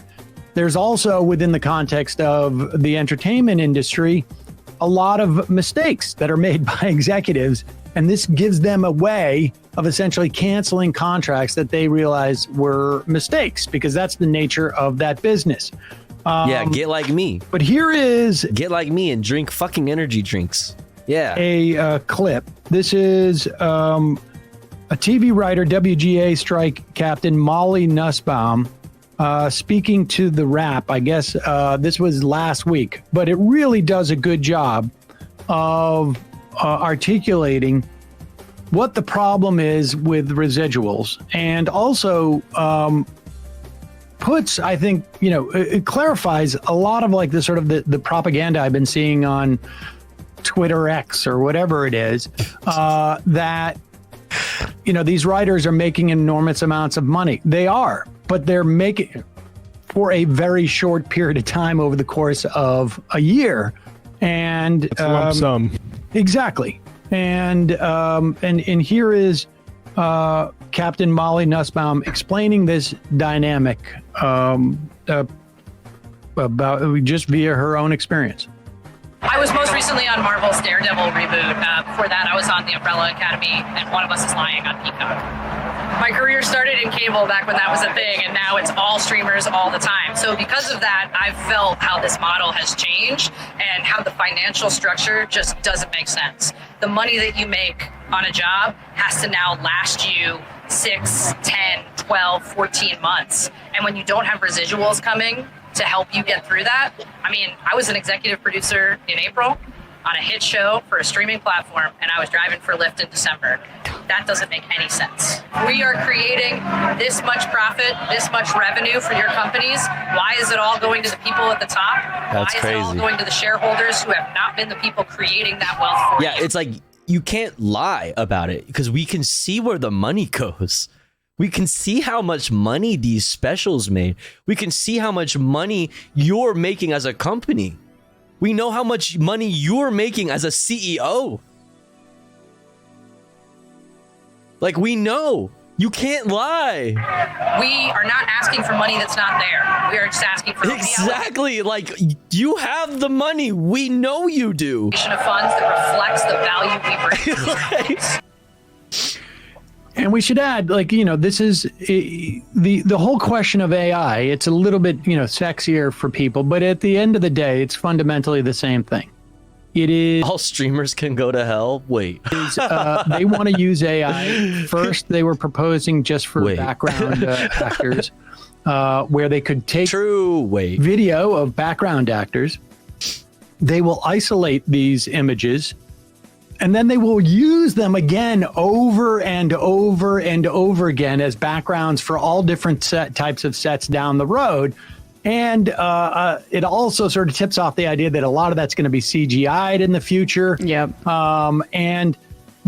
So there's going to be other jobs that are going to be lost. But it's basically, you work as a background actor for a day for $100 or whatever. Are CG studios, are those types of studios under SAG-AFTRA or WGA or IATSE? Whatever it is. And we're going to take your image. It's like, are we just going to see a bunch of CG? Like, if they, are we just going to see CG, like a bunch of, animated movies and shows? Like, is that... And we're going to exploit it over and over and over and over again, and you're going to get no pay.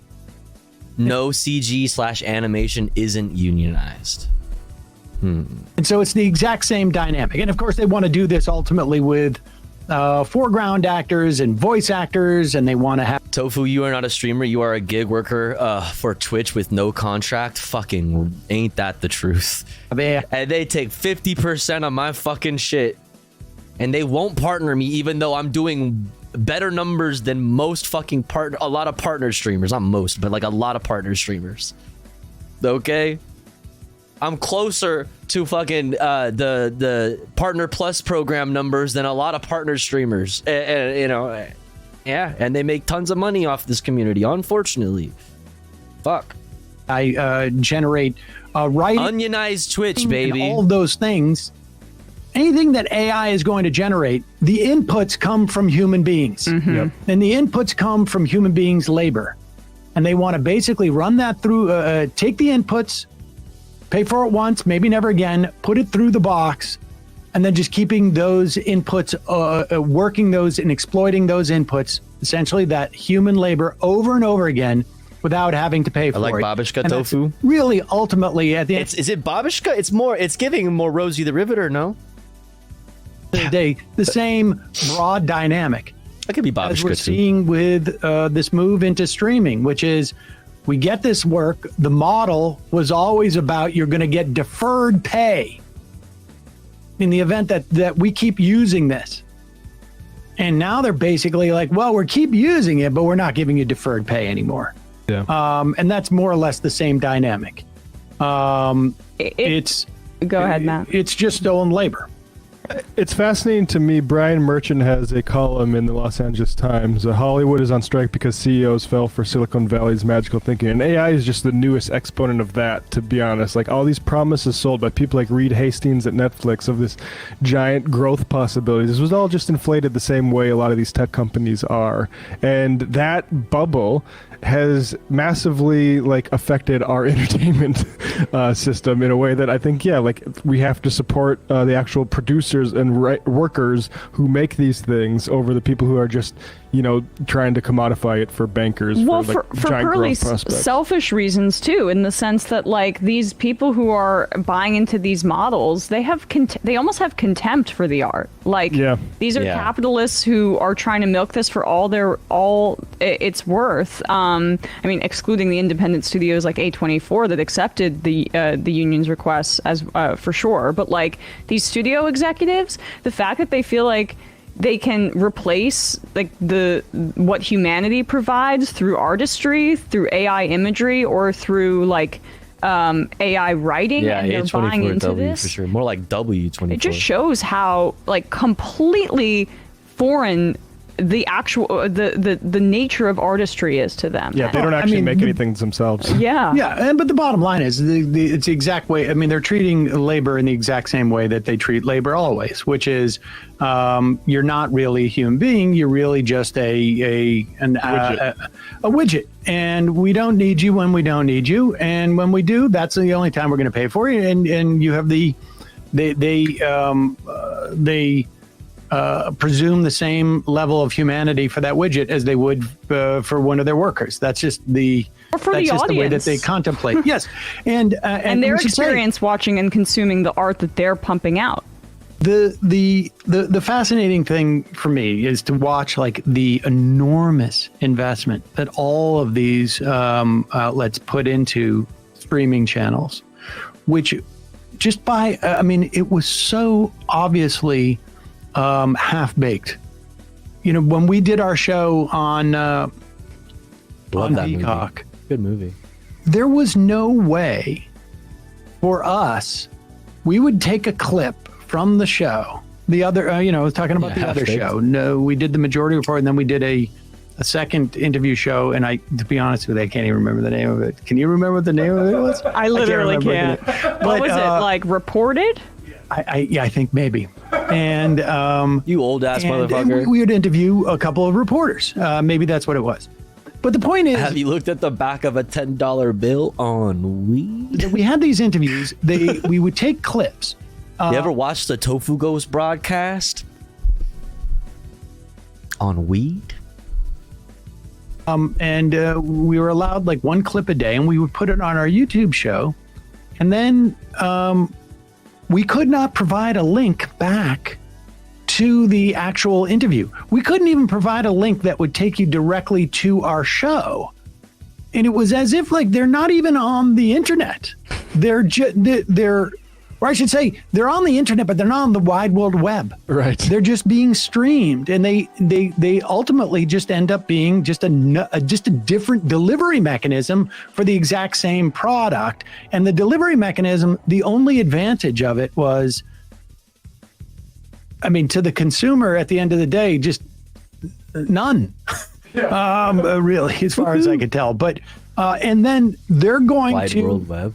When they have to write off these billions and billions and billions of dollars of losses, they're going to bury it in they want to basically say this is a function of the writers or the actors. And it really is just a function of executives and financiers messing up something that was producing, 5x returns instead of 100x returns. And that's where the whole Silicon Valley mentality comes in. If we can't get 100x return, there's no value to it. And we're going to talk about this.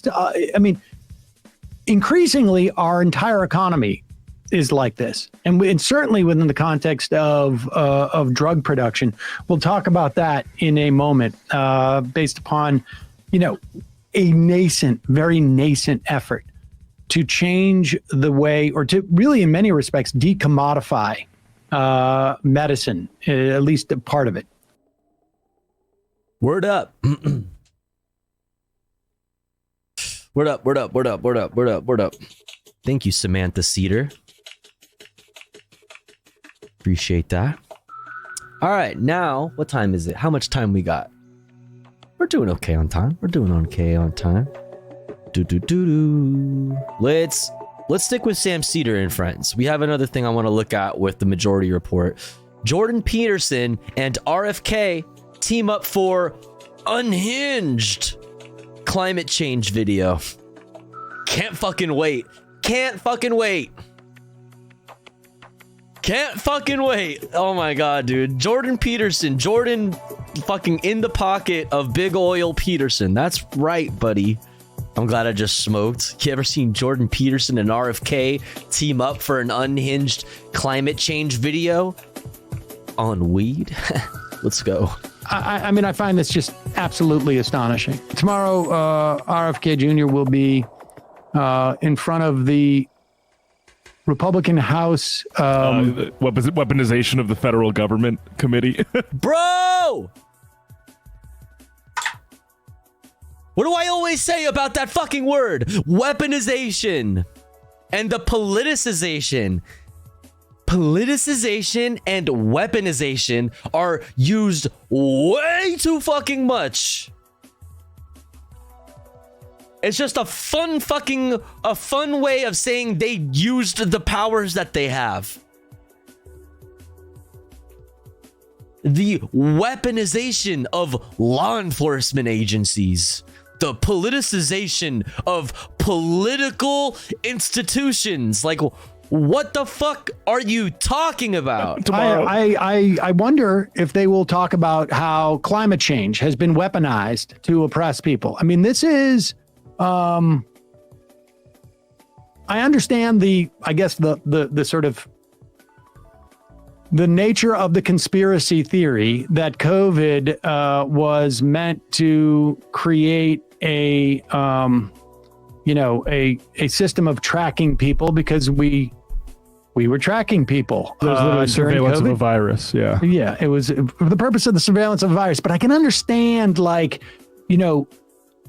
the conspiracy theory around this. Well, because there's a tinge of truth to very basic things. Has historically oppressive states used catastrophes, whether they be environmental or fucking, pandemic or war or whatever, big catastrophes, big events to seize a little bit more power. Yeah, that's a thing that happens. Absolutely. It's just you take it to places where there's no coming back from. You know what I mean? It's always ends up in this place where you're talking about these this global cabal, and it usually ends up having to talk about Jewish people, and it's you fuck it up. You fuck up all the very real things that were, at the very beginning of this landslide into the fucking rabbit hole. COVID was targeted, was manufactured, targeted, and deployed because they want to track us. I don't know who the they is in this situation, but also just so that if you own a cell phone and have an app. That's the point. That's the point. If you are caring about being tracked in any sort of way in 2023, God damn it. I don't know what to tell you. You don't know. You don't realize I don't know what to tell you. You have been watched for years in so many ways that you don't even understand. Google knows more about you and your habits and the way you think than you do. Yeah, dude, I don't know what to tell you. They're tracking you. There are what do they call it? EKG. There's it's over. It's GG's on that point. You know what I mean? You have a social security number. You have a driver's license ID number. You have a credit card. You have an email address. You have a phone number. You have a physical address. You have dude, I don't know what to tell you, dude. You have a name. You have a name. You were born at a hospital and now you have a birth certificate. It's packet of information in all these apps, all the free apps in particular, except for the Majority Report one. That's cool though. Majority Report app doesn't fucking take your data and sell it. That's good. They get this data, they see where you go, they sell it to hedge funds who might be interested in I'm building a mall. Where should I put it? Well, whenever the person's going to these locations, this is how many people go by there in the course of a day. So all of that's happening there. I can understand how the conspiracy theory develops if you're, but this I find just absolutely fundamentally baffling. Well, we've just gone so much further beyond a healthy distrust of like authority. Like we've gone so much further than that. We're way beyond the point of a healthy distrust. It's for someone who has so much further than like it's in working for the environment, specifically like cleaning up the environment. But I just find baffling. This was when Bobby Kennedy went on the Jordan Peterson show. Woo-hoo! And then decided, I'm going to make this into an ad, I guess. Yeah. I've seen the climate apocalypse use fear to induce something approximating the same kind of level of tyranny, as far as I'm concerned. Full disclosure, do you receive any money? Any money at all, Jordan Peterson, from the oil industry? Do you? How much money? How much money do you get from the oil lobby? Full disclosure. Tell us. Characterize the vaccine lockdown. So help me sort Pause that it for out. 1 second. First of all, incidentally, think of the words of like the climate apocalypse being used to induce fear. Now, I guess he doesn't believe that the climate apocalypse is real. And so I don't know why he doesn't say the so-called climate apocalypse. But, if you believe that there's going to be at least a civilizational climate apocalypse, like I don't think the planet's not going to blow up. But like our last guest said, we're as hot as a planet as we've been since humans have been on it, and certainly since the civilizations that we've created have existed. Yeah. We're not built. We're not living in the places. We're not in the numbers that are built to come intact through this process. If there is like another end to this process, but go ahead. I've seen the climate apocalypse use fear to induce something approximating the same kind of level of tyranny, as far as I'm concerned, that characterized the vaccine lockdown. So help me sort that out. First of all, let me just say this about climate. I believe that carbon in the atmosphere and methane does increase warming. Look around, you can see it everywhere. Ice caps are melting, etc. The Greenland ice sheet. I spent a lot of time outdoors, and I see over 69 years, I've seen the... Don't say nice, Chad. Don't do it. Don't say nice. I've seen the mass migration of animals, of southern animals like black vultures, the northern increase in their ranges. I've kept track since I was a kid about when the leaves turns, and it's steadily moved up each year. And so I see that. Also, that's cap. All of my senses are telling me that the warming is occurring. My opinion is basically, as I said, it's based on common sense. I agree 100% with you that this crisis is being used as a pretext for clamping down totalitarian controls the same way that the COVID crisis was. Because you want to know what he thinks is going to fix the fucking climate catastrophe? The climate apocalypse? You want to know what RFK thinks is going to fix that? That nice toe fell. Thank you so much, Spano Nano Channel. Thank you so much for 6 months. You want to know? Spano, you want to know what he thinks is going to fix it? The invisible hand of the fucking market. The fucking free market. He thinks that the market isn't free enough. Yeah, that's right. The market needs to be more free. That's what'll fix it. Yeah, that's right. More deregulation. That's what'll fix it. Yeah, what if we just deregulate these corporations further? I bet that'll stop the carbon emissions. He's trying to be like, listen, I'm a fucking enlightened centrist, and I see both sides. Listen, global warming is absolutely real. It's an existential threat to our world. However, the government's using it to clamp down totalitarian control and seize power. Seize power. And what they really needed to do if they actually wanted to fix this problem? Give the corporations more power. Give them the power they need to fix this. Yeah, more profits, baby. Come on.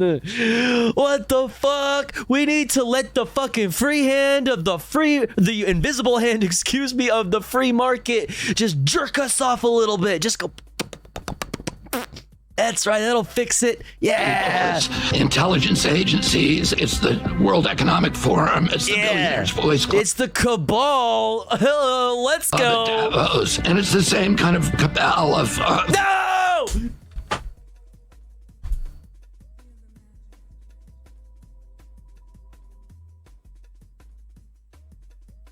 I told you!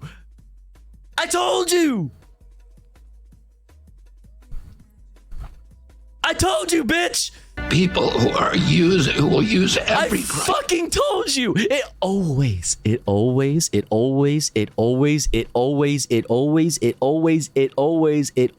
goes down to JQing. Always! Every time! Society toward, greater power for the super rich and greater power for the military, greater power for the intelligence apparatus, and less power for everybody else. A war on carbon is not going to solve the problem. Yeah, you know what? Carbon is the cause of the warming in the atmosphere, but, going to war on that carbon, that's not going to solve nothing. What you need to do is take the cock of big corporate daddy and shove it down your fucking throat. That's right. That's what'll fix it, you dumb bitch. All right, pause it. Hold on for 1 second. We have to... So he lays out... That fat corporate cock, baby. That climate change is real, and if people find, anecdotes effective to make that case, by all means. But what totalitarian controls... None! Have we seen that are deployed in the name of climate change? Gay people.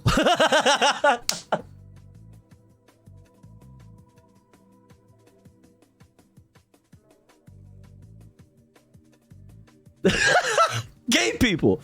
Trans people. That's what. I don't know. Subsidies to electric vehicles? Subsidizing, heat transfer pumps. I mean, we are so far away. From little tiny fun. Hi Thank for you. The great content and this awesome space. Hey, I appreciate you saying that. Thank you so much for 5 months. I really appreciate all the support. Thank you. Hope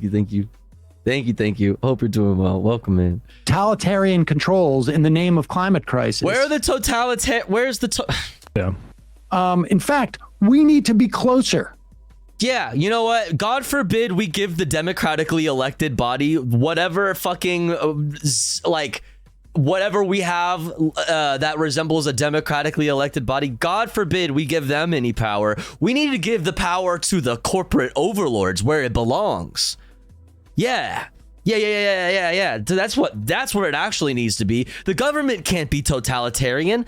The corporations need to be totalitarian. That's what'll fix it. Yes. What's this? The market will solve this. Yeah. Devastating hailstorm hits Lombardy. Yeah. Streets turn into rivers of ice and cars damaged. Listen, you just need to get a company to come in here and I don't know, do something, do company stuff. Hailstorms wreaked havoc. We can just stop the hail. You know what I mean? With I don't know, a product that we will innovate and create. In Lombardy. But only if we deregulate them. Particularly in areas like Seregno, Brescia, and Monza Brianza. Yeah. The strong storm on Friday, July 21, brought damaging winds, heavy rain. Yes, we just need to we'll just let the corporations go at it. And hail, leaving... Hey, Google. I choose you. Cars and ruins and streets transformed into rivers of ice. This is normal. This is just weather. Social media... This is just weather. Videos show the extent of the destruction with cars severely battered. Yeah, that's just weather. That's just weather. I don't know what's the big deal. I think some would argue are totalitarian controls. Let's nationalize our power grid. Let's nationalize our oil refineries. Let's nationalize. True. Yeah, you're not down. Give away federal. Yo, I heard you like nationalism. What if I told you? plans in leases to be driven. We could seize back these industries for the people. Build upon. Let's revoke leases. Let's take it out of shareholders who have invested in a poison, not unlike Big Tobacco or Monsanto, who, Bobby has fought against. And I mean, this is just bizarre and completely unsubstantiated. And completely on Snapchat. I mean, and to say that, like, I believe in climate change is happening, and then to say, however, exactly, but it's being used as some kind. It's not being used. We just need to do more status quo. He's doing I'm the enlightened centrist. Listen, liberals, listen, Democrats. Absolutely is climate change real. But listen, Republicans, don't worry. What I think's going to fix climate change is deregulation. Everybody's happy. Everybody's happy. Yay. Let's go. Appreciate it with it. I mean, I appreciate them doing the COVID stuff and the fossil fuel stuff, because both of those things it's billionaire anti-regulation libertarianism disguised as populism. You cannot mean that at all, Matt. But let's go see what the solution to climate change is, as opposed to the totalitarian measures that we're taking to deal with climate change. Like, I guess, presumably, Yeah, like what? What are these totalitarian measures? Fucking what? Light bulbs and shower heads. Kind of cabal of people who will use every crisis to stratify society toward, greater power for the super rich and greater power for the military, greater power. You see, like, how can you in the same breath say that you mention greater power for the rich, greater power for the military and the military industrial complex? How can you in the same breath talk about that and how you also need to leave it up to the free market to solve these problems? Like, it doesn't make any sense. As long as libs benefit from being the status quo, they ain't doing shit, real. The intelligence apparatus and less power for everybody else. We just need to go to brunch and be a little bit more racist at brunch or something. I don't know. We just need to, go to brunch with the liberals, but, put a fucking red hat on? I don't know. War on carbon is not going to solve the problem if we don't have a habitat left. I don't know what what is this? Enlightened centrism. My approach to energy is using free markets and not top-down control. We can recover what we had, but we just have to stay out of fear, because that is the weapon of tyrants. If you like this video and you want... Bruh. What top-down control? What free markets going to what? Yeah. Free markets always, oh my God, capitalism always leads to monopolization, to consolidation of fucking corporate power. It always gets smaller. And the wealth always transfers up, and it never trickles down. It never does. We already know this. There would be no solar industry.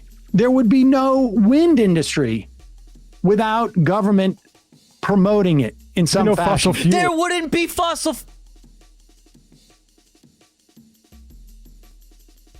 fuels and the milk industry, all of these. Dude, we could point to a number of things.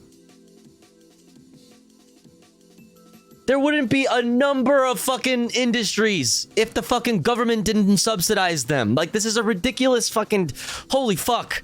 Yo, Paganox, thanks for the raid. What's up? Industry as we know it. Hope you had a good stream. For that matter as well. But is it top-down control when we build roads? Go follow. That promote more cars? Is it totalitarian when we introduce more public transport? Is it top-down control when we begin to subsidize corn? Yeah, and, right. To make food with no nutrients in it. Everything has corn in it in America, and you don't get any of the nutrients you fucking need. Top-down control? Cheaper. How come all the food is owned by 4 corporations? Or created by 4 corporations? How come there's 4 companies that own the whole shit? And to promote factory farming in the process of doing that, corn becomes feed for these animals. I mean, this is just absolute sheer. I just don't even know. I don't even know where to begin with this. And the idea, I mean, it's one thing I say, well, if government doesn't get involved in anything, no subsidies for the fossil fuels and also no subsidies for solar, that solar is going to win out? What? This is just bizarreness. This is not left. There's nothing even remotely. This is neoliberalism. Yeah, it is. Yes, neoliberalism, and it will give way to eco-fascism. That what do I? It's just.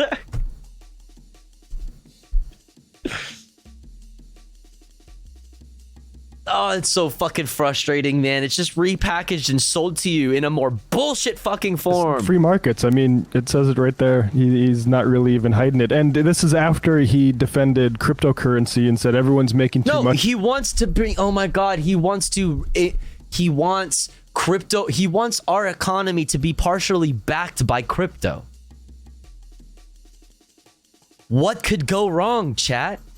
To the fact that these things use more energy than a lot of nations. I'm just honestly, I mean, this is someone that I worked with for the years. I'm just absolutely like, I don't know if I just wasn't paying attention. I don't know. I'm absolutely shocked by this. Yeah. I'm shocked. Ken Klippenstein, RFK Jr., this is from 1038 this morning. RFK Jr. owns 6 figures worth of Bitcoin per his June 30th financial disclosures. 6 figures worth of Bitcoin? That's a lot of Bitcoin. That's a lot of useless crap. Not if you convince people that it should be. Not if you can flip it for fiat. I'm really. I found that really. I would actually like to know more. Okay, that is extreme Fed posting. That's a bit. I know. Wait, eco-terrorism? Did you mean eco-fascism? Wait, did you mean eco-fascism? That's funny. I mean it.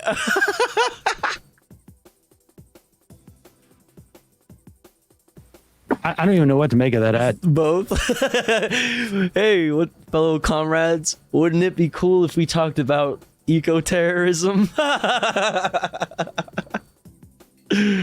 Yeah, I'm not promoting that. But eco-fascism, I'm Portuguese. No, I'm just messing. I'm just messing with you, lady. Just messing. Eco-fascism, however, is essentially a fascist who cares about the very simplified terms. This is an extremely dumbed down way of putting this. But essentially a fascist, right? You know what a fascist is? That cares about the environment. Basically, yeah. I mean, yeah. I really. Drift.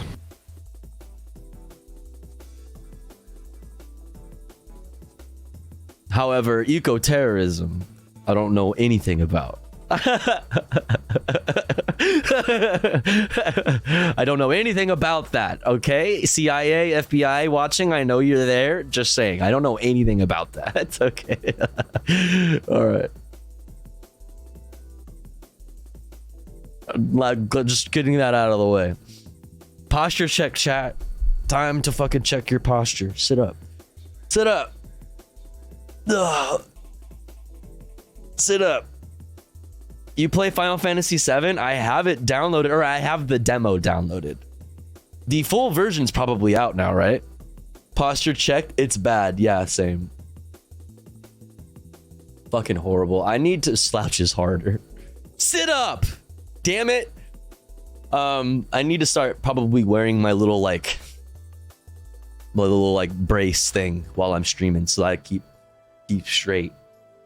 So I be bi-sitting like a motherfucker.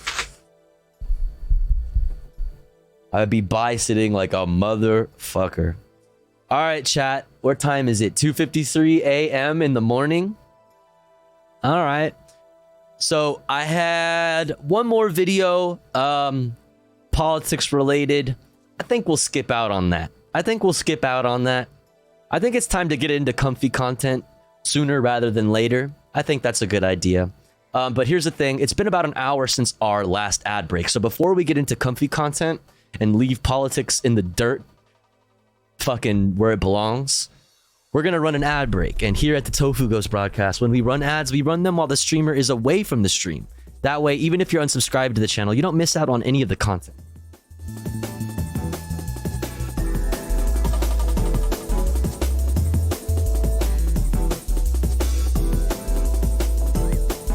However, if you would like to support the stream, and also in doing so get access to cool Tofu Ghost emotes and an ad-free viewing experience, all you gotta do is subscribe for $4.99 or for free with a Twitch Prime by connecting your Amazon Prime account, if you have one, to your Twitch account. Oh shit, Pixel. Oh man. Hey Pix, thanks for the raid. I'm about to go to on an ad break because we run them every hour or so. But thank you so much for the raid. I'm so sorry that I'm about to hit you with an ad break because I really, really, really hate pre-rolls and I want to eliminate them. So sorry. Give me ads. But thank you so much for the raid. I hope you had a wonderful stream. Welcome in. If you've never been here before, I'm Tofu Ghost. We talk about news and politics. But after this ad break, the politics part of the stream is actually over. We're going to be doing comfy content and possibly some gaming. But stick around. Shoot me a follow. Come back, tomorrow for more politics. Yo, Forlorn, thank you for gifting to Pixel. Now Pixel doesn't get ads. Let's go. Very cool. Thank you so much, Forlorn. I really appreciate that. Thank you. Hell yeah. Hell yeah. All right, so it's time to run an ad. And like I said, if you want to support the stream, get access to cool Tofu Ghost emotes as well as an ad-free viewing experience, all you gotta do is subscribe for $4.99 or for free with the Twitch Prime. Or if you're feeling generous and you have the means to, maybe consider gifting a sub like Forlorn did to Pixel. That way, our friends in the chat, our comrades in the community may also be able to enjoy Tofu Ghost emotes and an ad-free viewing experience. I'll be back in 3 minutes. Don't you go anywhere. BRB.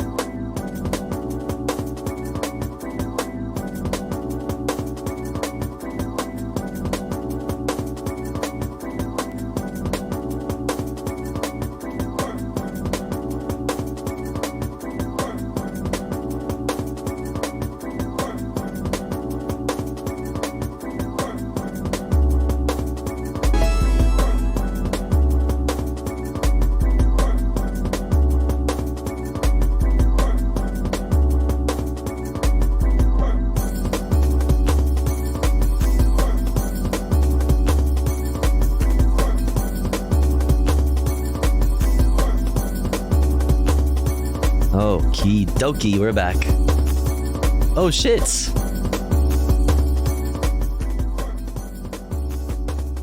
You guys are so nice. Anonymous, thank you so much for gifting a sub to Lord Anzi. Thank you so much. And Chaos the Gardener, thank you for gifting to North Kalea. Thank you so much. Thank you, thank you, thank you. And Forlorn, thank you again for gifting to Pixel Smixel, who everybody should go follow, by the way, if you don't already. If you don't already. I love Pixel streams. They're very cozy. Very cozy. Lefty, comfy political content and singing.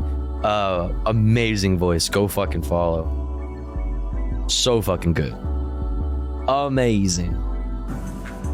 All right. Where were we? Thanks again for all the gifties. I appreciate it.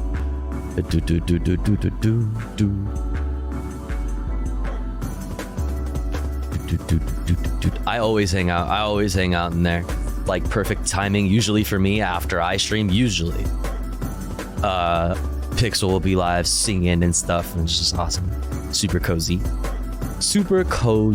All right, speaking of cozy, comfy, let's do a little chat video, and then we'll see where we go from there. Maybe we'll do some gaming. I don't know, fucking whatever. Who cares? The fuck? Let's do it. Let's watch this chat video that we've been putting off for a couple days.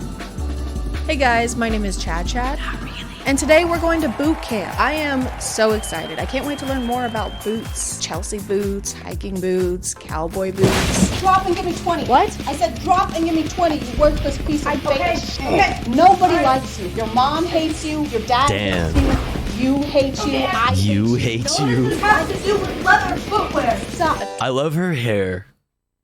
I feel like every time I see Chad and her hair, I'm like, I want to cut my hair exactly like her hair. Are you a bad person who does bad things? Yes, Who absolutely. wants to stop doing bad things? No. What if there was a course that helped you level up in life and become the alpha you were always meant to be? Well, She shaved her head as wearing wigs? No, that's not a wig. Cap. fear not, because for the low cost of $18,000 and your physical You would look so good with bangs tofu? You think so? Do you really think so? Because I'm scared. There is.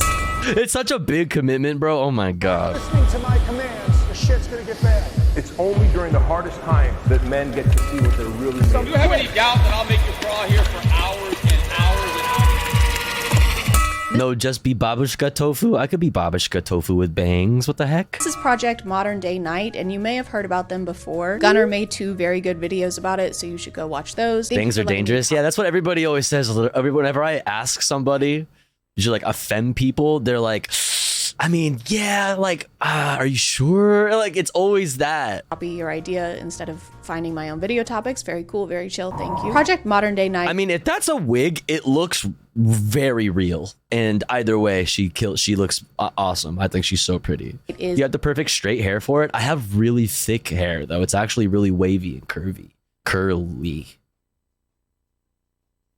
and stuff. But I could straighten it. It's a boot camp for men Should who try want it. to level up, become the 2.0 version of themselves, see. or flip the switch, as they like to say a lot. Fuck the haters, but when you are your own hater, it's hard to do that. It's hard to fuck the hater when you are the hater. In an instant, if you feel me? Flip the switch, flip the switch, flip the switch, flip the switch. It is just a metaphor, though. They aren't a bunch of highly motivated electricians. Hey guys, I think I'm gonna flip the switch. I swear to God. Brian, stop. I just flipped a switch. Brian, stop. I can't stop flipping the switch, guys. And there's nothing wrong with self-improvement, obviously. A lot of the issues they list here are valid reasons to want to become a better person. I have a Having friend who looks places just where like they- Chad, and she's a cosmetologist, really. That's cool. For the love of God, go to a salon and let them do it. You don't want me to I should just do it myself, though. Think of the content, though. What if I cut my own bangs on stream and ruined my life live for you all? And can be vulnerable and open about their Come on, think of the content. Think of it. health is important. This just isn't one of those places.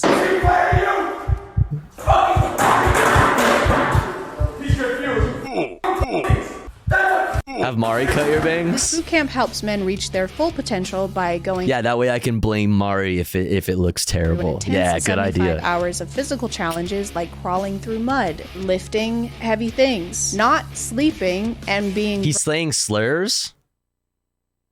What? Did I miss that part? Oh, yeah. This boot camp helps men reach Yeah, a couple fucking tactical F their full slurs. potential by going through an intense Yeah, 75 well. hours of physical challenges like crawling through mud, lifting heavy things, not sleeping, and being verbally berated by instructors. One more word, you're gone. Clearly, their main priority is to harbor an environment that boosts men's confidence. What's your name again? God bless you. Yo! To have a Cutie Raid, what's up? USA hole. I hope you had a wonderful stream. How's it going? So good to see ya. Chat, if you don't already follow USA hole, don't be a fucking bitch. Go do it now.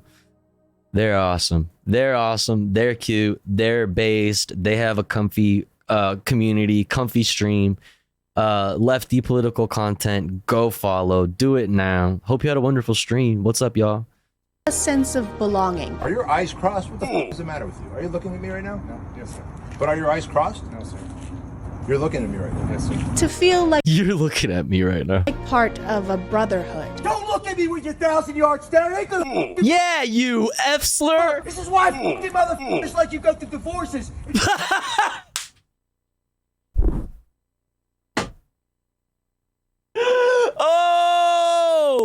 Oh, yo, that one actually cut deep on every man in that fucking line. Holy shit. Also, he's projecting. But it fucking hurt the feelings of every fucking dude standing there right now. This is why all you fucking motherfuckers are going through divorces, you pussies. Oh my god, dude. Lines leave you. You gotta be the dumbest f***ers I've ever met. So if you want to see a man in his instructor is 5'3", by the way. late 40s get pissed about being looked at, Don't look at me. then this is the perfect investment for you. Did you just look at me?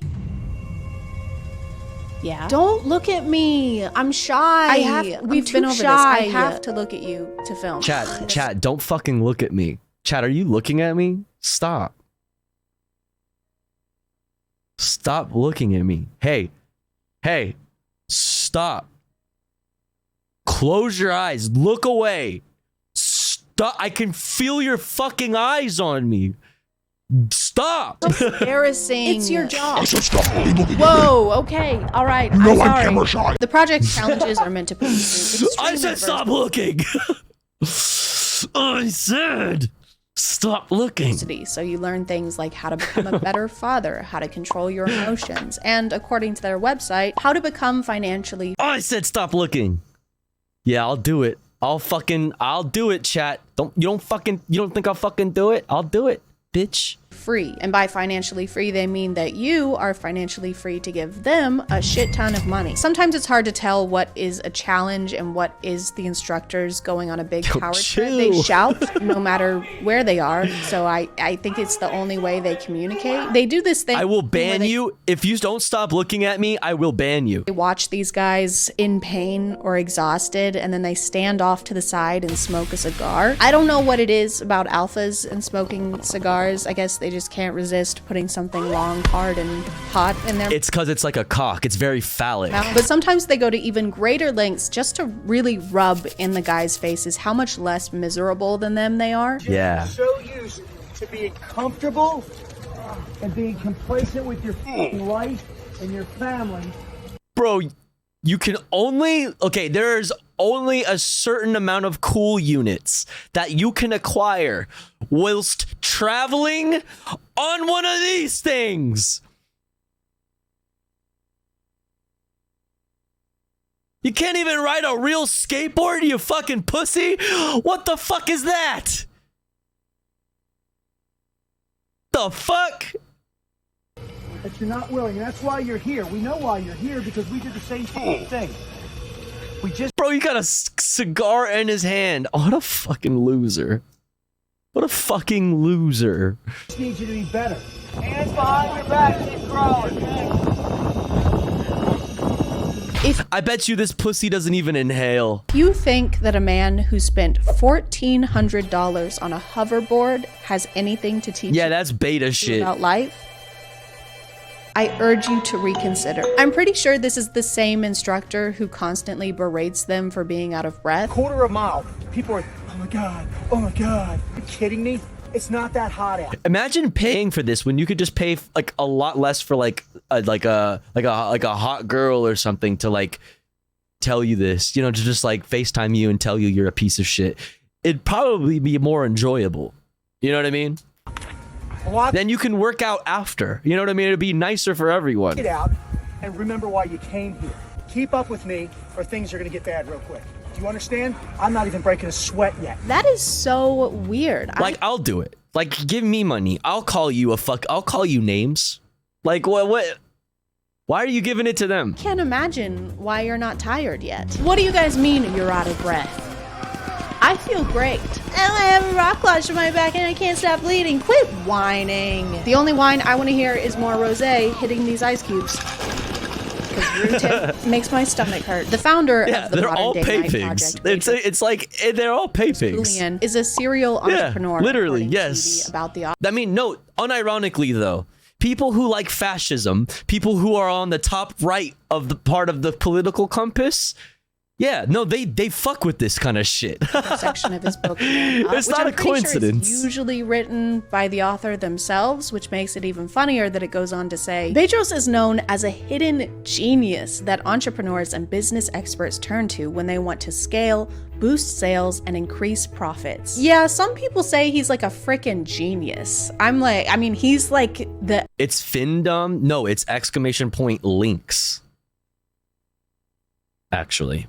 Expert for the experts. He is the first person that people come to. Not the second, not the third, the first. Why are you talking in third person? No, I said first person. Some of their reasoning for why you should flip the switch or attend the boot camp is kind of messed up. Throughout their website is constantly referring to them and how they don't want you to be a real man. Look, True. The opposition is trying to keep It's the they-thems. It's the non-binaries. They don't want you to be a real man. men weak, anxious, True. depressed, docile, and dependent. That's how they want the average man to be. Who is the opposition? Who is they? Is they here? Is they in the room with us right now? Basically, the entire No, I'm right here. website sounds like it's giving us a vague prophecy from a fantasy book. You must take this ring and you must hide it in a Destroy safe place. it! Why do I have to do that? Because they will try to take it from you. Who will? Those who No. What if I keep it? oppose us. Who opposes us? The opposition. How are they opposing us? Opposingly. Is that a cock ring? They can't have it. It's mine. It's my cock all right. ring. My precious. All right. Okay, man.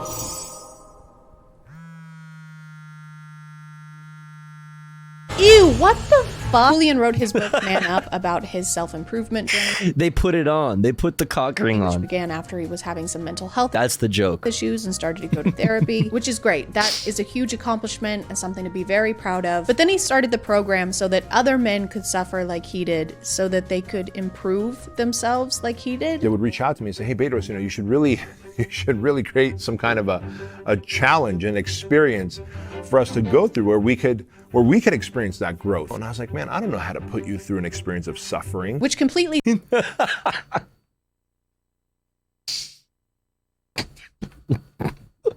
skips the therapy step of his journey. To be a better human, then you are going to have to suffer. Hell yeah. Yep. Actually has plenty of suffering to go around. I don't know. Nope. Government mandated bootstraps. Put them in your To mouth. be making more of it. The other day, this guy punched me in the face. Oh my god. Yeah, but then the doctor gave me this sucker. Oh, nice. Yeah, so I need you to punch me in the face. Why? So I can get more suckers. Can't you just skip that and get one from the store? No, this is the only way I can get a sucker. The sucker is a metaphor for...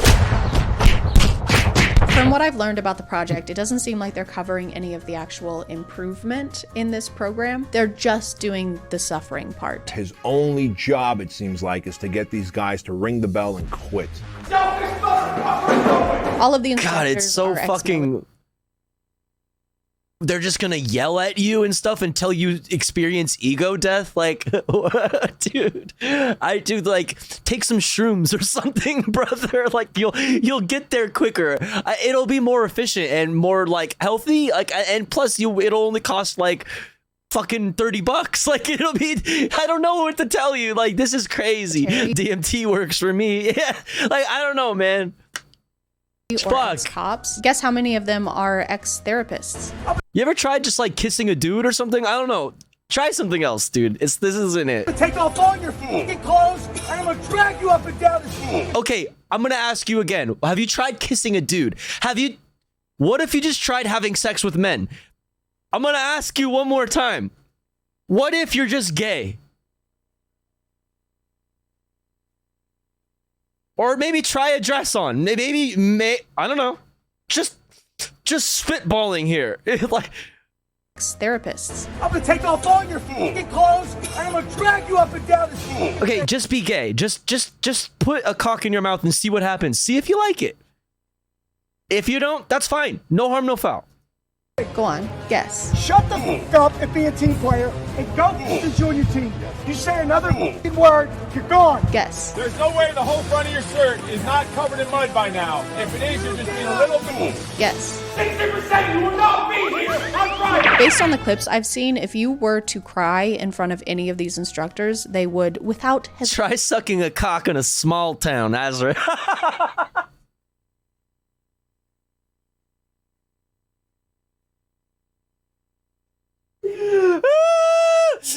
Try that in a small town. Let's go.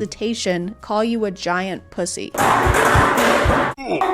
Which just seems like they're trying to solve these issues with the same stuff that caused them in the first place. You see, the reason men struggle with mental health is because society pressures them to be big and strong. And so hard and veiny and throbbing and we're gonna fix that by making them big and strong. And to make matters worse, they have another version of this program for children. The Squire Project is for boys aged 13 to 15. And so cool. We're gonna yell at little boys too.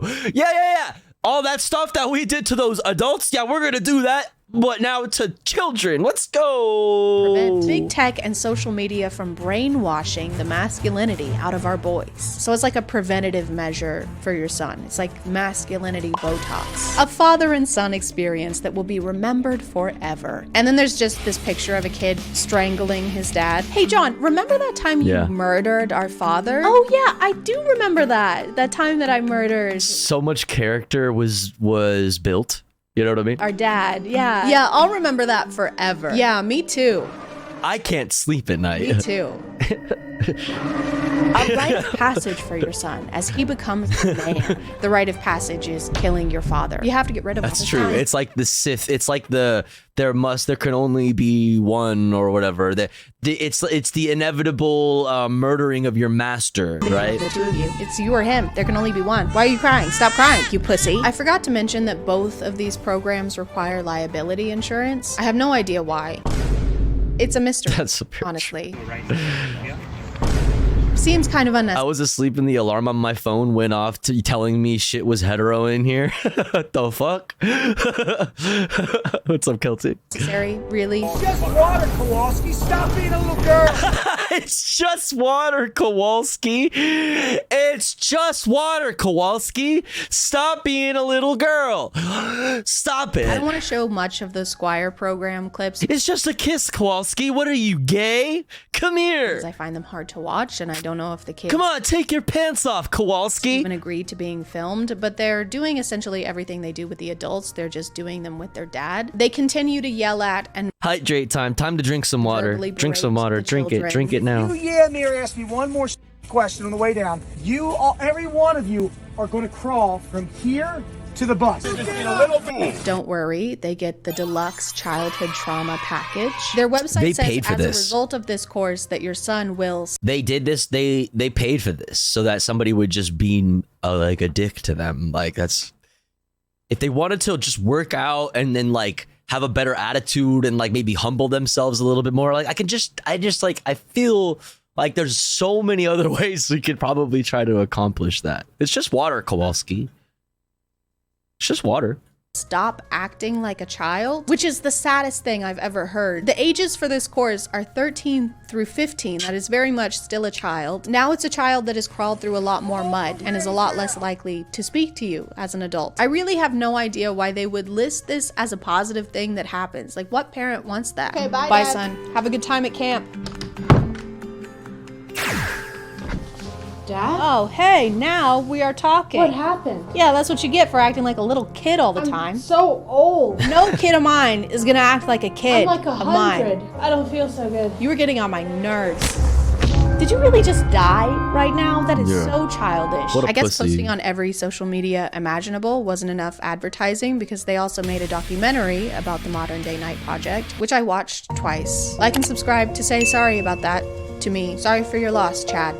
Of time. The whole thing is Coolian giving more backstory for the project and explaining why they started it. The documentary also seems like a vanity project. The whole thing is in black and white. There's epic background music. Fuck it's yeah. in slow motion. It's fucking sick. I am wrecked and ready to eject. So at some Me point when too. he's describing the program, he refers to the physical challenges as opportunities. Fucking And so the ice Insane, bath is bestie. one challenge. You know, pulling a truck, my pickup truck, and then ultimately a fire truck is another, and hiking just miles and miles every single day during those 75 hours over that 3-day period, and all types of physical, I guess what some would consider torture, that I would look at as opportunities. Yeah, some might call it one man's torture, chat, is another man's opportunity.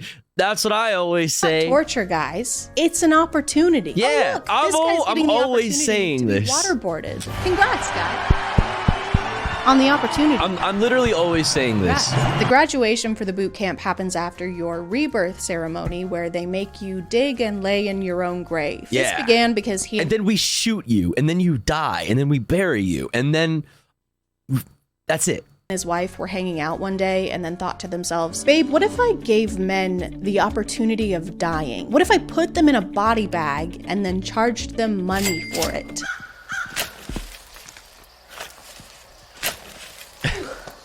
All right, and it's just gonna ask you a question there. So you can just answer that for me. All right. Thank you so much. Have a good one. That's funny. And I get You it, too. you know, in Yeah. a way it's appealing to have a prescribed time where you can say, I did it, I've accomplished it, I have improved myself. When in reality, that's a never-ending battle. It's easier to spend the huge amount of money than to accept that the 2.0 version of yourself is a lifelong project and not a 75-hour one. And this is a nitpick, but it's kind of funny that it's called the Modern Day Night Project, because if there were modern day nights, they wouldn't be doing any of this. It would be a lot more like, Oh, hell yeah.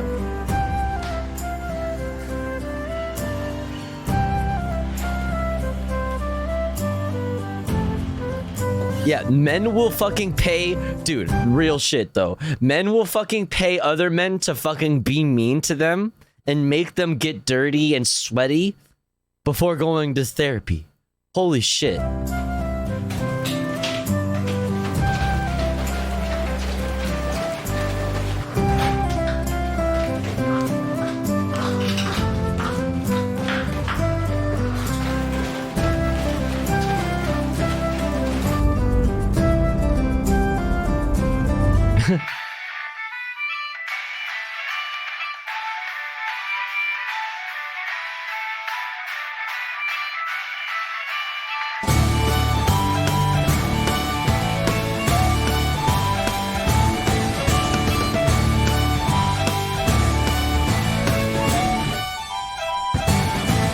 I'm gonna call it there, guys. Thank Yeah. you for subscribing, and if you are still here, thank Thank so you. much for watching. I appreciate you clicking on my video out of all the videos that are on here, and I'll see you next time. Okay, bye. Attenzione pickpocket! Attenzione borseggiatrici! Pickpocket!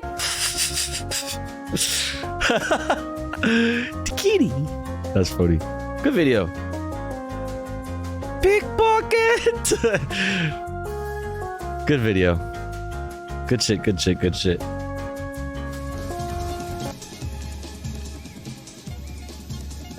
All right, chat. I I'm thinking.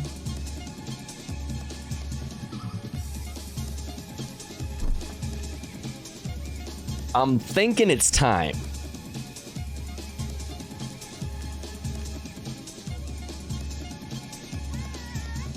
I'm thinking it's time for us to shift gears here a little bit.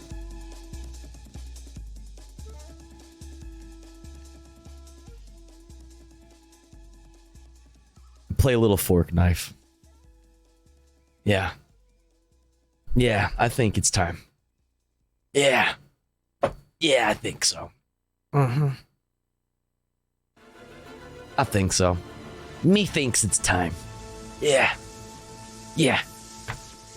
Time to fucking pwn some fucking children in fork knife. That's right. Time to get fucking toxic. I said it before and I'll say it again. Life moves pretty fast. You don't stop and look around once in a while, you could miss it. Time to get toxic. What the hell? Oh, I need to turn on my... Whoops.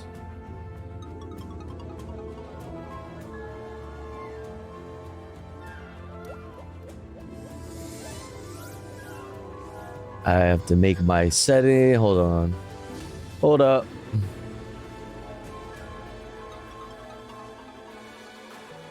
Do.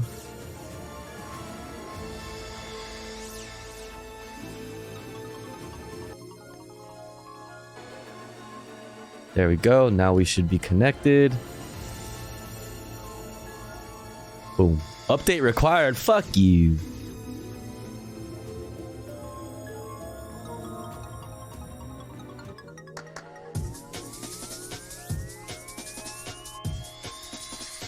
Hurry up! Dude, I don't want to wait for updates, bitch. I want to play video games. Tofu, why are you beating up kids for free when some rich asshole parents will give you 18K? True. Yo, give me 18K and I'll Bro, give me 18K and I'll kick your child's ass in Fortnite every day. All day. I'm down. I'll do it, dude. I volunteer as tribute. I'm fucking ready, dude. Holy fuck, just say the word, bro. It's because the game updated 2 hours ago? Oh, fuck. It's gonna take forever. Oh, man. Well, we gotta play a different game then. Money now. Yeah. Yeah. Alright, well, then we'll play something else then. Fuck. Call of Duty? Should we get real toxic? I mean, we could get toxic. You know what I'm saying? Futurama crossover? Oh, man. They're just gonna make me go broke, huh? I have Super Animal Royale.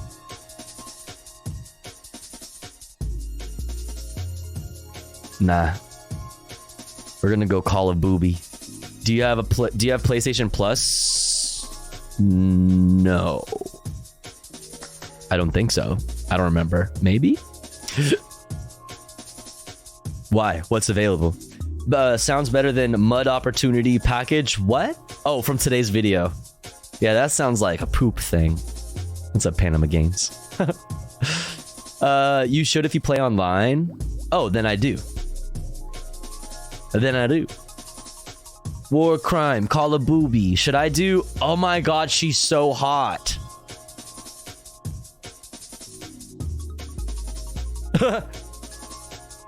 Look at the pizza. Oh my god, the pizza skins on the gun. On the guns are crazy. Alright, that's crazy. The pizza skin? Dude. That's kind of fucking awesome. For free from Prime Gaming. Dude, she's hot. Yeah, is she single? Cause... Bro, what?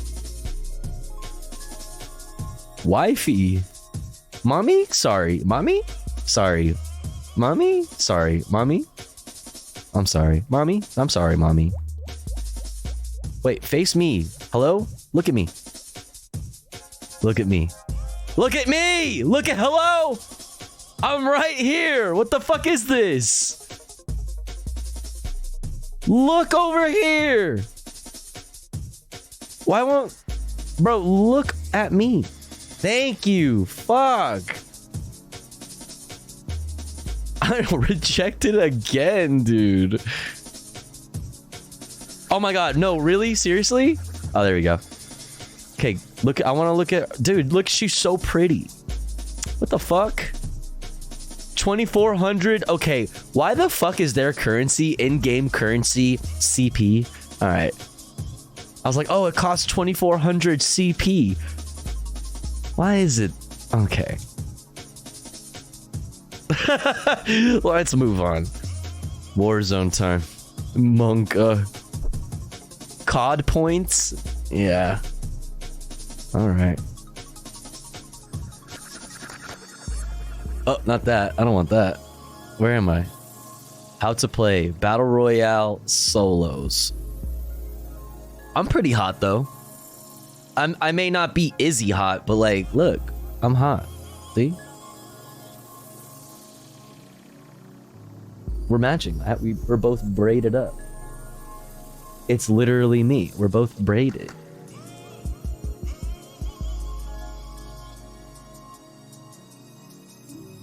But yeah, I like to roll up the front of my hair like that. It's super cute. Super cute. Oh, thank you, Celtic. This ain't Fortnite. Are you sure? Are you sure? I don't know. This kind of looks like Fortnite to me.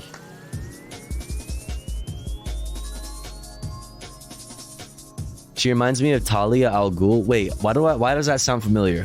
Who dat? Batman?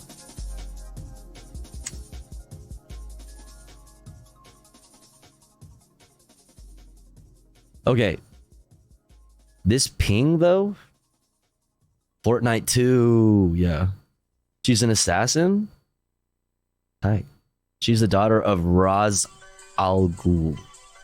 She's the mother of Batman's child, Damian Wayne.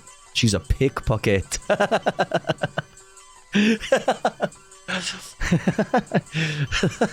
sweet. Hell yeah, based. Pickpocket! Hurry up! Oh my god, I want to play this fucking video game, dude. Holy. My god. War Crime Simulator. If I'm trying to. I mean, I guess I could just play the campaign.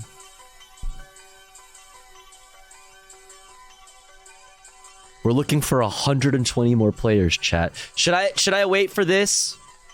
Or should I play campaign? What do you think? 0 for Warzone, 1 for campaign. Dun, dun, dun, dun, dun, dun, dun. Bum, bum, bum, bum. Wait, what was this? This was 0. Warzone is 0. Okay. Oh, Diosu, you're so funny. Oh, Nori, classic. Where did we leave off in the campaign? We left off like at the cartels, but I'm not gonna lie, I did a little bit of playing by myself off stream. I ain't gonna front. I wanted to play a little campaign, do a little war crimes on my day off. Okay, I did a little war crimes on my day off. All right, listen, I'm only human. Now, seriously, what's the difference between an eco-fascism and eco-terrorism? Well, eco-fascism is like a political ideology. And eco-terrorism is like a type of terrorism done, like, for example, against like oil refineries or like, you know, infrastructure, damage to infrastructure that like is bad for the environment. That would be eco-terrorism. Like radical, you know, I mean, yeah. Doing terrorism for the environment, essentially. That's eco-terrorism. But eco-fascism is a political ideology. A flavor of fascism. of which there are many flavors.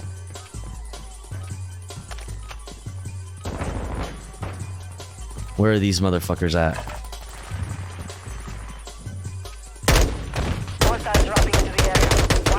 Fuck you, pussy! Crack. Enough training. Crack. Warzone? What's up, Fellini? Good morning, Felliners.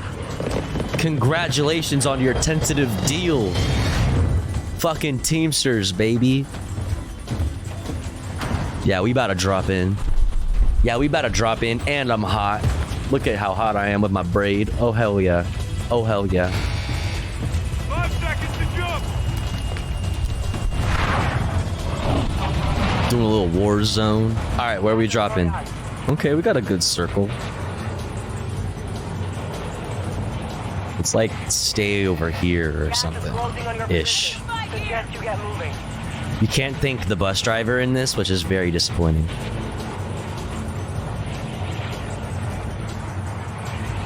Thank you for explaining. No problem. And sorry we were like joking about it. We weren't like making fun of you. You know what I mean? We were making fun with you.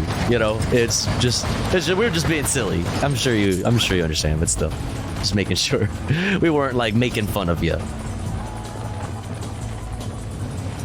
I just can't really like be pro eco-terrorism, you know what I mean? Like teach people about eco-terrorism in my political stream, you know what I'm saying? It might not be the best look. Twitch already doesn't want to fucking partner me. If I started talking about eco-terrorism, it probably would, you know, it probably wouldn't be the best thing.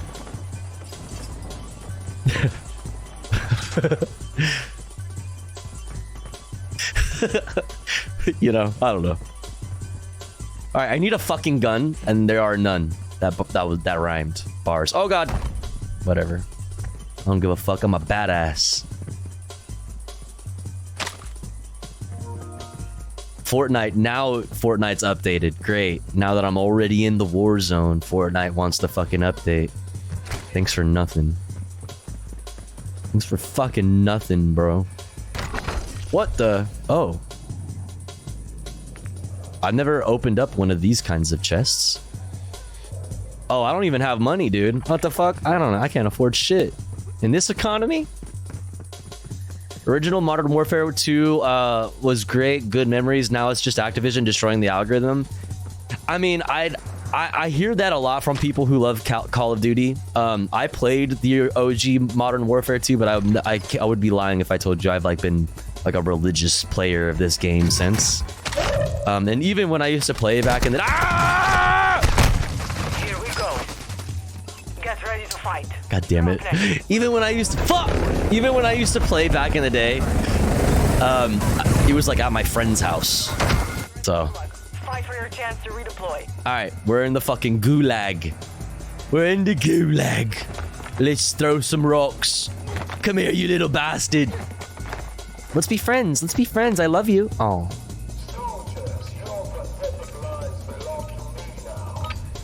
Bum bum bum bum bum bum. Fellini Fiend added killing immigrants as permitted term on Automod. Let's go. Fellini. Pussy bitch. Excuse me. Let's go.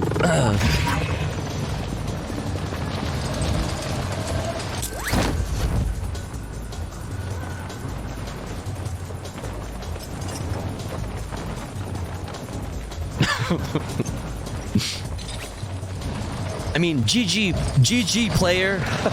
GG, good try, nice try.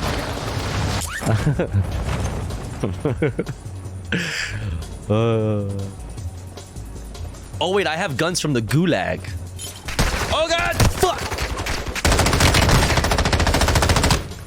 Fuck you, fuck you, fuck you. Fuck! I just got here! God damn it. Placed 107th, my fucking ass. Fuck you. Bum bum bum bum. Bum bum bum bum bum bum bum bum bum bum.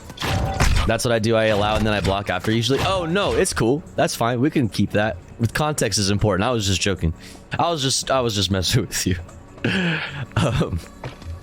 No, it's allowed. If I see somebody using it in a context that is bad, and I trust that the mods would I trust you guys to know the context too.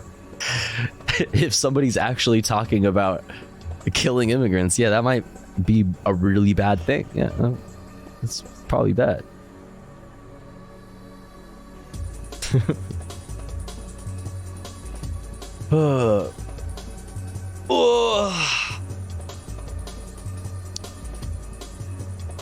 But we good. We good.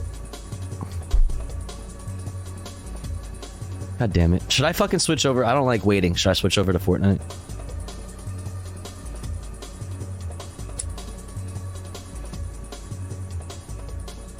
Oh, you say it's like somebody might fucking use a screenshot, like screenshot that and weaponize it against you. Fuck this. Let's go to Fortnite. This is fucking lame. Am I right, chat? Fucking lame.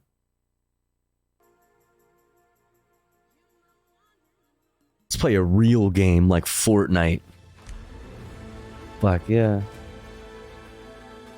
Boom, boom, boom, boom, boom, boom.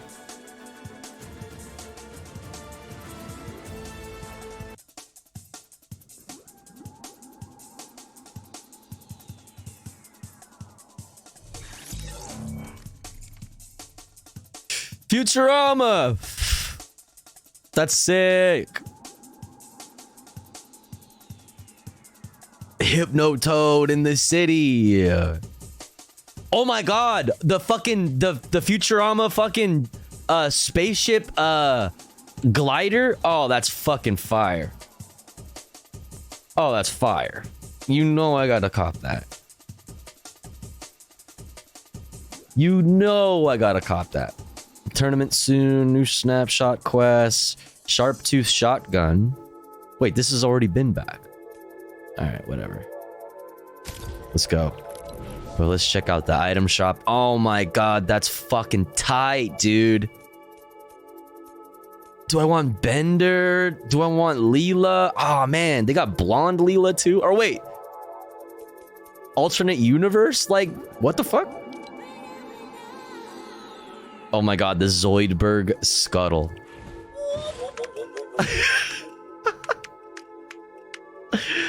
The Zoidberg Scuttle, dude. No, Bender, I barely know are true. Oh, that's so good, dude. Oh, come on. Giant Nutcracker, ayo. Okay. Solid gold fiddle. All right. Okay. Yo, I always think this skin reminds me of Love Slug. Always reminds me of Love Slug. Dun, dun, dun, dun, dun, dun, dun, dun. Oh, let's go. Dum, dum, dum, dum, dum. Dun, dun, dun, dun. Let's fucking go, bitch.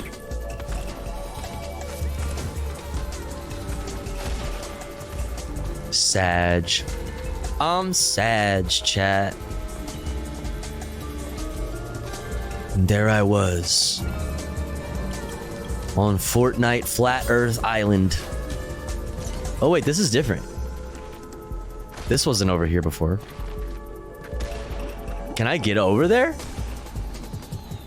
Oh shit.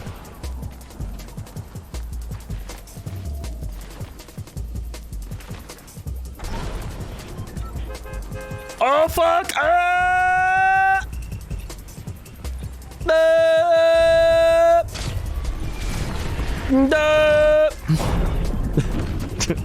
Alright, where are we dropping, boys?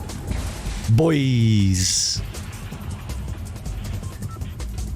I really like the fucking, the jungle areas. They're really cool. They're really fun. Like, it's fun combat in those areas because of how, like, you can actually kind of sneak around in all the bushes and shit. You know? You can actually fucking be all, like... You feel me?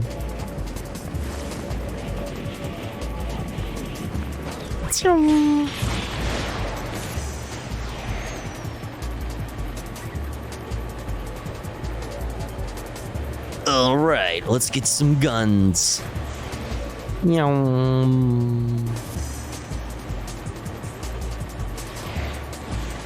I really wish I could just cut my fucking glider and just fucking drop. It's so annoying.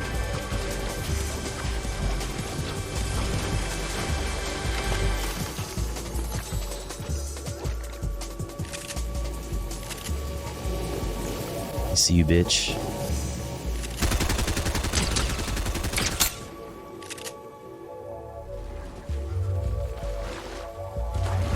Coming for that ass.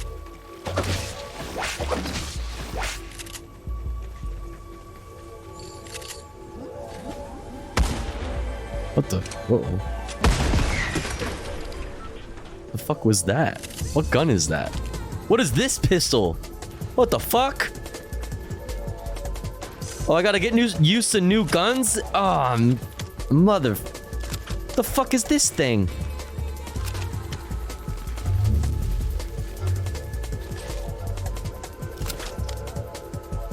The fuck?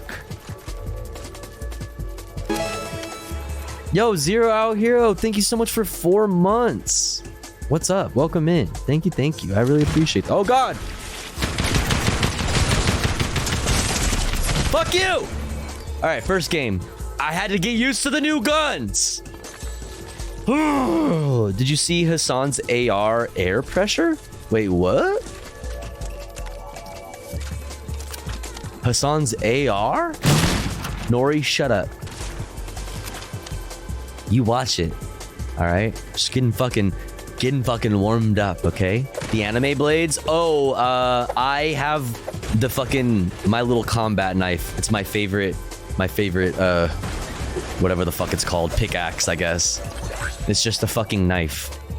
It's very intimidating because everybody else has like silly things. I just have a fucking combat knife and I will use it.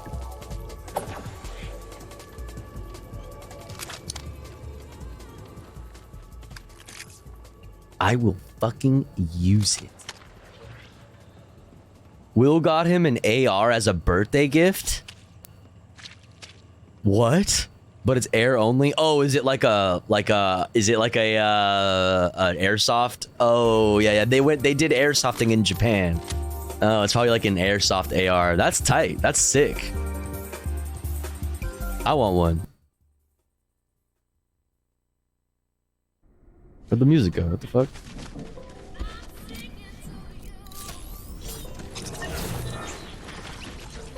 Alright, let's see if I can get someone to give me a hug. Hey, you! Come here. Hug? Hug? Fuck you then. Hi! I like your hat. Hug? Oh. Fucking rude, dude. Holy shit, I just wanted a hug, man.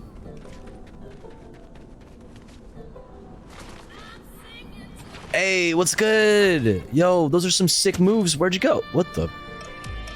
Hey, I loved you in Attack on Titan. Can I have a hug? Oh, are you in a bad mood? Come here. Come here. Oh. Hug? Pussy. Bitch ass. Motherfucker.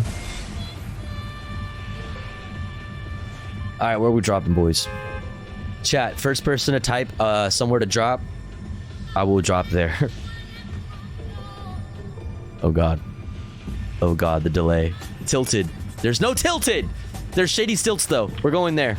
Wait, what did I just mark? I don't know. I didn't mean to. Wait, what? Shady stilts.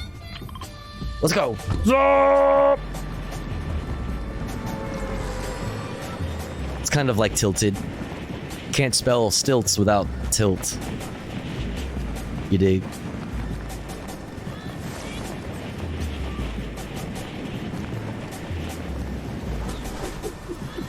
Boom, boom. Okay, there's a bad guy there.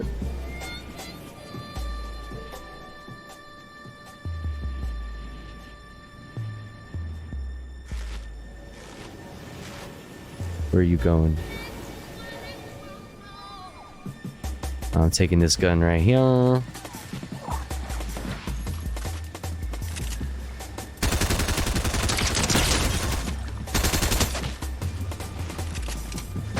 I hear somebody else on my left. Get fucked, loser. You're a bitch. Alright, what's up with this new gun?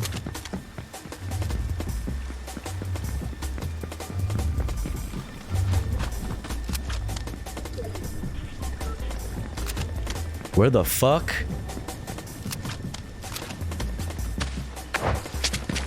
What? No! Fuck you, bitch!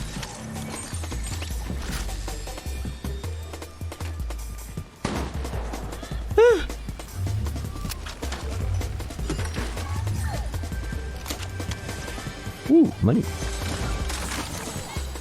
Oh my god, I need that. Gimme, gimme, gimme, gimme, gimme, gimme, gimme, gimme. Gimme, gimme, gimme, gimme, gimme, gimme, gimme, gimme, gimme, gimme, gimme, gimme, gimme, gimme, gimme, gimme, gimme, gimme, gimme. Go, go, go, go, go, go, go, go, go. Alright, we're back, baby. We're so back. We're so fucking back. We're so fucking back.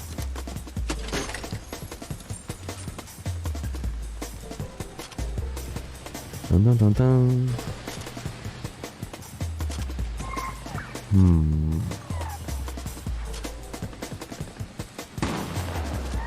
Where are those shots?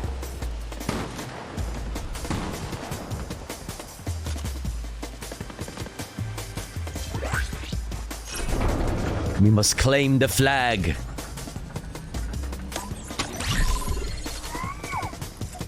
For tofu blocks across the world. We must raise the soy flag over the lands of Shady Stilts or whatever it's called. That's right. Tofu blocks rejoice. The black tofu flag will fly over the Fortnite flat earth. That's right.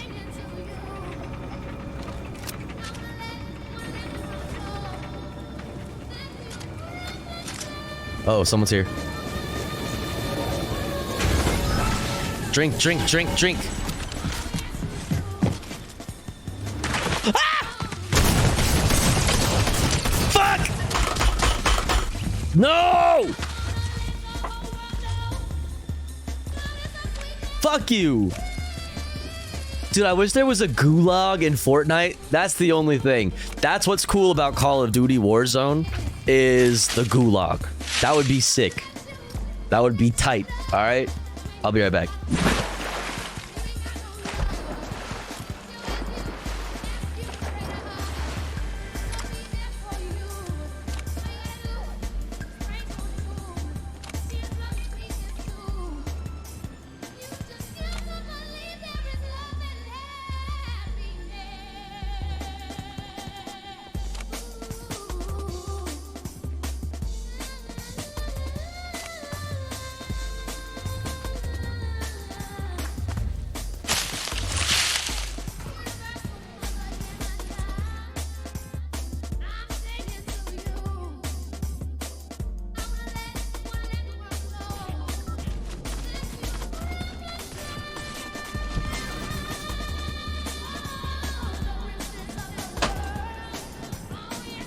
Alright.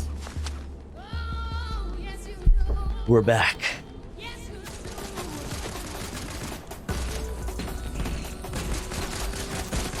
Let's see if somebody wants to play chess with little old Tofu.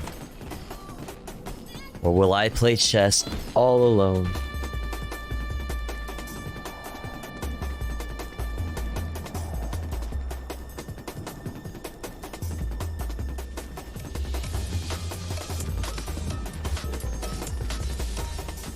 Oh, let's go! We got a challenger. W. Except you're not actually touching the pieces, queen. Love your outfit though. Slay. Oh, ow. Hug. Okay, that was rude. Welcome in, Orchestran. Where are we dropping then? Where are we dropping? Where are we dropping?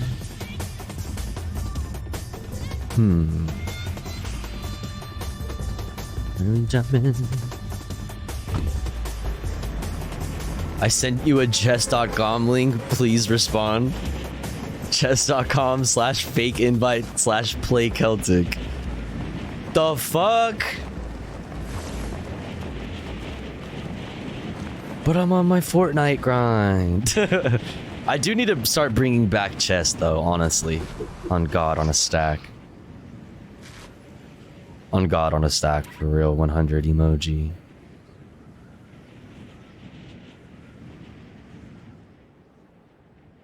I'm gonna drop on Slurp. We're dropping on Slurp. Bum, bum, bum, bum. Just play chess while we're watching the news. But I won't. I have to react. But how will I react? I can only pay attention to one thing at a time, to be honest. Like I won't. If I'm paying attention to like what my next move will be in chess, I am not thinking about politics. Like. I'm not listening to some boring ass political fucking. It's like some. You know what I mean? How am I gonna take in all the fucking things I need to take in while I'm like actually thinking about what my next move will be? My brain doesn't work like that. I wish I was that cool and that smart. Unfortunately, I'm not that cool and smart. I'm only a little bit cool and a little bit smart. You know what I mean?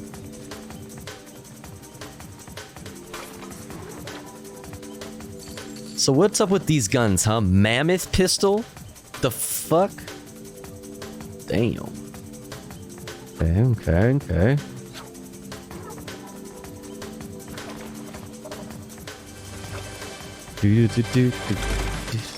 Just play bots? That's actually a good point. That way I wouldn't actually have to like worry about doing it in a certain time.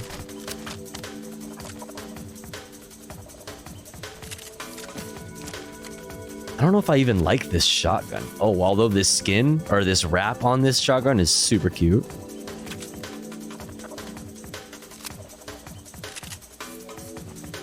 Super cute. It's got strawberries. It's pink and has strawberries.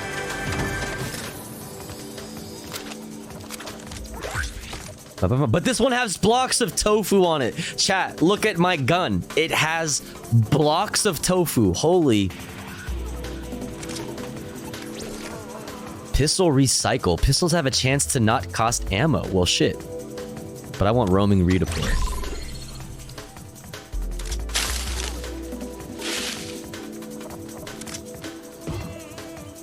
Those are sugar cubes? No, they're not, Diosu. You fucking take that back. Those are soy cubes. Those are blocks of tofu, and you fucking know it. Don't take this from me. This is all I have. The tofu flag will fly again. That's right. I love these fuckers, though. I love these bad girls. All right. Where should we go? I guess we can go to the city.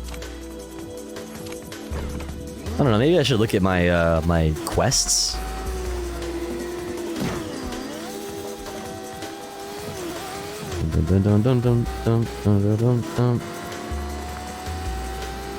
Watch this, chat. Wicked.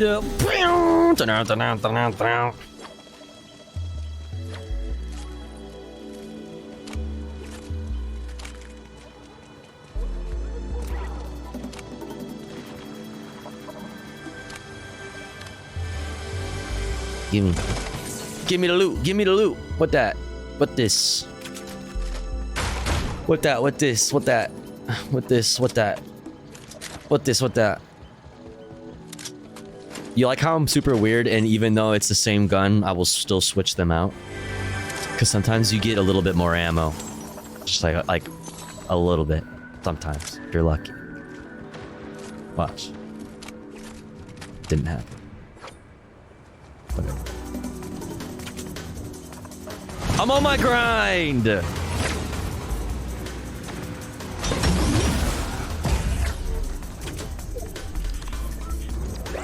We out here grinding.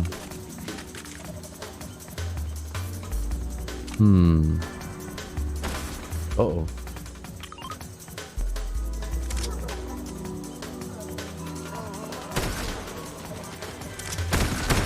Ooh, but I like these more. Where is that coming from? What the?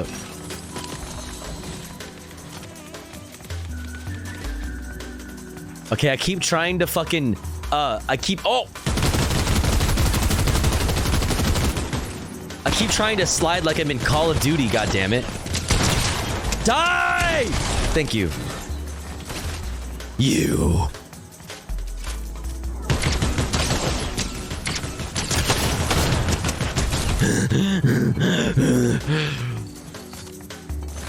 Your flesh. Give it to me.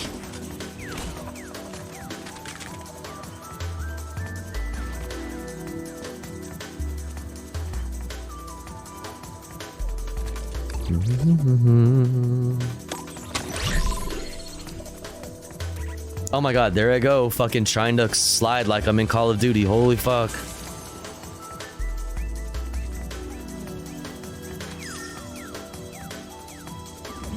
Oh my god. Oh my god. This is the most frustrating thing about this game is stupid shit like that. Stupid fucking shit like that. Alright, let's get in a car. Where's our car? Give me a car.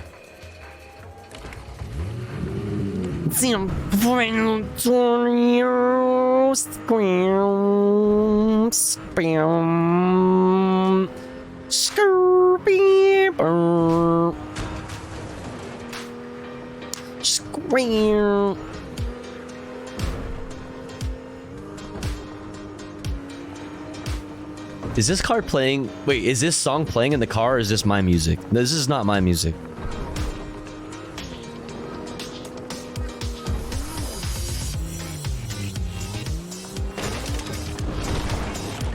What is that? What the fuck is this? Bender's shiny metal ray gun? Okay. What the fuck is this?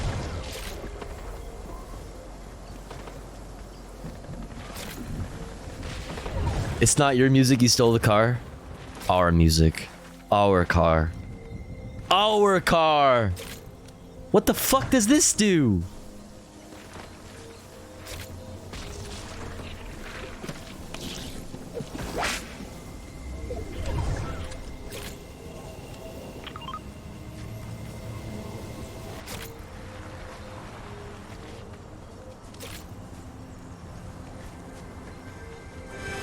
Didn't I just hear something over here? Am I crazy? Am I... No, you're right here. I'm not crazy. Show yourself, coward.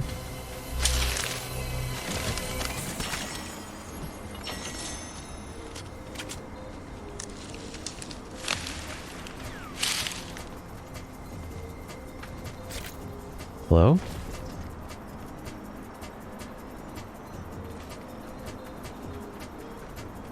Hello?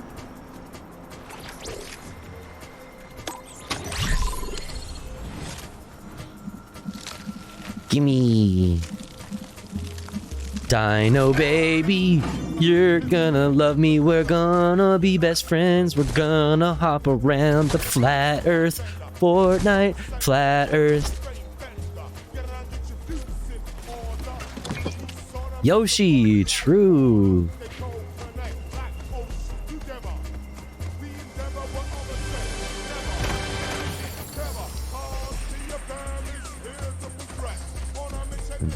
Dun, dun, dun.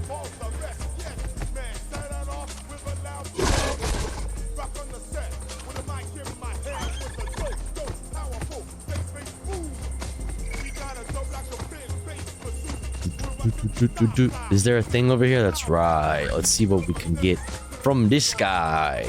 Oh, it's on that side. Dumbass. Alright, get the fuck off me. Or let me get off you, or whatever.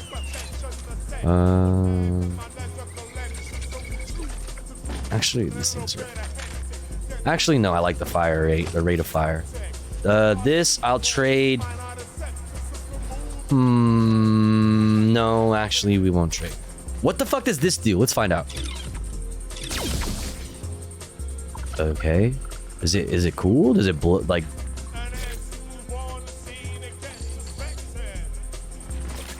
Come here. Come here, come here, come here! Hurry up! Oh, you stupid fucking dino. You silly dinosaur. Oh my god, I'm gonna die. No, I'm not. I'm too good. Too good at this game. Boing. Let's fucking go. Woo! Drink. Ah, no! Okay, I didn't think this through. No!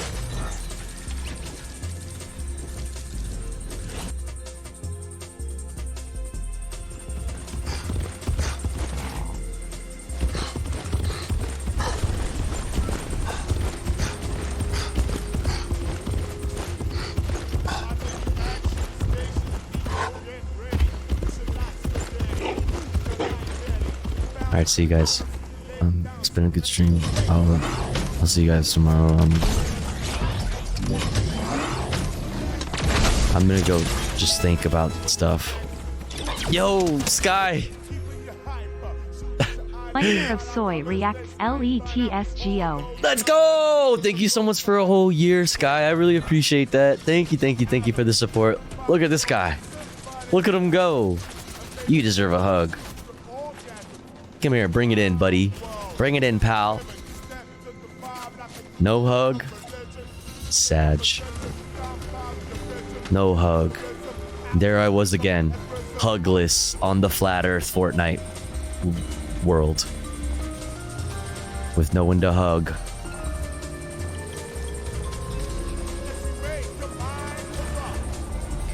Aliens.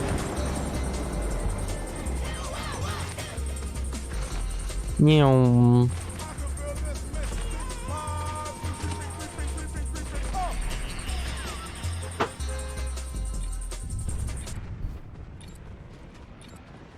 Boom. Alright, this is the one, chat. #1 victory royale incoming. Are you fucking ready? Thank you again, Sky. I really appreciate the support. Thank you. Tofu, just remember, no matter how big the L you hold, you didn't buy Twitter for 44 billion, then turn it into the Nazi porn app no one likes. That's true. Yeah, that's true. Could always be worse. Let's go. It could always be worse. Dun, dun, dun, dun, dun, dun, dun, dun, dun, dun, dun, dun, dun. You know, in France, it's a victory royale with cheese. That's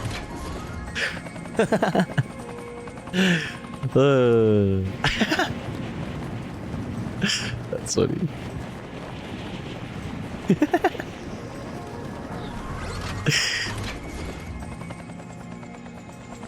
Dun, dun, dun, dun. I love the smell of slurp juice in the morning. Dun, dun, dun, dun. Oh, look, there's a person right there. Let's kill them with a gun. Not a good gun. Very bad gun. Very bad guns to start off. Let's get the fuck out of here. Oh, look, it's a person. Whee! Dun, dun, dun, dun, dun, dun, dun, dun, dun, dun. Drink, drink, drink, drink, drink, drink, drink, drink. Bottoms up, bottoms up, bottoms up. Drink, drink, drink, drink, drink, drink, drink.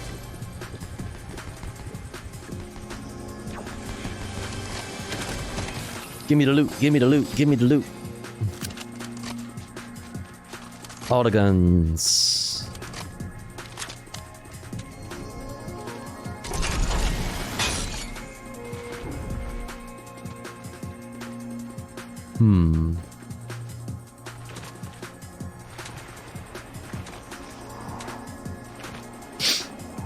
I can't think of anyone who's taken more L's than Elon in recent history.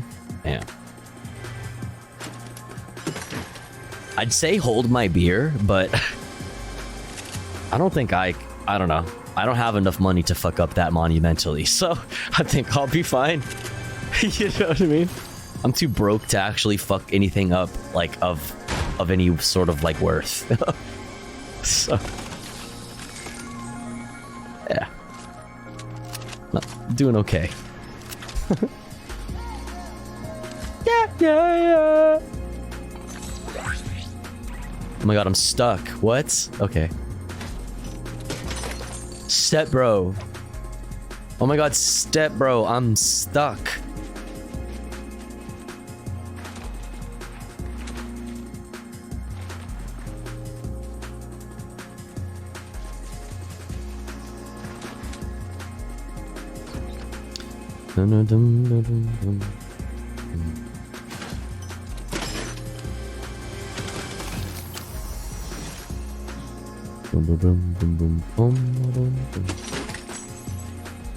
La la la. Nice place. Pretty big bathroom, dude.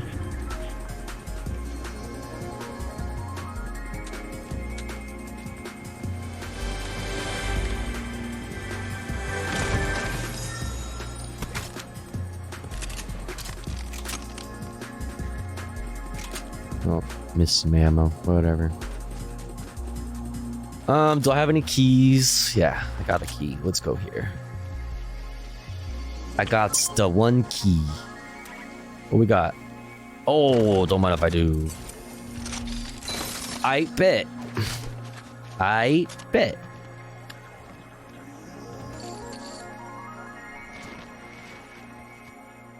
I think the sound design, I love like we just passed by that little like satellite thing, this thing, and it started making little like satellite like radio noises. I love the little things like that in Fortnite. They're like really simple and basic, but they like do a lot for the game, I feel like. Yo, Lemon Hands, thanks for hanging out. Hope you have a good one. Thanks for stopping by. Hope to see you again. Night night. How do I... There we go. I like it a slurp or the slap.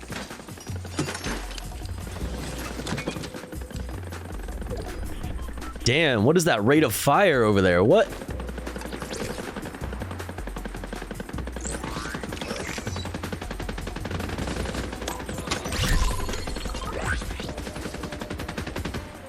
Y'all good?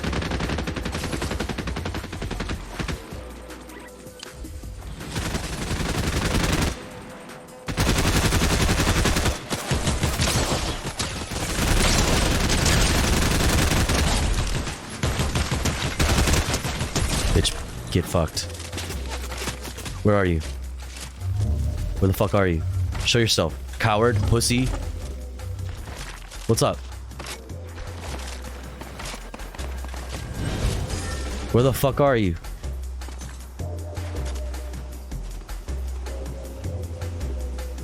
Where the fuck are you? Show yourself! Coward! Ugh!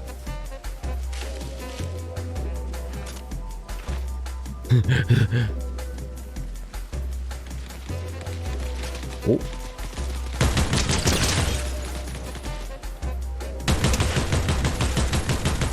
Bitch! Omnivore? Not anymore, bitch. Vegan supremacy, pussy. Get fucked, dude.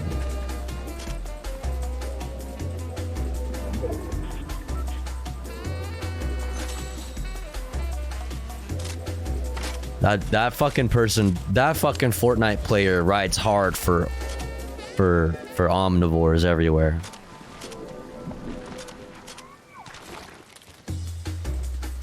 They said omnivore gang. Redeploy.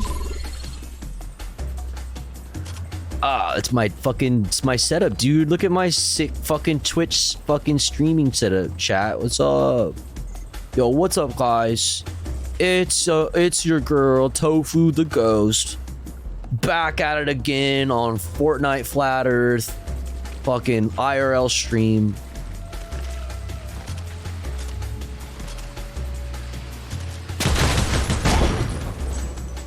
O-ring.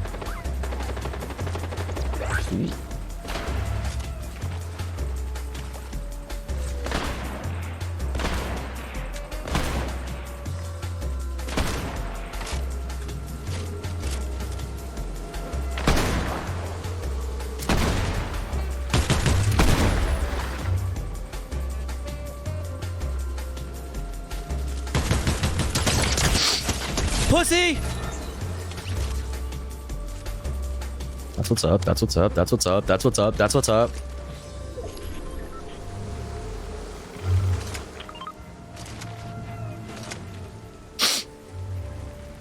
Alright, where are we going? What do I gotta do now? Where am I? Where's the circle?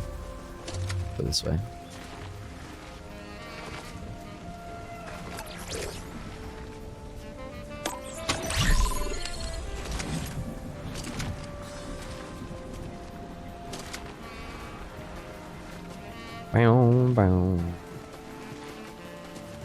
I will get my associate diploma of liberal arts humanities. Very useless, but 4 years I did it. I'm not transferring. Let's go, dude. Congratulations, Nori.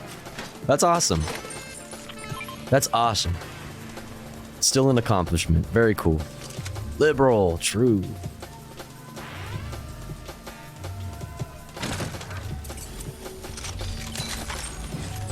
That's awesome. Congratulations. I'm a college-educated lib. Let's go. Love that for you, bestie. Love that for you.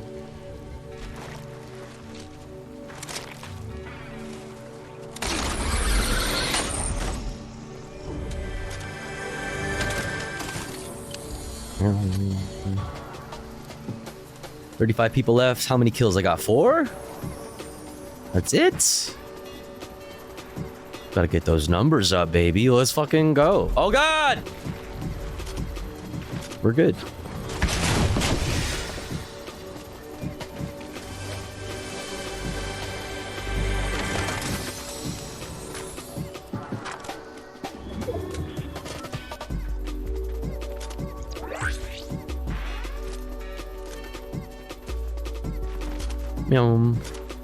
I studied theoretical physics and it was so tough. Only to be told I'd need masters and reskilling to end up working in programming anyway, so I was just like, fuck this, damn. Fuck.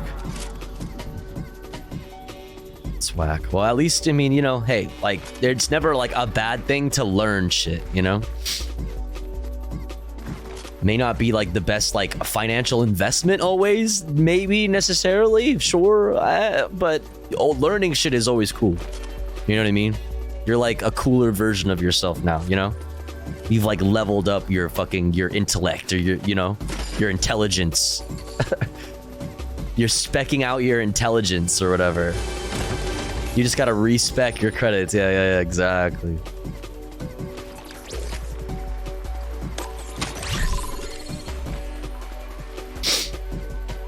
Theoretical physics? Okay, Oppenheimer. Uh-oh. You! Get fucked, loser. Sucks to suck. Alright, where are we at? 28 people left. Aha, should I go there? I'm kind of far. Gotta go that way anyway, though.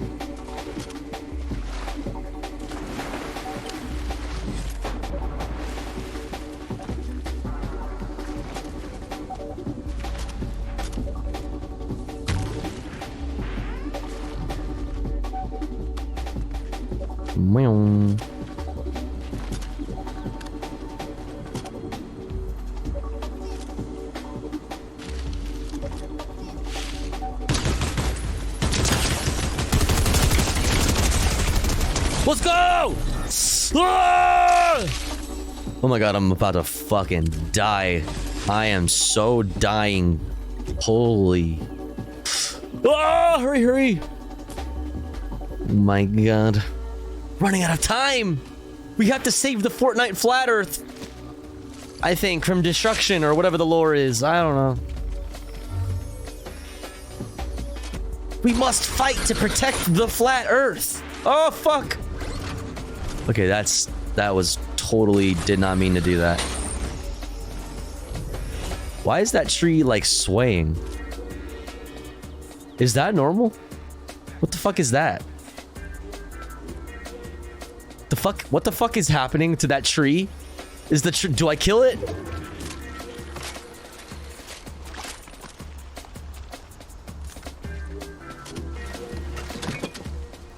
The fuck?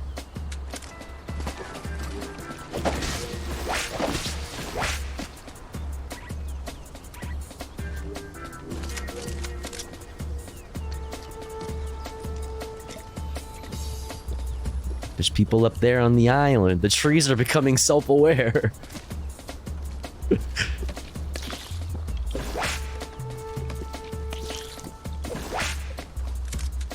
I mean, do I dare?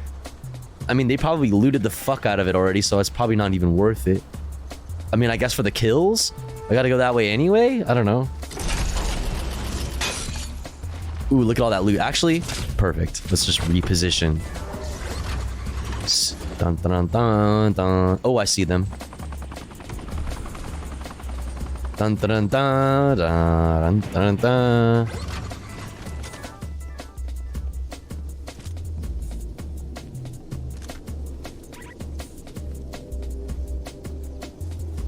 They didn't claim the flag yet?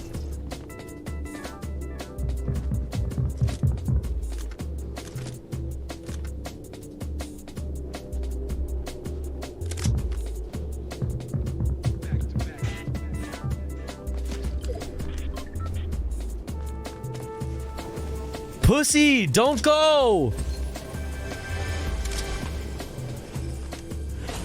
Oh my god, you fucking coward, dude! Fucking bitch! Fucking coward! Oh my god, they didn't want the smoke, bro. Oh my god, I'm about to raise the tofu flag over this bitch. The lore tofu is the lasers are coming because the scientists made an advanced AI to do one big thing to pound the hell out of your mom. And not me? Rude. Transphobic.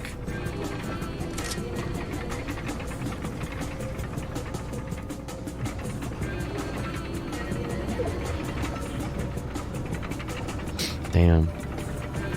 What's a bitch gotta do to get fucking the hell pounded out of her here on a fucking Fortnite Flat Earth? Hurry up! Thank you. Okay, all of these guns fucking suck. What is that? I mean, it's alright, I guess. I'll take it.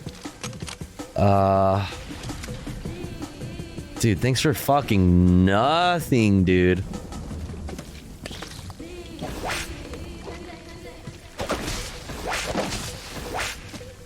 Oh wait, what am I doing? Give me this. Okay, now let's go. Nyam. Boom. Dun dun dun dun dun dun dun dun dun dun dun dun dun dun dun dun dun.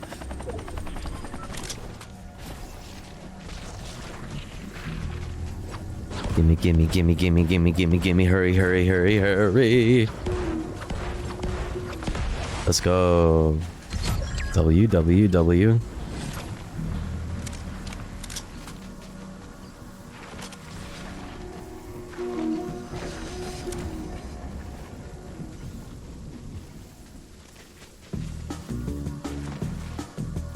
I saw someone win a game of DayZ just constantly healing in the gas.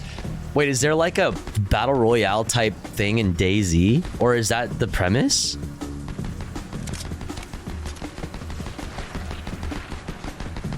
I thought it was like a survival, like lootin' tootin' game. I don't fucking know what the word would be, like what the name is. Fuck. I shouldn't engage. Actually, let's engage.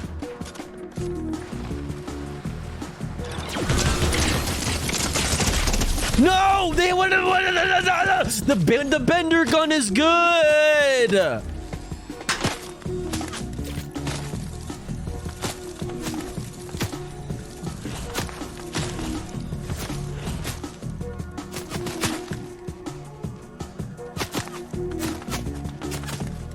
The bender gun, dude. Oh, that shit is crazy.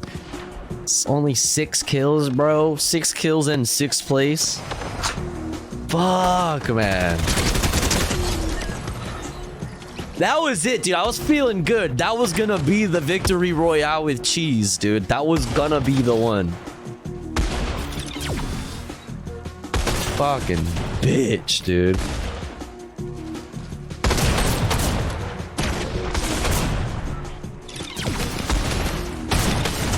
Alright, chat, listen.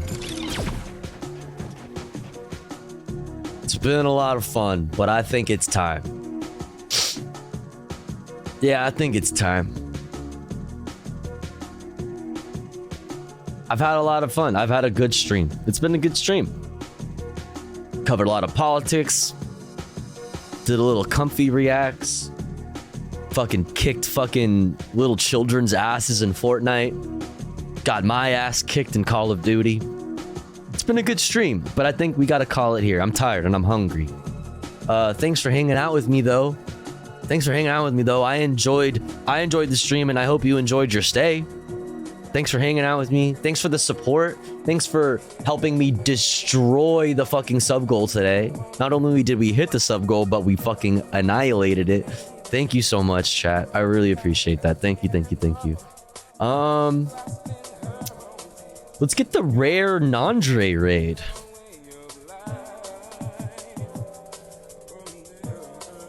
Let's get the rare Nandre raid in. Let's spam these emotes. And not only should we spam these emotes, but let's spam those good vibes. All those good vibes that you're fucking spamming all around in the chat here in the Tofu Ghost broadcast. Let's take that good vibe and let's spam it around over in Nandre's chat. Nandre's cool as fuck. Yeah, they're never live at this time, so it's cool to be able to get a raid them. So be nice, be cool, be comfy, and I'll see you guys tomorrow. More news, more politics, more comfy reacts, more gaming. You know the vibes. Remember to drink some water. Remember to take your meds. Remember to be kind to yourself. Be kind to others also. Don't be a dick, but also don't be a pussy. And I'll see you guys tomorrow. Night, everyone.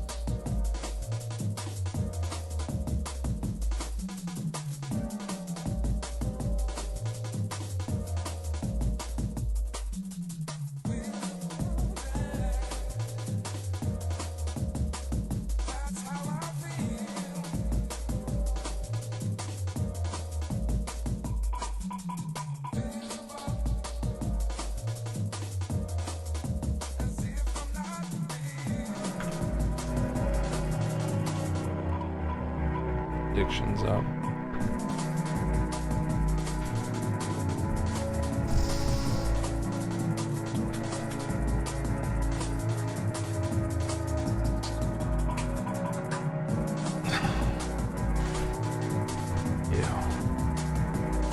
You bastard. What have you done? What have you done to me?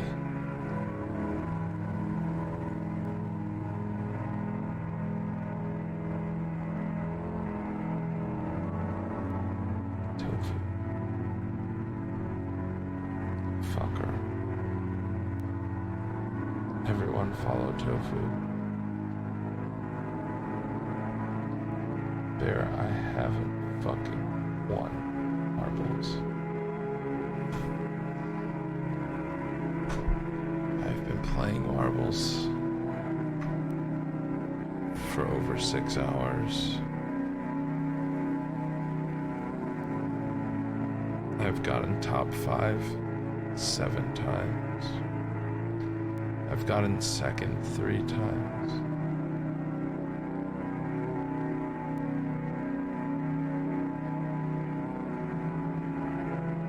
I have no enemies.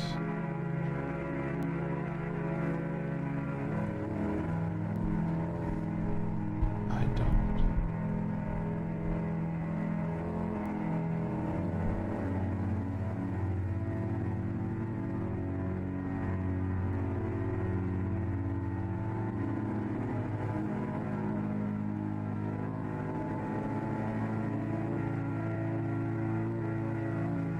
Maybe. Just maybe.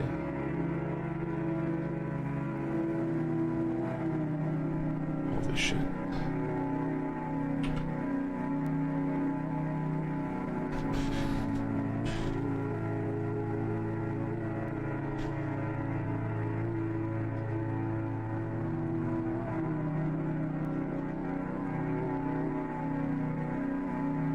Here you go, Tofu.